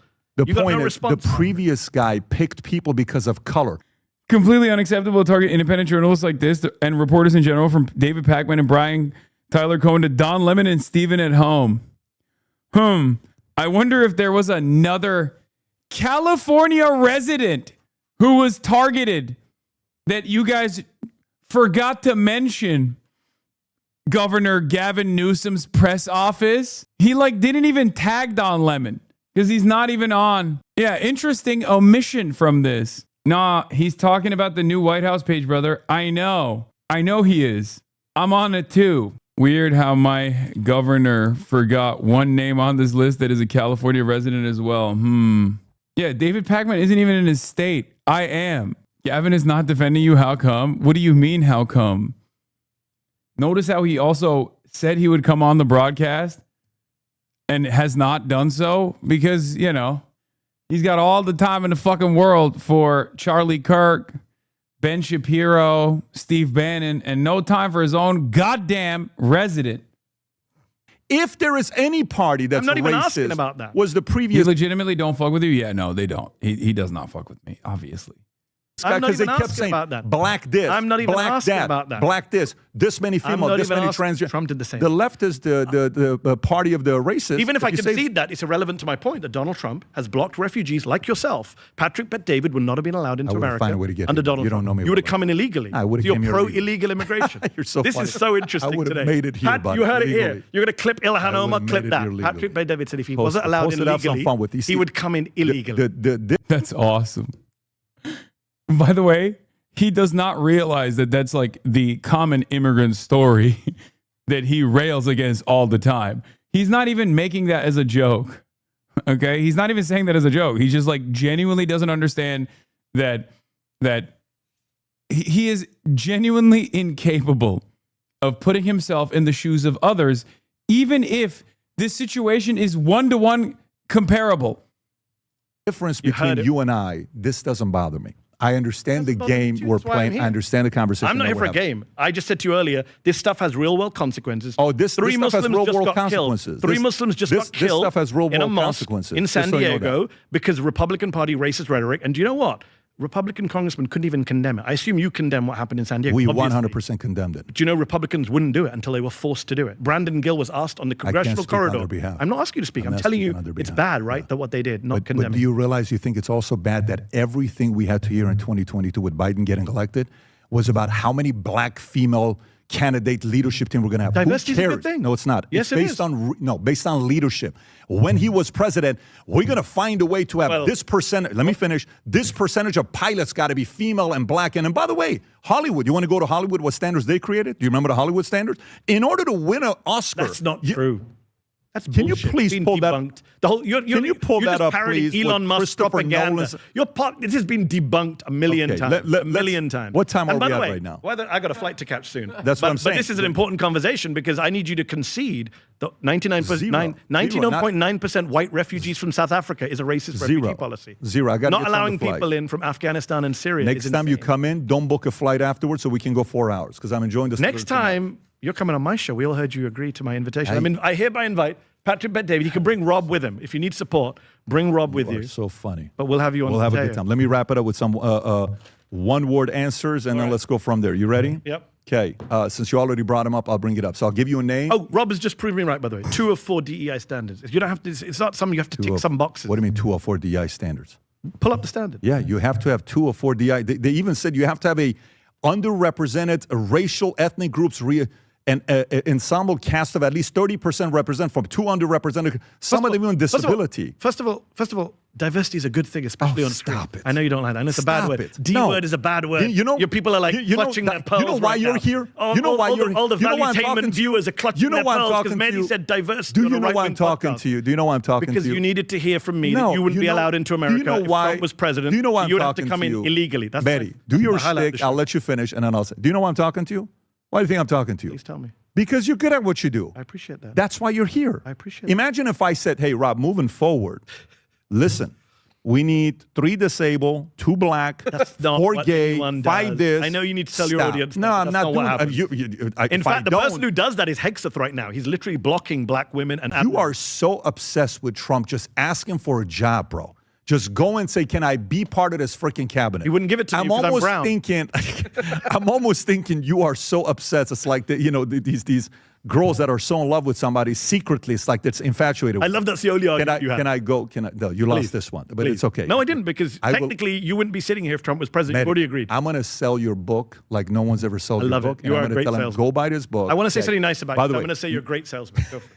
By the way, the biggest part about this thing is I am so proud that we converted another socialist into capitalist. That is probably the proudest moment to somebody like my own. You did, and I give you credit. I am so proud of you that you're publicly now a capitalist and you're creating jobs. You can be a capitalist and a socialist. Can we do the one-word answers, please? All right.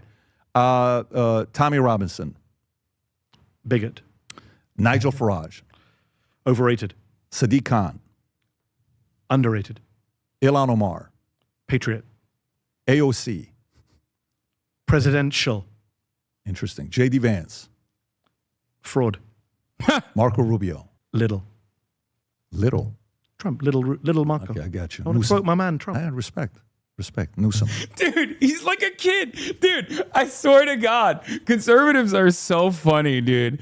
If you do that's why me wearing the Trump hat was such a good way to diffuse any conversation, like any heat off of any conversation. Like, they love when you make a mention of their God. That's why I carry this shit around all the time, okay?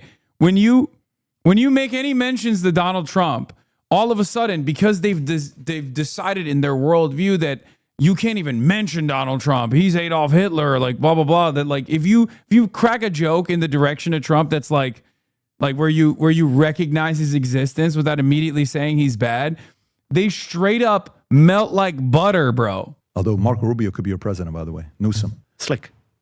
Interesting. They're like Muslims, the white people showing interest in Islam. Yes, you're right. The Ummah loves a white boy that's like, oh, I say inshallah. I want to learn a little bit about Islam. And in the same vein, MAGA loves when a libtard is like even a little bit interested with Donald Trump, like even joking around about Donald Trump, but not in a negative way. Oh my God, they melt. Idiot. Bezos. Spineless. Spineless. What's the point of having fuck you money if you never say fuck you? Just rolled over for Trump. So you just want him to He doesn't like Trump. I prefer the people who love Trump. I prefer the true believers. Yeah. These people who just hate Trump privately but roll over for him, can't stand him. Spencer Pratt. Joe Rogan. Enigma. Yeah, I don't know what to make of him. Sometimes I'm like interesting. Sometimes I'm like, what an idiot. Have you guys ever done anything? No, I've never done anything. Well, you would do it though. Would I go on Joe Rogan's show? There's a time when I said 100% yes. Now, maybe. I've come on PBD. Yeah. I want to reach new audience. Why did you say you wouldn't go? You said to Bassem you wouldn't go on a bunch of different podcasts. Yeah, I didn't say I wouldn't. Did it I said change? struggle. Like Fox. I don't go on Fox. Maybe I should change everything. I've tried to have a hygiene rule. I talk about it in the book. Maybe I've just abandoned all my hygiene rules. I think you should go everywhere. I think you should. It's a tricky argument. There's pros and cons. Do you know why? There's pros and cons. What's the con? The cons are platforming people who don't deserve the legitimacy of mainstream platforms. Okay, that's a real. So you're such a big deal. Like we shouldn't go to all these other places because. So, like, if I go on Fox, I don't believe it's a legitimate news organization. It's a propaganda channel. All right. Okay. I don't want to be part of that. Bibi. Criminal. Biden. Criminal. Hillary Clinton. Annoying. I'll finish with that one. Wow. So we'll finish with Hillary Clinton. She got a lot of credit. Folks, this was a good conversation. Thank you for having me. Go order his book. Win the art of debating every That's a horrible argument. cover. Win every argument. I love that cover, but it can be misread. Win every argument, the art of debating, persuading, and public speaking. We'll I've even persuaded. Yeah, what the fuck is that cover, dog? Jesus Christ. All right. That was good. That was good fucking, don't miss the handshake. Today Mehdi, he needed to be an illegal truly, immigrant to get into Trump's America. I enjoyed talking to you. I appreciate you for coming out and you having taking me the on. time. Thank you for Thank you, brother. Yes. Take care, everybody. Bye-bye. Oh, man. Bye-bye. Okay. I was value-tained. I can't believe I watched a 2-hour debate, dude. I was actually fucking value-tained for not being sufficiently anti-Zionist. You want to watch how slop-brained that empanada is? He literally said you were spreading Jewish conspiracy theories when you were talking about the Jewish Insider. Wait, what? Is he also making anti-Semitism accusations? No, there's no way. I think he chose the opposite lane of that on that conversation. What the? Yeah, didn't this guy literally do a video about GDF's like anti-Semitism back in the day. He's an opportunistic hater and an op. He will say anything. He believes in nothing. He called Mike an anti-Semite last year. I don't think he is a Fed. I think he's having a ContraPoint moment. Being too online fried his brain. I used to like him, but he got obsessed with you and it was off-putting.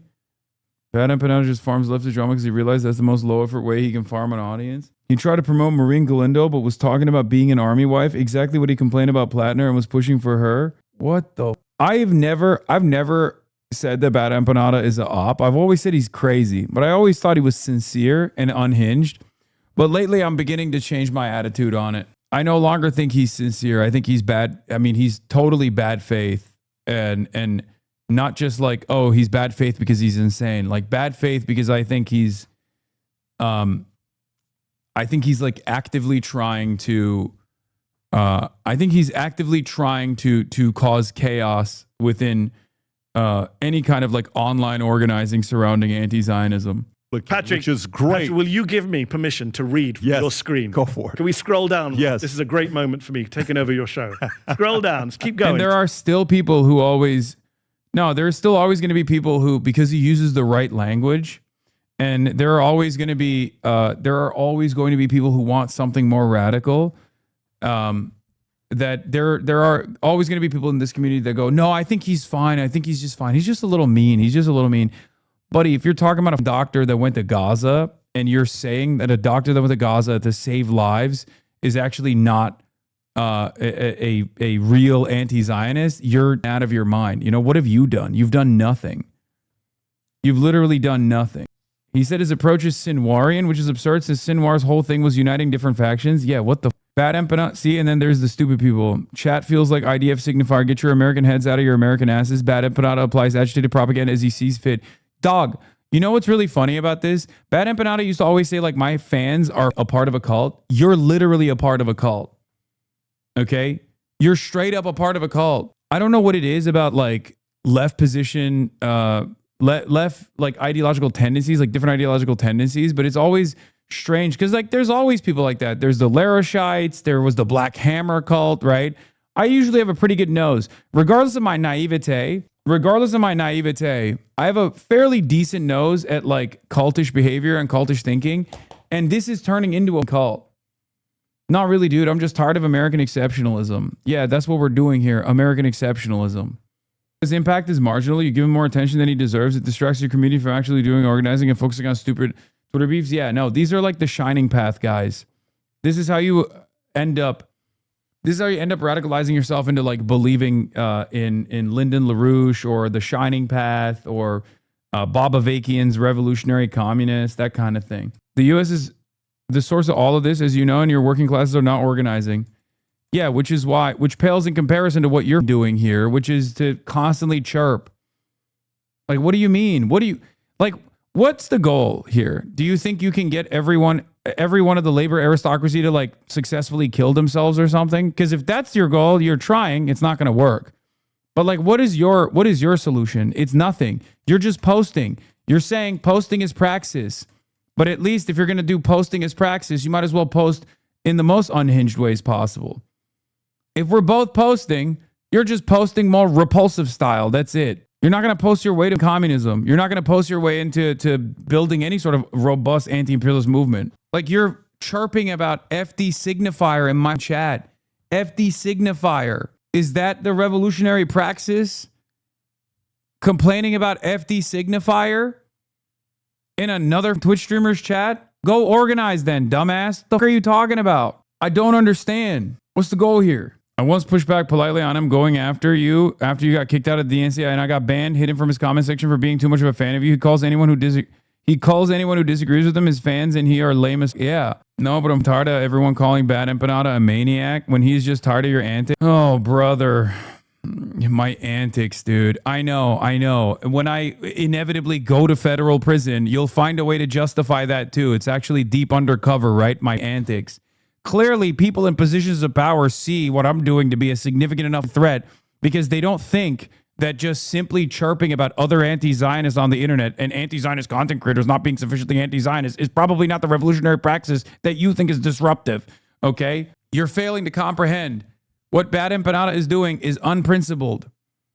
It's nothing. It's irrelevant. And not only is it irrelevant, unprincipled, and nothing, it's actually deluding a bunch of other people into participating in this cultish way. Okay?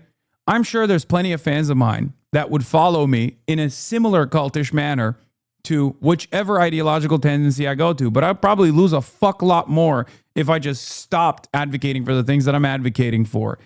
If I no longer believe the same things, because people come in here to like hear a different perspective. Okay? But they're here for the politics to a certain degree and the entertainment as well. You are just fighting another YouTuber's battles right now on the internet on a Twitch streamer's chat. Do you feel like this is advancing some kind of cause? Do you feel like this is advancing some kind of cause? Do you feel like Bad Empanada is a figure that has actually shown so much, that has been so impactful in his advocacy, in his organizing, that you feel like he is a figure worthy of defending right now? Like, which one of the last, I don't know, couple of weeks' antics do you think was worthwhile? Okay? Which one of the antics? Was it the efficacy around the deploying the term Zog slave?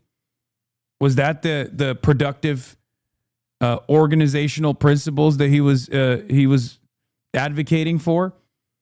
Was that what it was? Was it saying Adam Hamawi, a doctor that went to Gaza, is actually not sufficiently anti-Zionist because Mehdi Hasan said he's you know, an important voice against advocacy against Israel, someone who just got elected, who's being called an Al-Qaeda terrorist right now for that reason? Or is it the 750 posts about Graham Plattner that are identical to the New York Times, one of the most Zionist newspapers of all time, using a smear piece from one of the most Zionist newspapers out there? Or do you think it's when he talks about murdering Zoran in the streets, or even murdering me in Cuba, like when he jokes about stuff like that? I know he's joking, but do you think his antics are good? Are his antics revolutionary praxis as opposed to my antics are bad? Can you explain to me which of those things are worthy of not only defending, but also defending so much? Oh no, his antics are extremely aggro. Oh, okay. I'm asking you seriously, where is the productive discourse? Where's the productive discourse? I know you said you don't like debates and whatnot, but you are in here debating at the behest of Bad Empanada. Where is the meat of the argument that you think is so worthy of defending? That you are so parasocially defending your favorite YouTube streamer? Not only are you parasocially defending your YouTube streamer, but you're also following along with his campaign to call out other content creators and call them IDF signifier or whatever. Notice how this conversation is entirely about drama. Okay. The meat is that this is being carried out by Americans. Agreed. Being supported by Americans. Agreed. And not being stopped by Americans. Agreed. And it's tiring everyone out. Oh, you're tired. Okay. Well, go to sleep then. Like, what are you doing about this? What are you doing about all of these things? I agree with every single thing that you said. What are you doing about it? Other than complaining about a YouTuber, what are you doing about it other than complaining about a YouTuber? Do you recognize how incredibly powerless you are? What are you doing about it? Non-Americans cannot keep caring about the fifis of Americans. What are you doing about it? You're tired. I'm locally organized, bro. Nice. What details do you want? What are you doing? What made you decide to give this attention now? You've been pretty consistent about ignoring it in the past. Go ahead, explain the things that you're doing. You have every opportunity to lie right now. We can never check it. I just want to know what you have done so far. You can't even lie about what you're doing? What have you achieved so far? Other than chirp about another YouTuber at the behest of another YouTuber in the chat of a Twitch streamer. Wait, what did he say? I've done no more than attending protests, giving some talks, and organizing with my local commies. Not sure what you want from me. I want you to check your priorities, okay? This entire community has done all of that as well, myself included. Interrogating shadows in a debate bro-esque manner seems really uncomfy to me. I mean, he came in here he came in here and was like, I'm here to pop off. So you've done the same as everybody else. Does it make you feel better? My priority is just to tell you what I think. Non-Americans view this whole thing very differently than Americans. Okay. So you've done as much as everyone else has done in here. And you're crying at the other people in this community that have probably done the same amount, if not more than you. Do you feel like this is good for organizing a movement? Do you feel like you're expressing solidarity? Do you feel like this is constructive criticism? Or do you feel like you recognize your powerlessness in the grand scheme of things, so you're just choosing to unleash on people who are on your side? Because you think you have a moral high ground because at least I assume you're not American, right? And that's it. Which I understand. I think there's an argument to be made there. Right?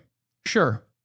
Does it make you feel better that you're not American and therefore you're less morally culpable, even though your organizational capacity is also limited all the same, just as limited as the American organizational capacity is? And that's the reason why you at least feel a little bit better, because at least your country has not participated in Israel's genocide and is hands-on as the United States has, even though your country is also turning a blind eye, most likely, as every country is, with the exception of Iran and Hezbollah and the Ansar Allah movement. And I know your ass is not in Hezbollah or in Yemen.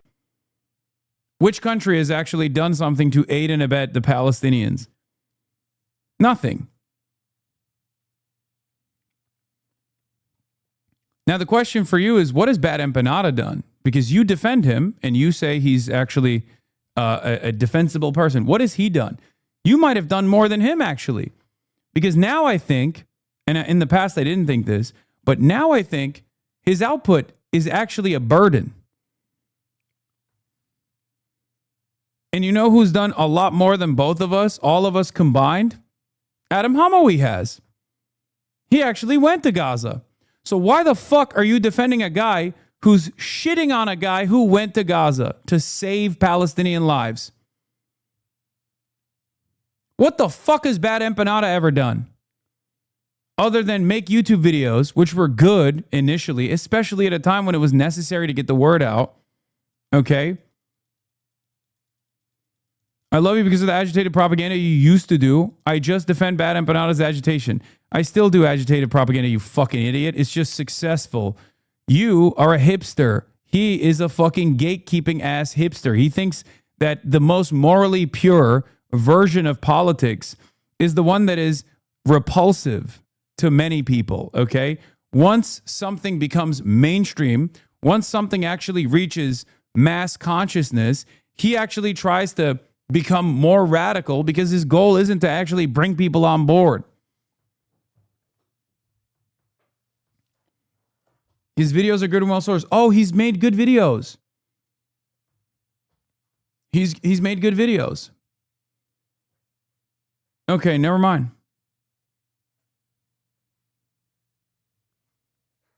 My mistake. He should keep doing that then.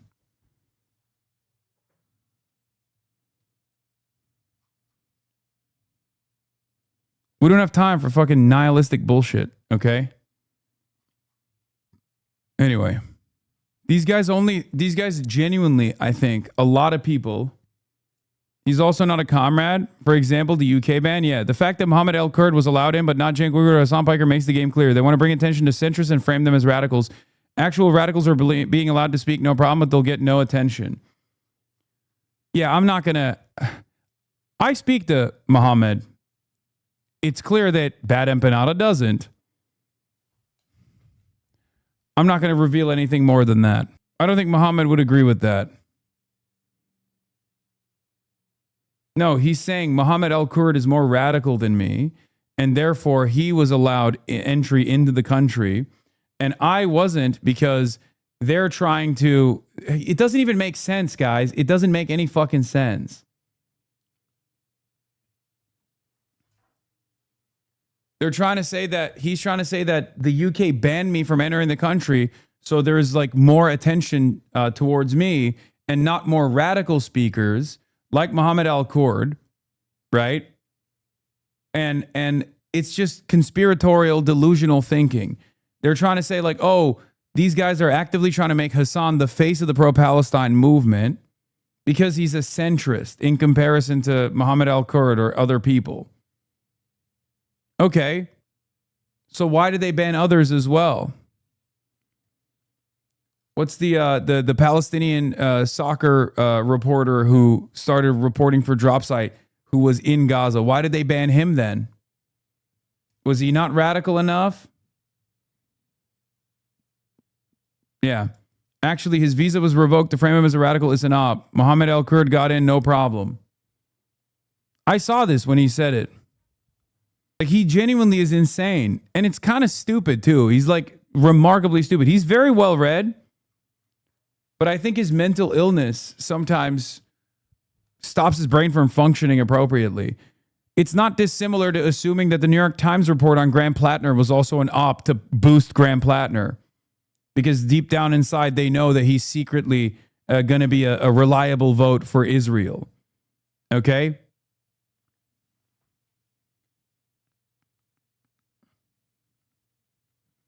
Do you understand?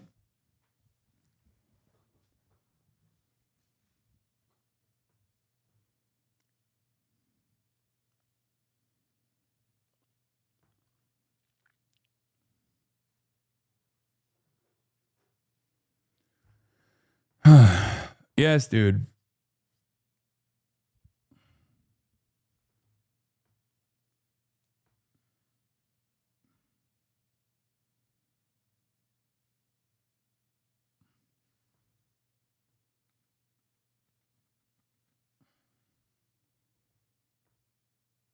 He's literally just D-logic, but leftist coded, fucking idiotic shit. Can never be correct or valid. You are always the op. Exactly.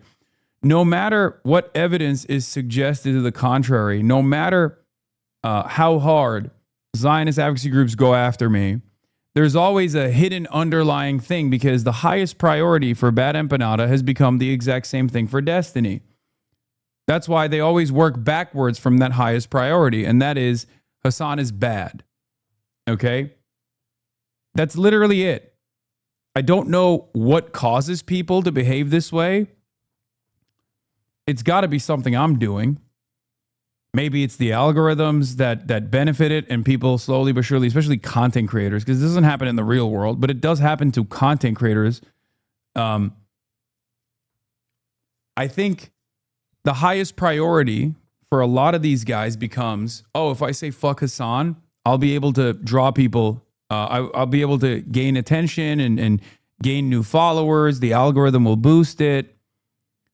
And then they work backwards from that position.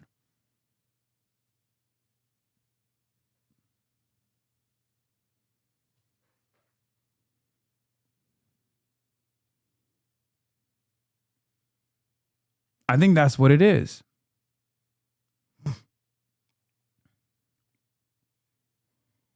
It's additionally ironic because Bad Empanada saw this with his own two eyes and even wrote about it, right?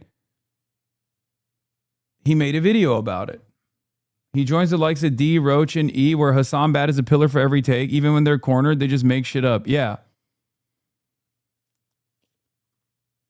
That way, you can abdicate all responsibility from your personal actions or your personal inaction, right? Because at the end of the day, there's always a figure, a polarizing figure you can point to and go, well, he does something worse.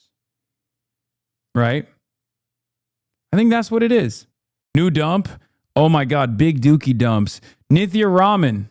New dump as of 2 minutes ago.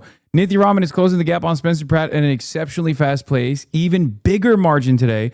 Another large drop moved sharply in her direction. Pratt's path was already very narrow, and this latest update may have made it even harder to see. What about Steyer? LA race. LA mayor. Oh my God. Oh my God. 26.2% to 27.3%. Oh my God, the mules. Oh my God, the mules, dude. Oh, the mules are kicking. It's diarrhea dumps. Oh, it's dookie time.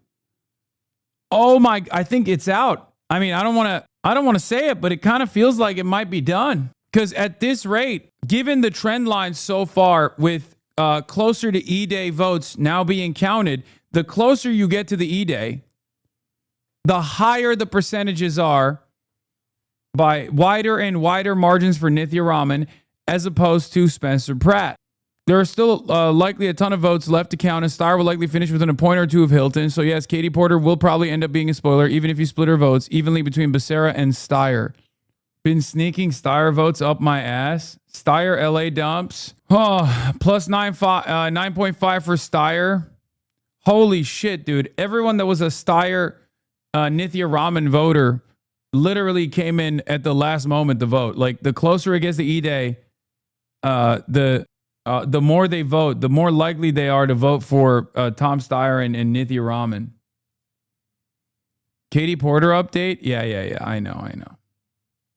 But I don't think Steyer is going to make it either. Yeah, I don't think it's looking too good for the Steyer bros. Steyer bros, it might be Jover. She made up 14,000 votes in just a 40K drop. There are 190,000 votes left, and she only needs 7,000. It's over. Pratt is cooked. I mean, if it keeps going the way that it has been going, yeah, it's over for it's over for Spencer Pratt. Turns out maybe it wasn't California. Actually, the Javier Becerra Tom Steyer race shows it is still California. LA County's update of 58,558 more votes in LA Mayor's race breaks 40% to Raman, 33 Bass, 17.7 Pratt, shaving another 13,178 votes from his lead for second place. Raman now trails by just 7,494 votes and will likely overtake Pratt with the next batch. If it keeps going at 10% of the pace it's been going, she wins. She's way ahead of what she needs to win at this pace, to be honest. Yeah. You are still too negative. Tom will win. Dude, Tom's margins are way gnarlier. Come on. Obviously, it's the governor's race, so there's a lot more votes to make up for, but his margins are not looking good, okay? Oh my God, should have been Ray. Dog, come on. Like, yeah, there's still more votes left to count, and Steyer will likely finish within a point or two of Hilton. Pratt is probably taking this really well and has no concerns about mules or mail-in ballots. Yeah, I want to know how Spencer Pratt is gonna view this possible loss. I mean, he's been talking about how he had this in the bag. With a 17-point net gain, Steyer hits exactly the benchmark he needs in Los Angeles to keep the race for second competitive. He needs similar number from Orange as well. Well, that's probably not going to happen, right? I can tell you exactly what's happening. The Supreme Court is going to declare late arriving mail-in ballots illegal this summer. That would be nutty. I hope you're not right. They're going to say something like election day is election day. If Nithya Raman versus Karen Bass, who wins, I think is a competitive race. But Nithya Raman has to literally get like a speech coach or something, like a debate coach. Because I was so nice. Like, obviously I had, some serious questions that I wanted to ask her. But that was like failing an open book test, you know what I mean? Like, there are obviously areas where she shines. Transit, and combating homelessness, but in a contentious environment, she clams up. And I'm not just saying that because Ryan Grimm just said she's taking pro-Israel money. Who is? Nithya Raman is? That'd be really funny. If she's currently taking she's taking pro-Israel money while simultaneously coming on my show is crazy. I'll look into it. Yes, he said it on Friday on Breaking Points. I'll ask him about it. Spencer Pratt breaks silence in chilling response to LA fraud election theft. Evidence goes viral. Hashtag vote Pratt. Update. Hashtag save LA. By the way, I think it's pronounced Raman, not Ramen. No, I think it is Ramen. I thought it was Roman as well. Orange County drop. Steyer cooked. Is it over? Is it Jover? Steyer heads? Every day we have a dump day. We have a dump moment. Orange County drop. Orange County dumps. Santa Clara County 6-6 drop. Steyer at plus 10. Not even beating Becerra in Billionaire Row. Yikes. 5.9 in Orange County. That's good, right? Or is it not good? Steyer is still 300,000 votes away from second.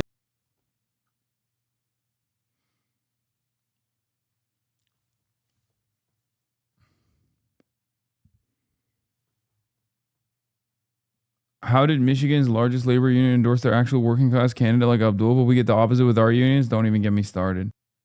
The orange drop is close to what he needs. Actually, you take his number and add it to Hilton. That's 13.4.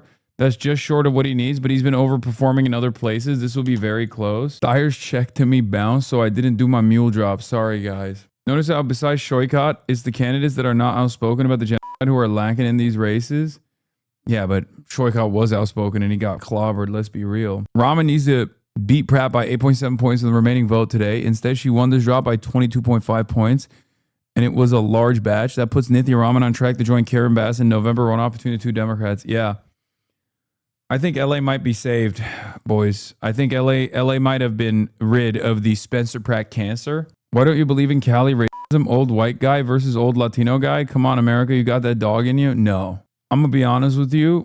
This is a literal crime scene. There's no way this is an honest election. Oh my God. Everyone who was like, you were way too hard on California. We can do this. Are you kidding me?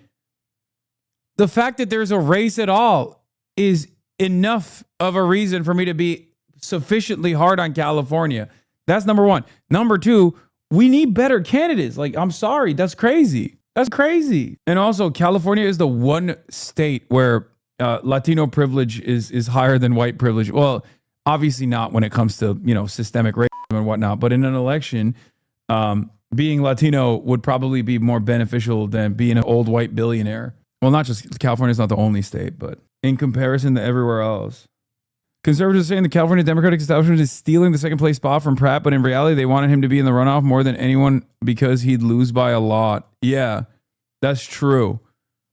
That's unironically true. Karen Bass is probably getting pissed off. Karen Bass probably hates that it's Spencer Pratt versus Karen Bass. Steyer got solid numbers today in 3 of his better late vote counties, but still only outran Hilton compared to 6-2 numbers by 16.7 points in the aggregate this morning. He likely needed closer to 17.2 points the rest of the way. That is enough to suggest this may take a couple more days to call, but not enough to change the overall picture. As of now, Hilton has a firm hold on the race for second. Steyer heads, get in here. Don't let HasanAbi doomerism kill you. Yeah, sorry. I meant Karen Bass hates that it's her versus Rahman rather than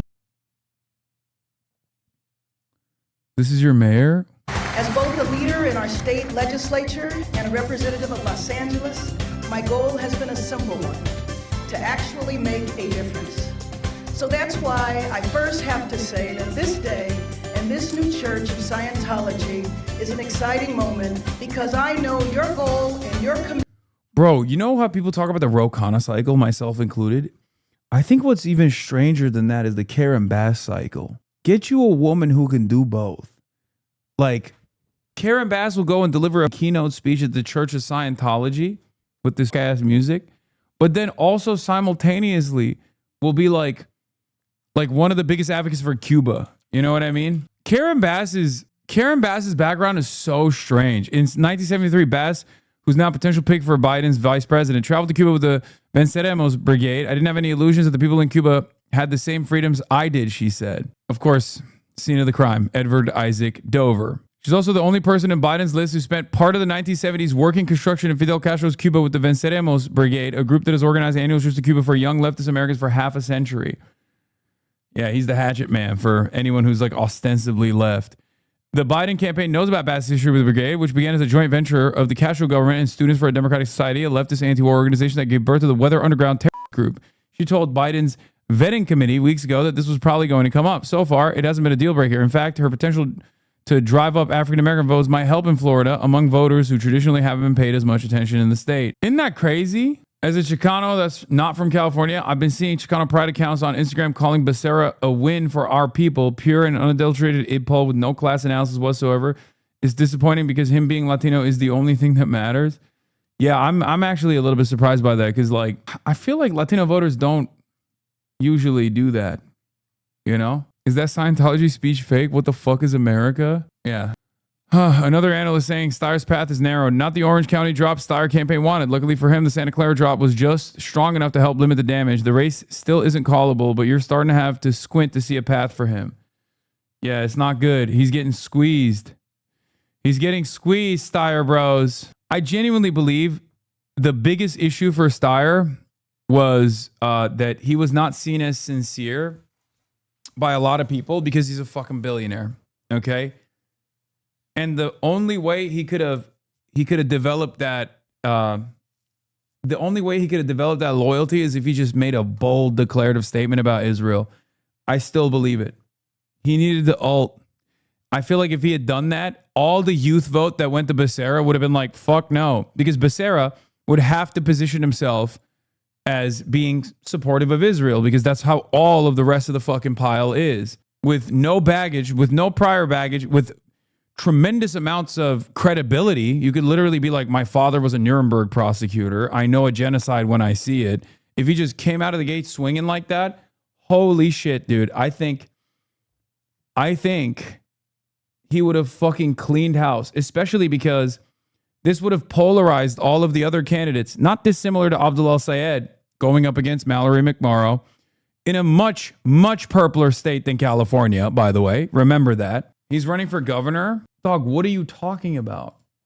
Are we fucking stupid? He's running for governor in the state of California. California invests millions of dollars in Israeli bonds. What the fuck? What are you talking about? Yeah, he controls over $1 trillion in pension funds, dude. Like, that's just one aspect of this. California is a massive state with, like, even if you're not, for the record, even if you're talking about, like, as far as what the fuck does a governor have to do with the foreign state, there's a shit ton. Gavin Newsom literally flew to Israel October 8th. What are you talking about? Gavin Newsom literally flew to Israel. He was the first American elected to fly to Israel. He literally flew there before Joe Biden did. Okay? What the fuck is the California governor doing there? I don't know. That's number one. Number two. Yeah, motherfucker was a first responder, bro. And number two, I mean, Steyer stood 10 toes down with trans people, which is objectively more bold in Israel right now. Buddy, yes. But also, that's not enough to gain him attention. That's not enough to gain him attention because the trans issue is a polarizing one. It shows that he's earnest on that issue, but it's not the same as like taking a strong stance on Israel, an issue that objectively people are hyper focused on. Unfortunately, a lot of people, even pro-trans people, don't pay close attention to whether a politician is pro-trans or not. And there's not that many trans people in general, right? Yeah, Israel, on the other hand, is unbearably unpopular amongst the masses and seemingly the most popular thing amongst the political class, which is precisely why you drive home that wedge, to showcase that you're a different kind of candidate, to show that you're earnest. I feel like you might be overestimating how many people are focused on Israel, but I agree it would have helped to an extent. No, dude, Israel is the entry point into having people pay attention to you. If you're going to look at it from a totally cynical perspective, okay? Because he had all of the money to get the name recognition, but regardless of the name recognition, there wasn't enough. There wasn't enough trust because he's a billionaire. And Chowder's not getting that him self-sabotaging on a much more popular issue than the trans issue by failing to be on the less bold side of the public opinion might have very well cost him this election.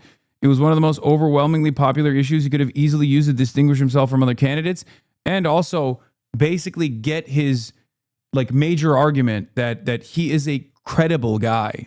Okay?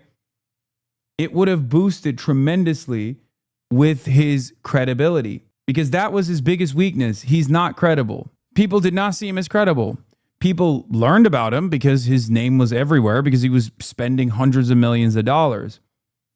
Right? Yeah, contrast with Claire, who's attacking her opponent on being silent being silent during the genocide. Okay, Ms. Valdez, your turn to ask a question. Mr. President, for the last 2.5 years ago, the Israeli government made it very clear that they intended to wage a full-on genocide in Gaza.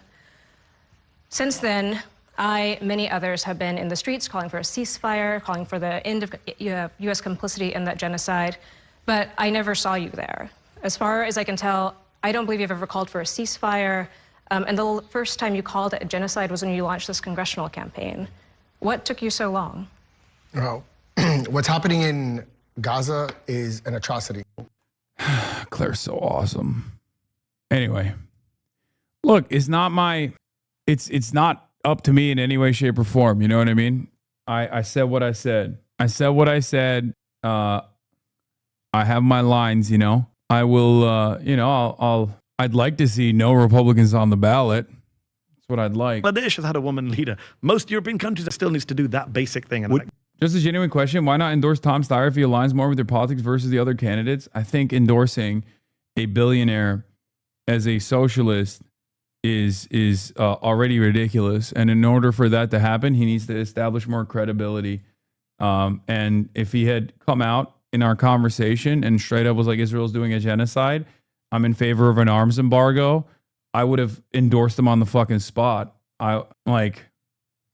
He would be the only candidate on that with viability. He would be the only candidate with viability on that stage in the top 5 that would have said that. Viability at that point supersedes ideological consistency, or not ideological consistency, ideological alignment.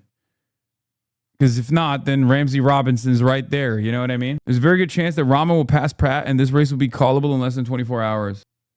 This might actually be the result of him being honest. He's not willing to lie about his position on Israel to win an election. I know, but he should have fucking done the reading and realized the truth regardless. He's an adult. You know? I think what he should do is fund the Democratic Socialists of America. I think he should be the fucking Engels of the American socialist movement. If he actually is a real one and he cares about this, instead of spending all this money on the race, he could have literally just given that money, lump sum, to a political organization and change the game entirely and be written in the fucking annals, in the halls of heroes, revolutionary heroes. Like, think about it. It's a fucking, what? How much did he use? He used like a fucking $100 million on this race, right? $200 million, more than that, 240, $200 plus million. You know what the DSA could do with $200 plus million? Oh my God. Oh my God. With $200 million, the DSA could literally start an actual party and fight for ballot access in many states. The DSA could set up its own payment processor for $200 million. That's not ActBlue. I mean, that would probably be the biggest waste.